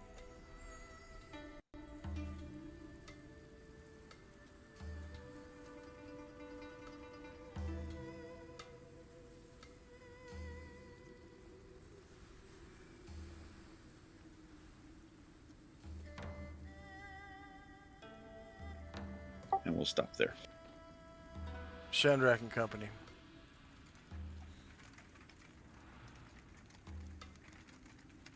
On everybody to the gates.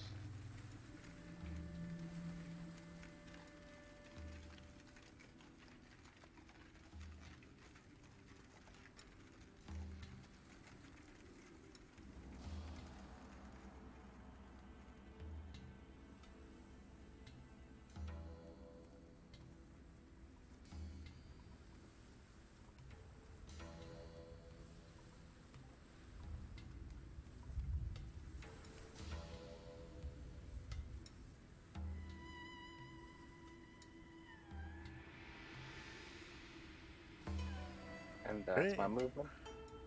Asher and Company. Continuing to move toward the gate.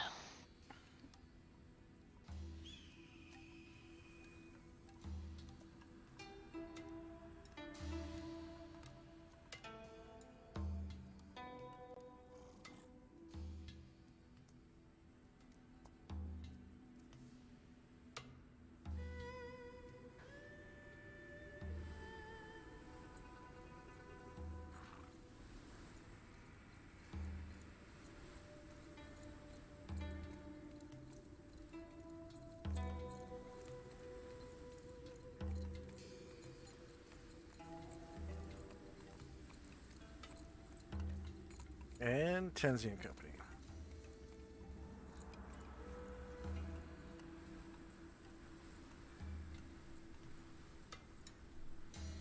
We're moving along to the gate.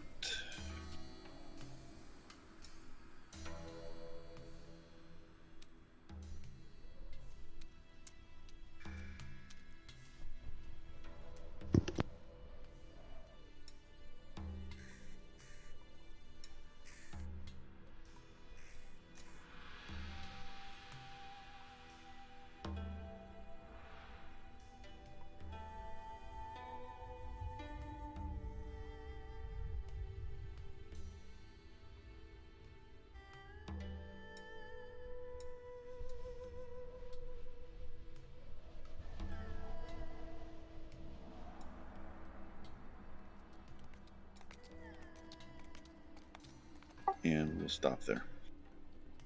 Okay.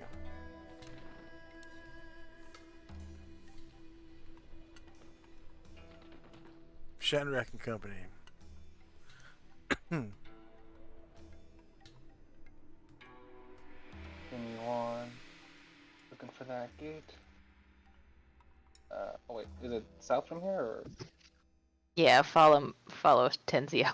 Went too far one way.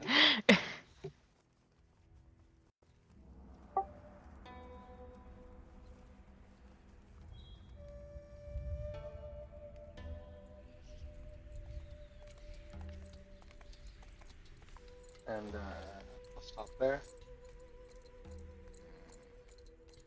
Okay. Asher and Company. They go whoops and reorient.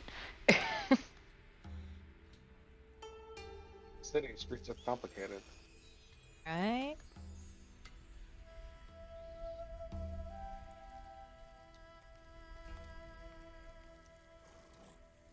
Have to move this group half at a time.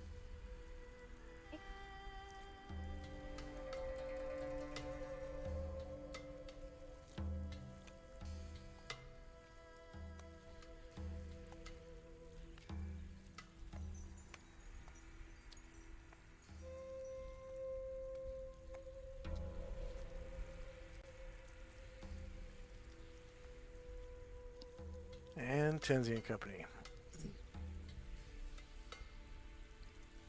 I think the gate's this way, right? Yeah, that's it.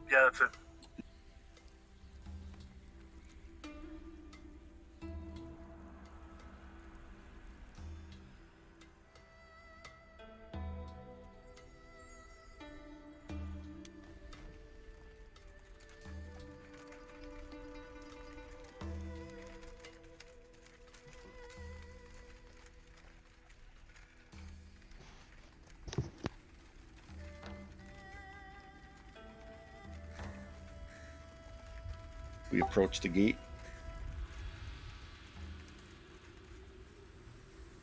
Okay.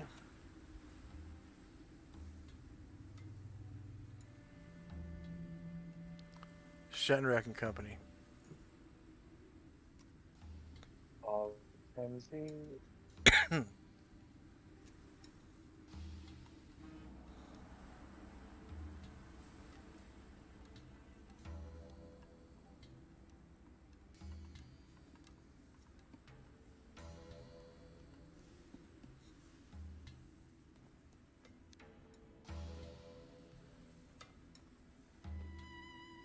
Is there any guards or anything at the gate, or is it just open?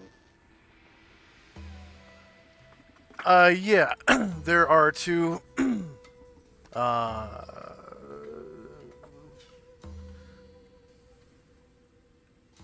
Two of those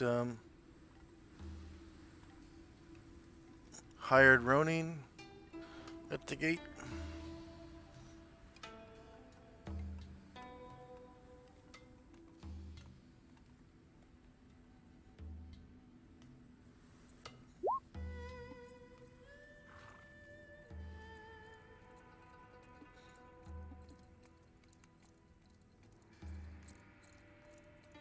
So one dressed like that. One dressed like this. Oh. They're dressed about the same.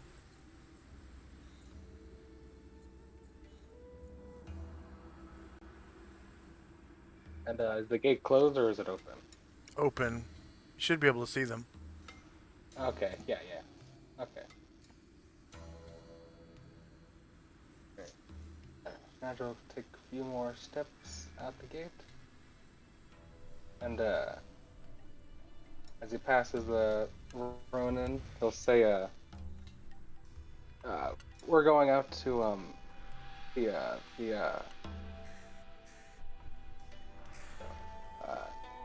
Fen Xing, the scribe. What? That's all right. I didn't hear what you said. Oh, okay. I was just saying that I was just telling the guards that we're going out to the library. Oh, okay. They don't really seem to care. You're exiting the city. They're just like whatever. Asher. Alright, they'll head out through the gate as well.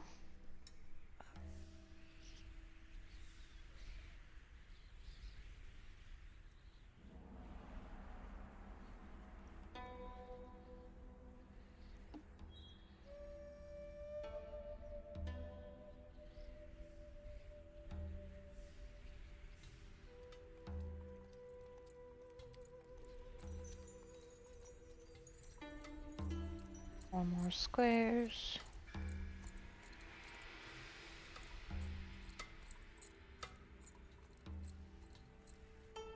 Alright, they'll get to there.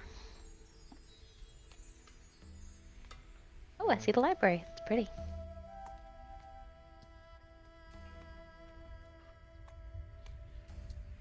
Okay. Tenzi and Company. As I walk by the Ronin, I look at them to see if they. Oh, they don't have a master, so I wouldn't be able to recognize that. So, all right, I'll just kind of look at them and continue. They're kind of Yeah. fat and out of shape.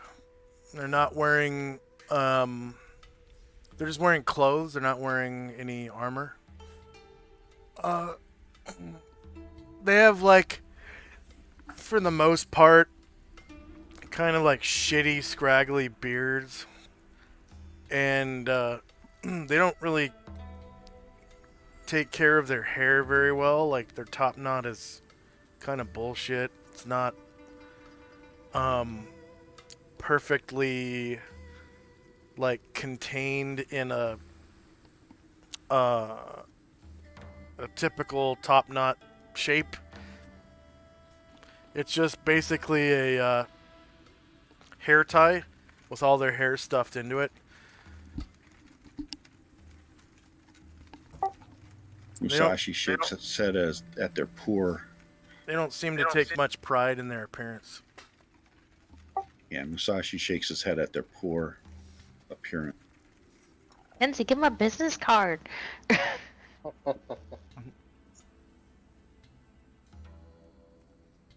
I'm concerned about the lack of quality of the guards here. There might be better ones. Yeah. And that's it. That's it for us. Okay.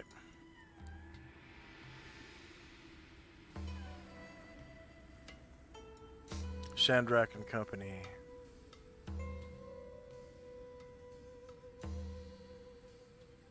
And you went towards that library.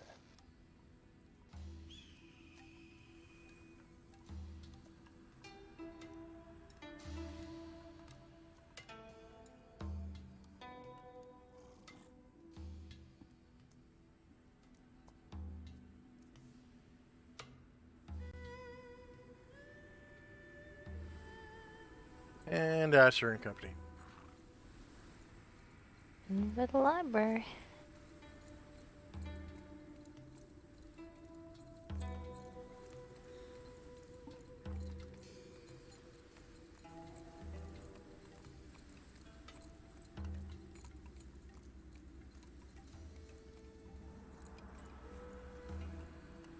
One of the guards is actually like eating a rice ball, and the other has like a toothpick hanging out of his mouth.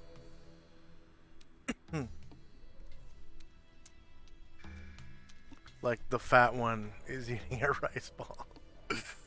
Tenzi and Company. Seriously thinking about contributing to the guard duty here to try to get better guards.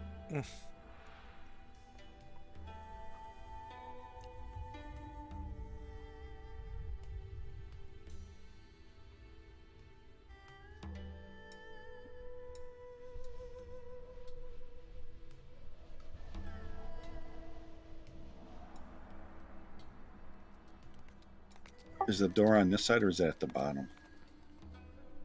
South side, facing your school. Okay.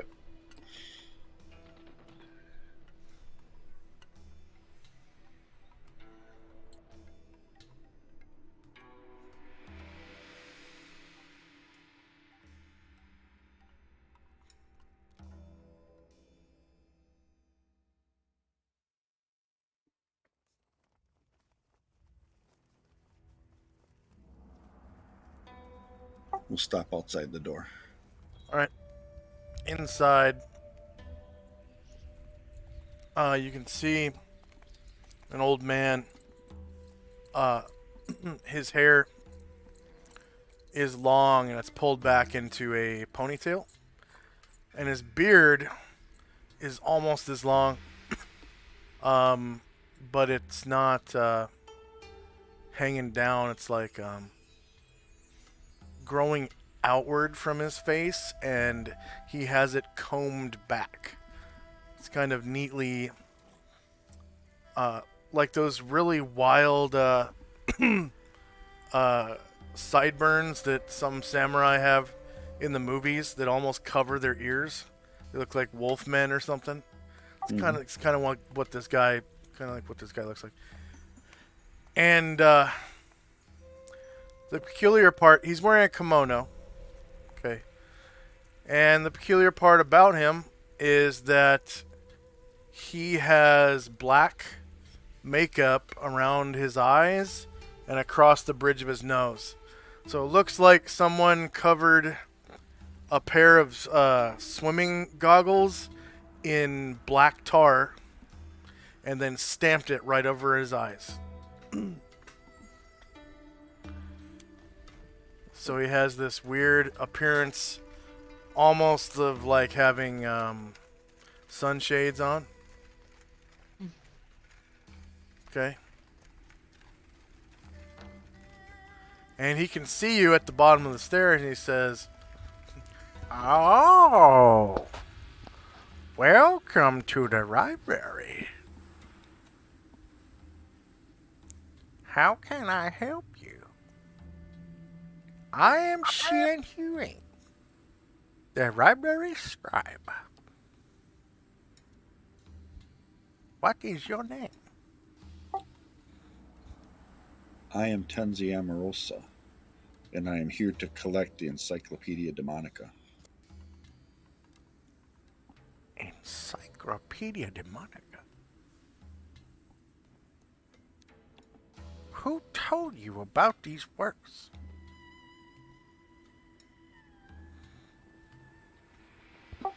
We have found one other copy of it, and we learned much from that encounter. Young man,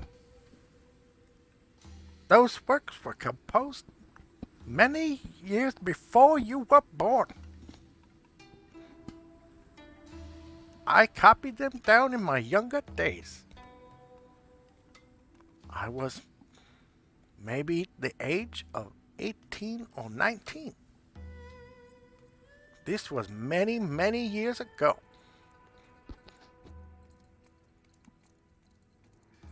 Do you know where the copies are now?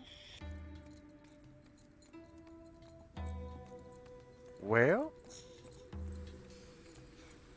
I believe I gave one to the Western Wizard, Adolf, and one was given to the... Yes, the Shogun's men. Long time ago.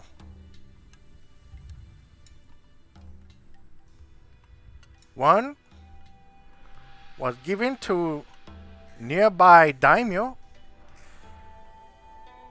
by the name of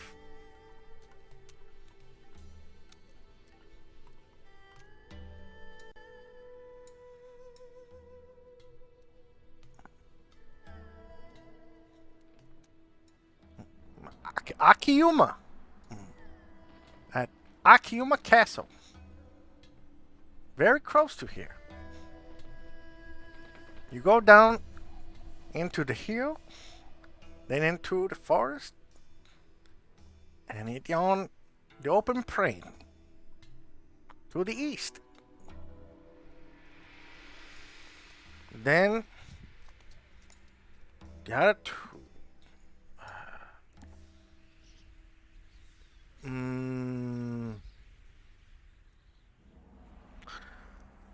I don't remember. Very long time ago. Why you need? Powers are trying to gather them together to call Tenebrius.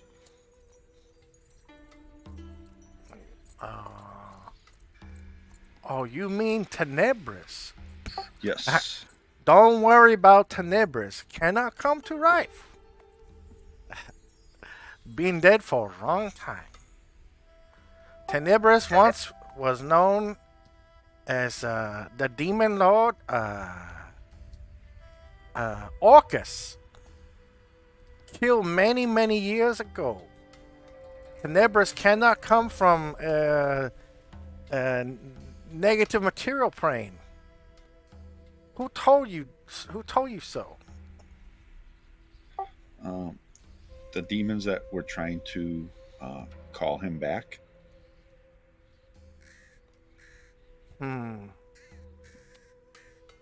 Perhaps I have miscalculated. It's possible, but very unlikely. How you think they're supposed to accomplish this? Supposedly by gathering the encyclopedias together. All 5? Yes.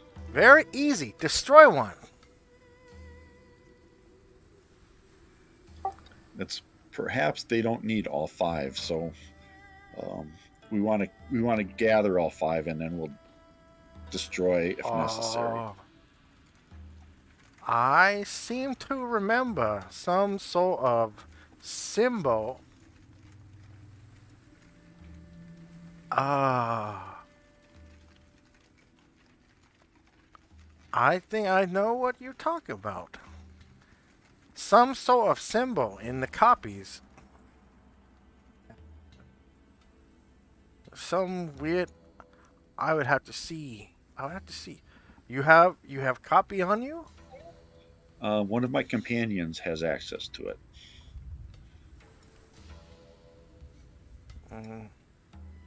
You show me. Okay.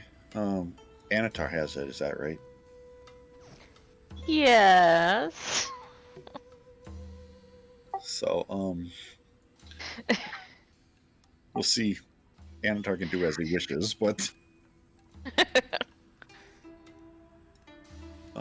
since this guy doesn't have one, doesn't seem possessed, perhaps he would have some information that could be helpful to us. So I tell him that when my companions come, perhaps they will allow you to look at it. Okay. Next up, Shandrak and Company. Away.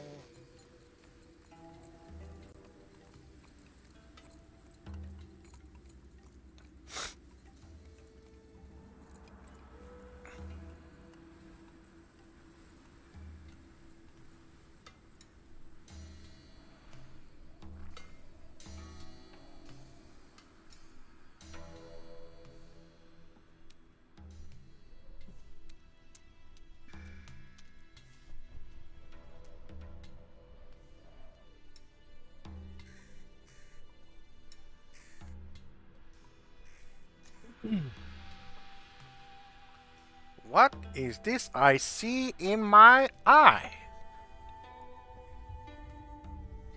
This winged creature. Oh. And he comes Ashrael. he comes waddling out.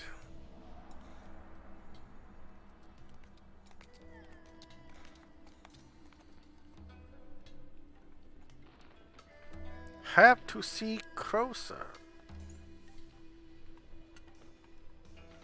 And he walks right up to Ashrael.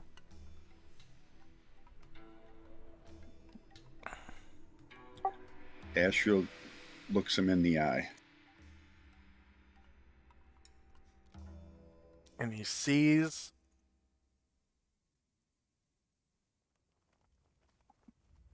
nothing from Xian Huing. You are some sort of celestial.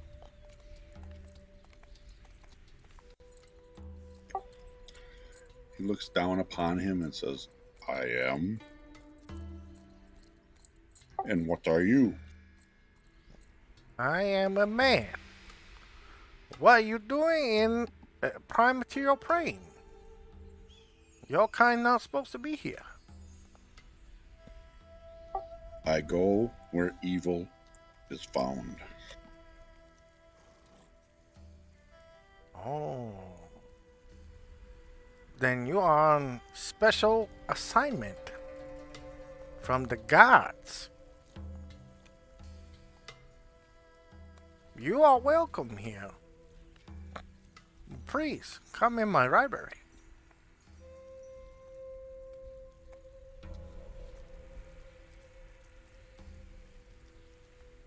And he kind of waddles back up the stairs.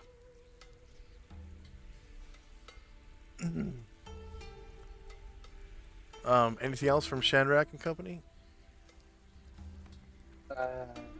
Yeah, I just have a little bit more movement, so I'll go into the library.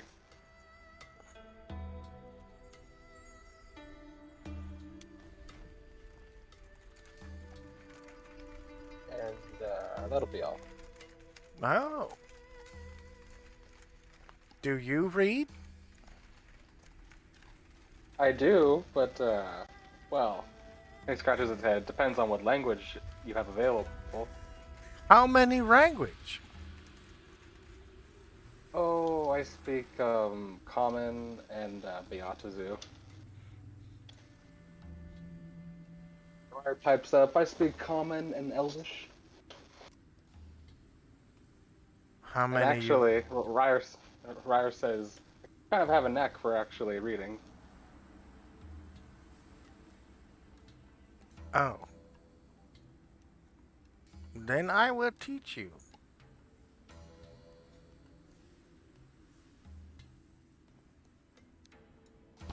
Hey, what? To read. You are illiterate? Oh, no. Oh, no, I was saying the opposite. I was saying, I'm a pretty good reader. Says Ryder. But you told me you don't have the neck for reading.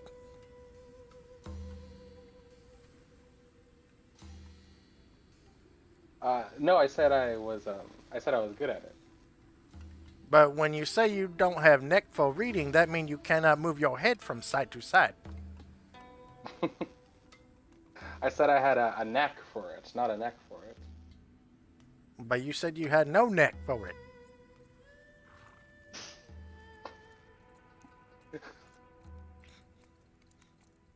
I'm beginning to get confused. I make joke. Forgive me. I am Shen Huing. This is my library. I am lifelong scribe. We came here to meet the exact man we came here to meet.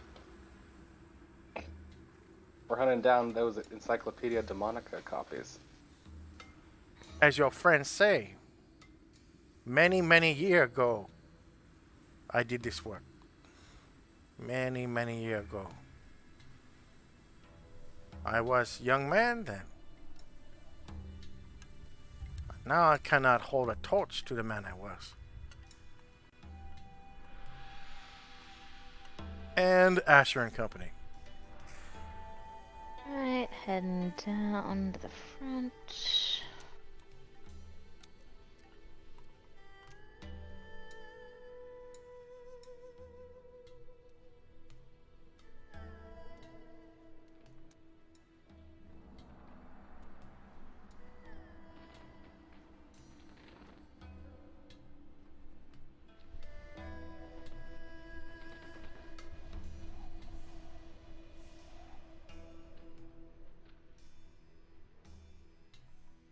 Move, but the rest of them have plenty of movement, so Asher's just gonna leave them there and head on in.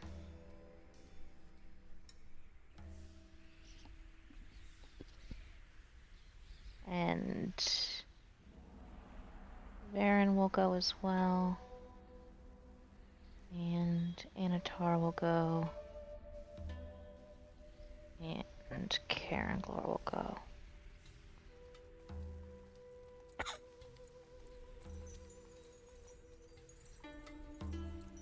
Got 12 movement left.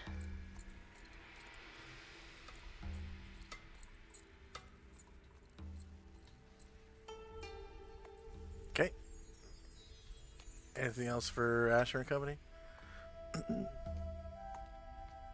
Yeah, so she She looks and she says, who's your friend? Who, my friend? Oh, she says that's to, Tenzi. Have no friend here. Only Xian. I mean, only Hewing. Only Hewing. Oh. Oh, Hewing. I've heard of you.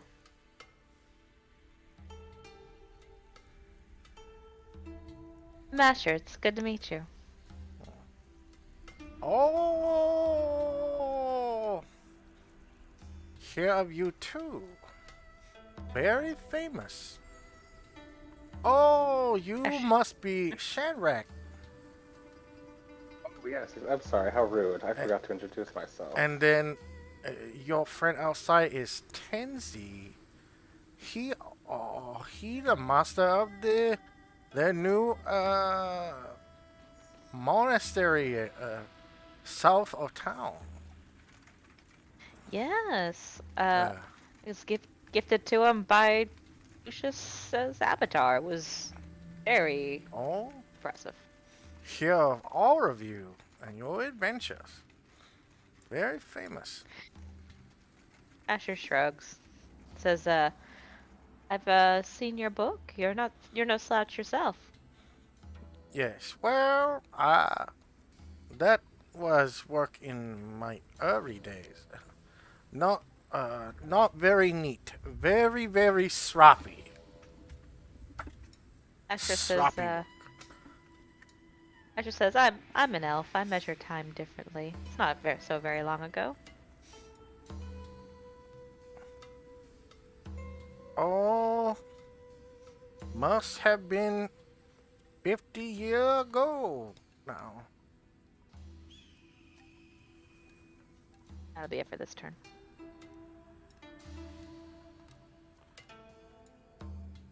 And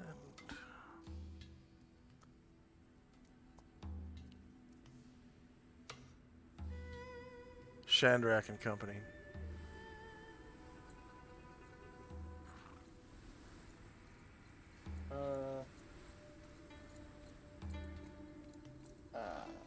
Ryer's gonna go over and try to read one of the books on this table. Okay.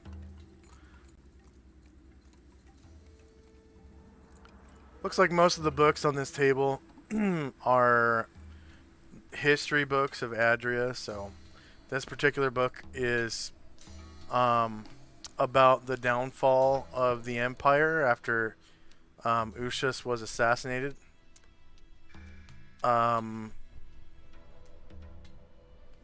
11 years ago, and how the shogun was, put into power, and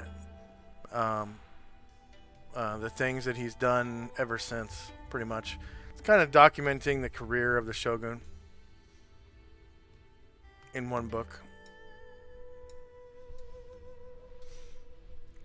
His name is Shogun Fujitawa.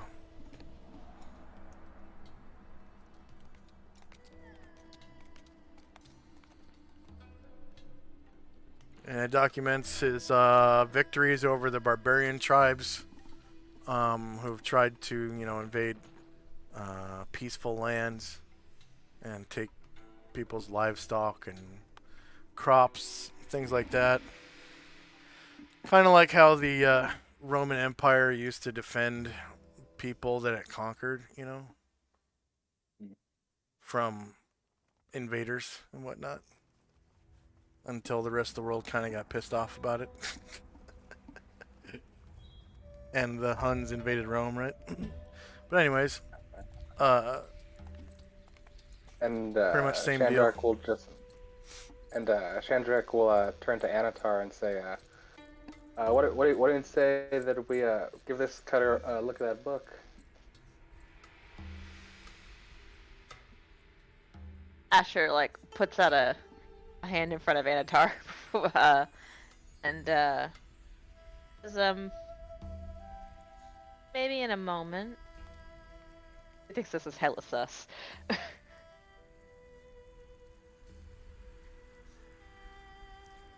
Okay. Well, I mean, I think Ashrel took a good look at him, didn't he? He did. Asher wasn't here for that. Yeah. So but I was though. I was standing right next to him. Yeah. Yeah. So it's like okay. That'll be all for now. Okay. Asher and company.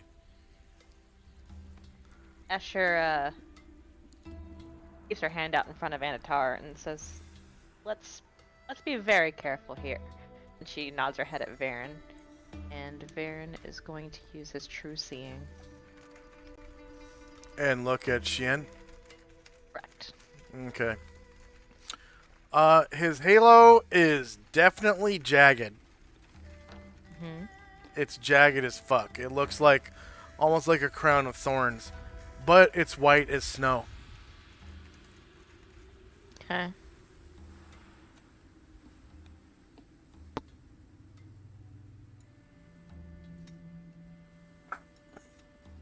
And Asher says, he says, or Varen says, he is not evil. That I can tell. And Asher kind of like back and forth and says, Oh, you thought Hewing was evil? Very, very offensive. "He said you're not evil. It's fine. It's fine." Okay.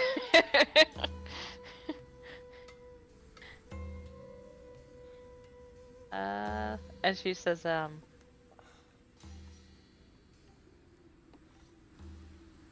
what are you hoping to find out from the book?"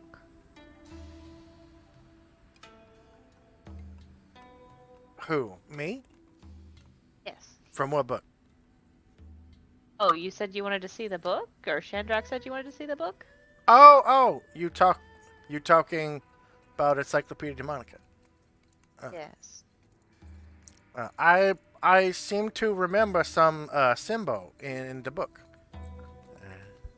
Some strange. And reluctantly, she puts her arm down and nods at Anatar, and he's gonna take the book out. He will lay it on the table, but stand directly next to it over the scribe's shoulder. And he immediately, opens it up, flips right to the back like he knew exactly where the the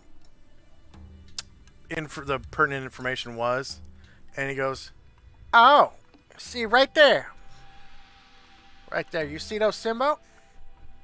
Asher comes up to look. "Oh yes." I think I did not copy this symbol correctly.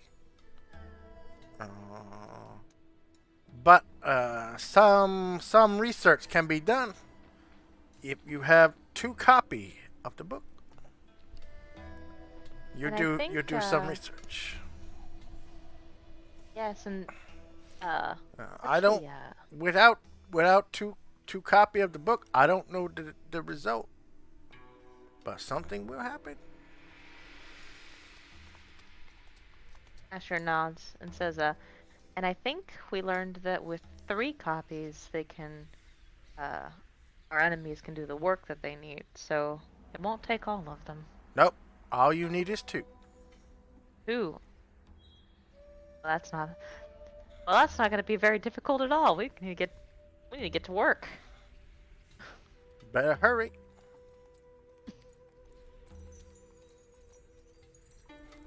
Shogun, not an evil man, but Shogun already have 1 copy.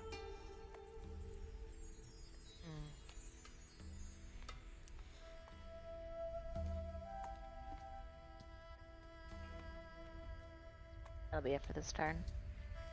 Okay. Tenzi and Company.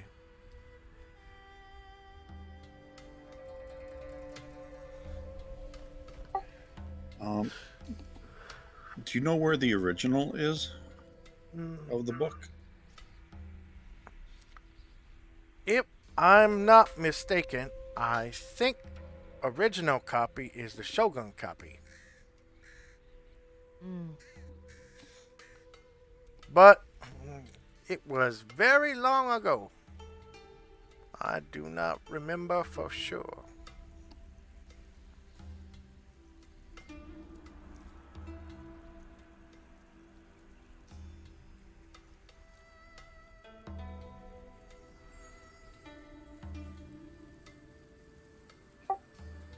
So the closest copy to us now would be at the daimyo,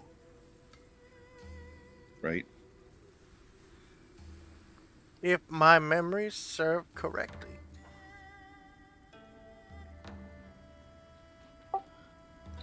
So I have business with the shogun, but that can wait. Perhaps going to daimyo would be quickest wait for us to get another copy. Asher nods and says, I just hope the thing that happens isn't that we raise the demon with just 2 copies on accident. Once we have 2, if we can verify what the problem is, we can destroy one of them. She nods. If you confront Daimyo,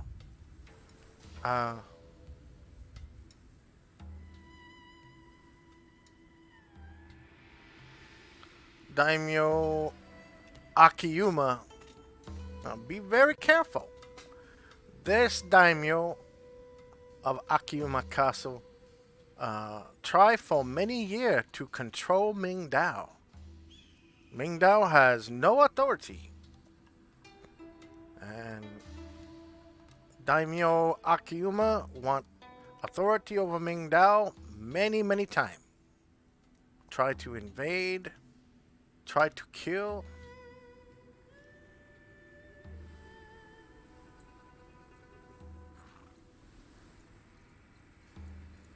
So he seems like the sort that might turn to evil if he's not already. Maybe so.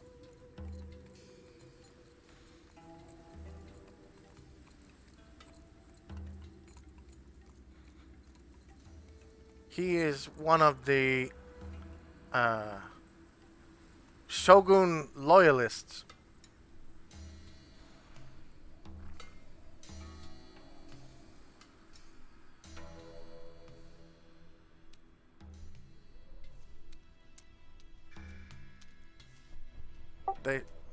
They say when Shogun hear of Usha's resurrection, he does not want to give up the throne. And neither He's does. probably not our biggest fans.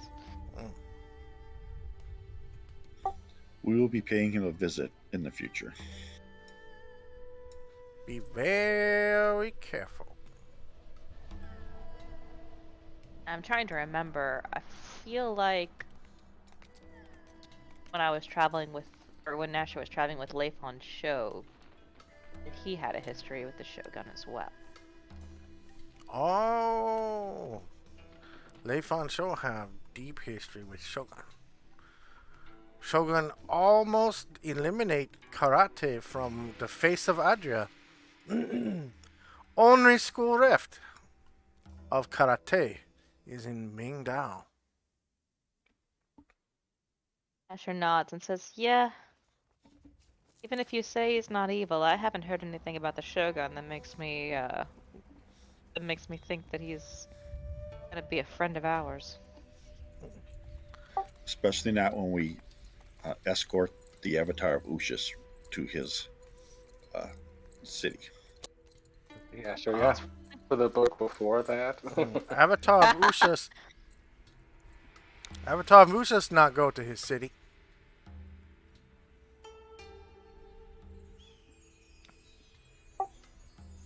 What else can you tell us about the daimyo in his castle? Avatar of Ushas go to Hang Mai. That the old capital.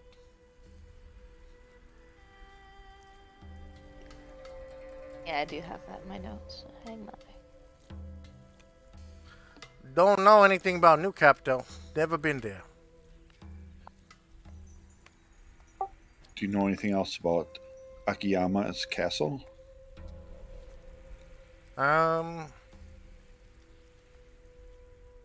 Daimyo Akiyuma.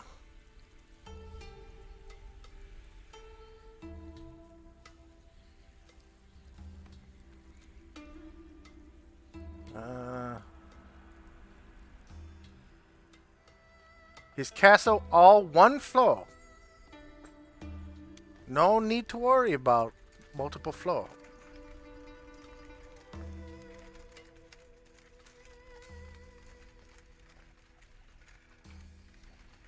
But be very careful.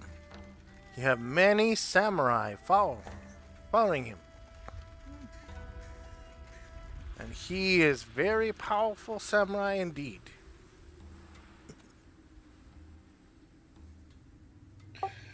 Tenzi nods and says, to become daimyo, he must be powerful.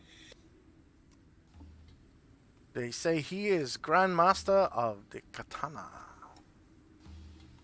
And he teach Grandmastery to his followers.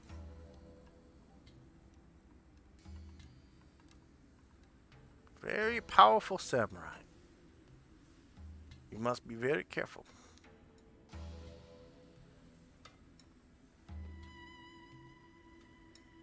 That'll be it for Tenzi.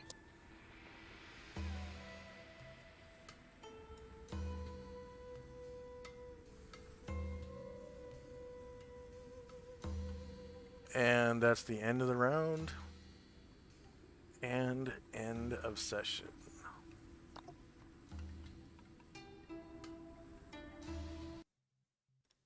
Alright, so we've got level up for Tenzi, right? Yep. And another spell level. So multiple spell slots, probably.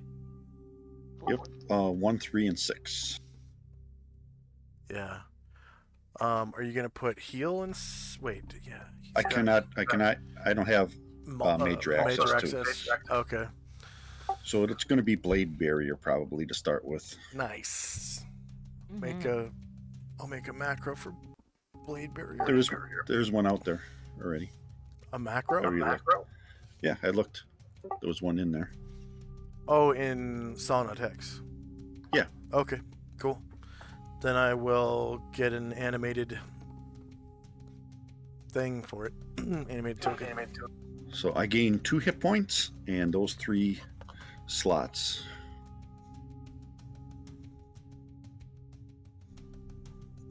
Okay. And one more eminence, right? Or no? Check that. I think it stays the same. Okay. All right. Any other level ups?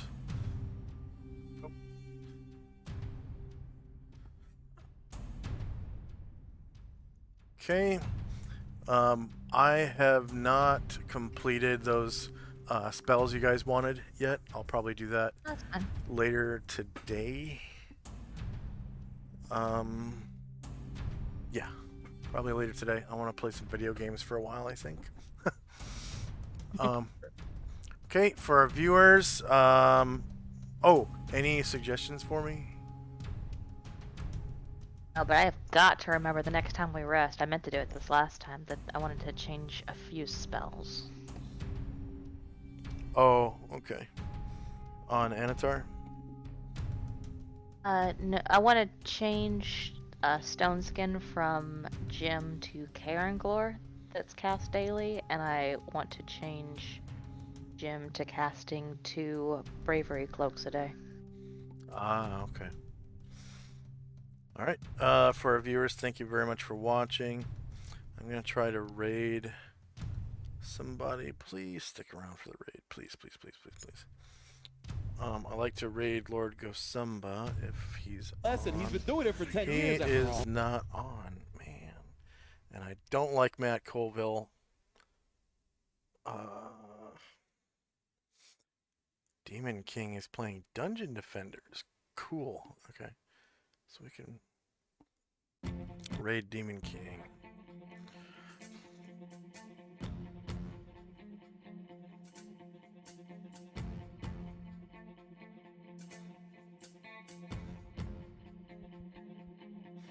And hopefully we'll see you next week, viewers. Thank you very much for dropping by. See you then. Here we go.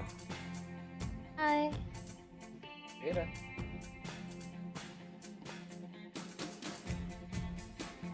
Okay.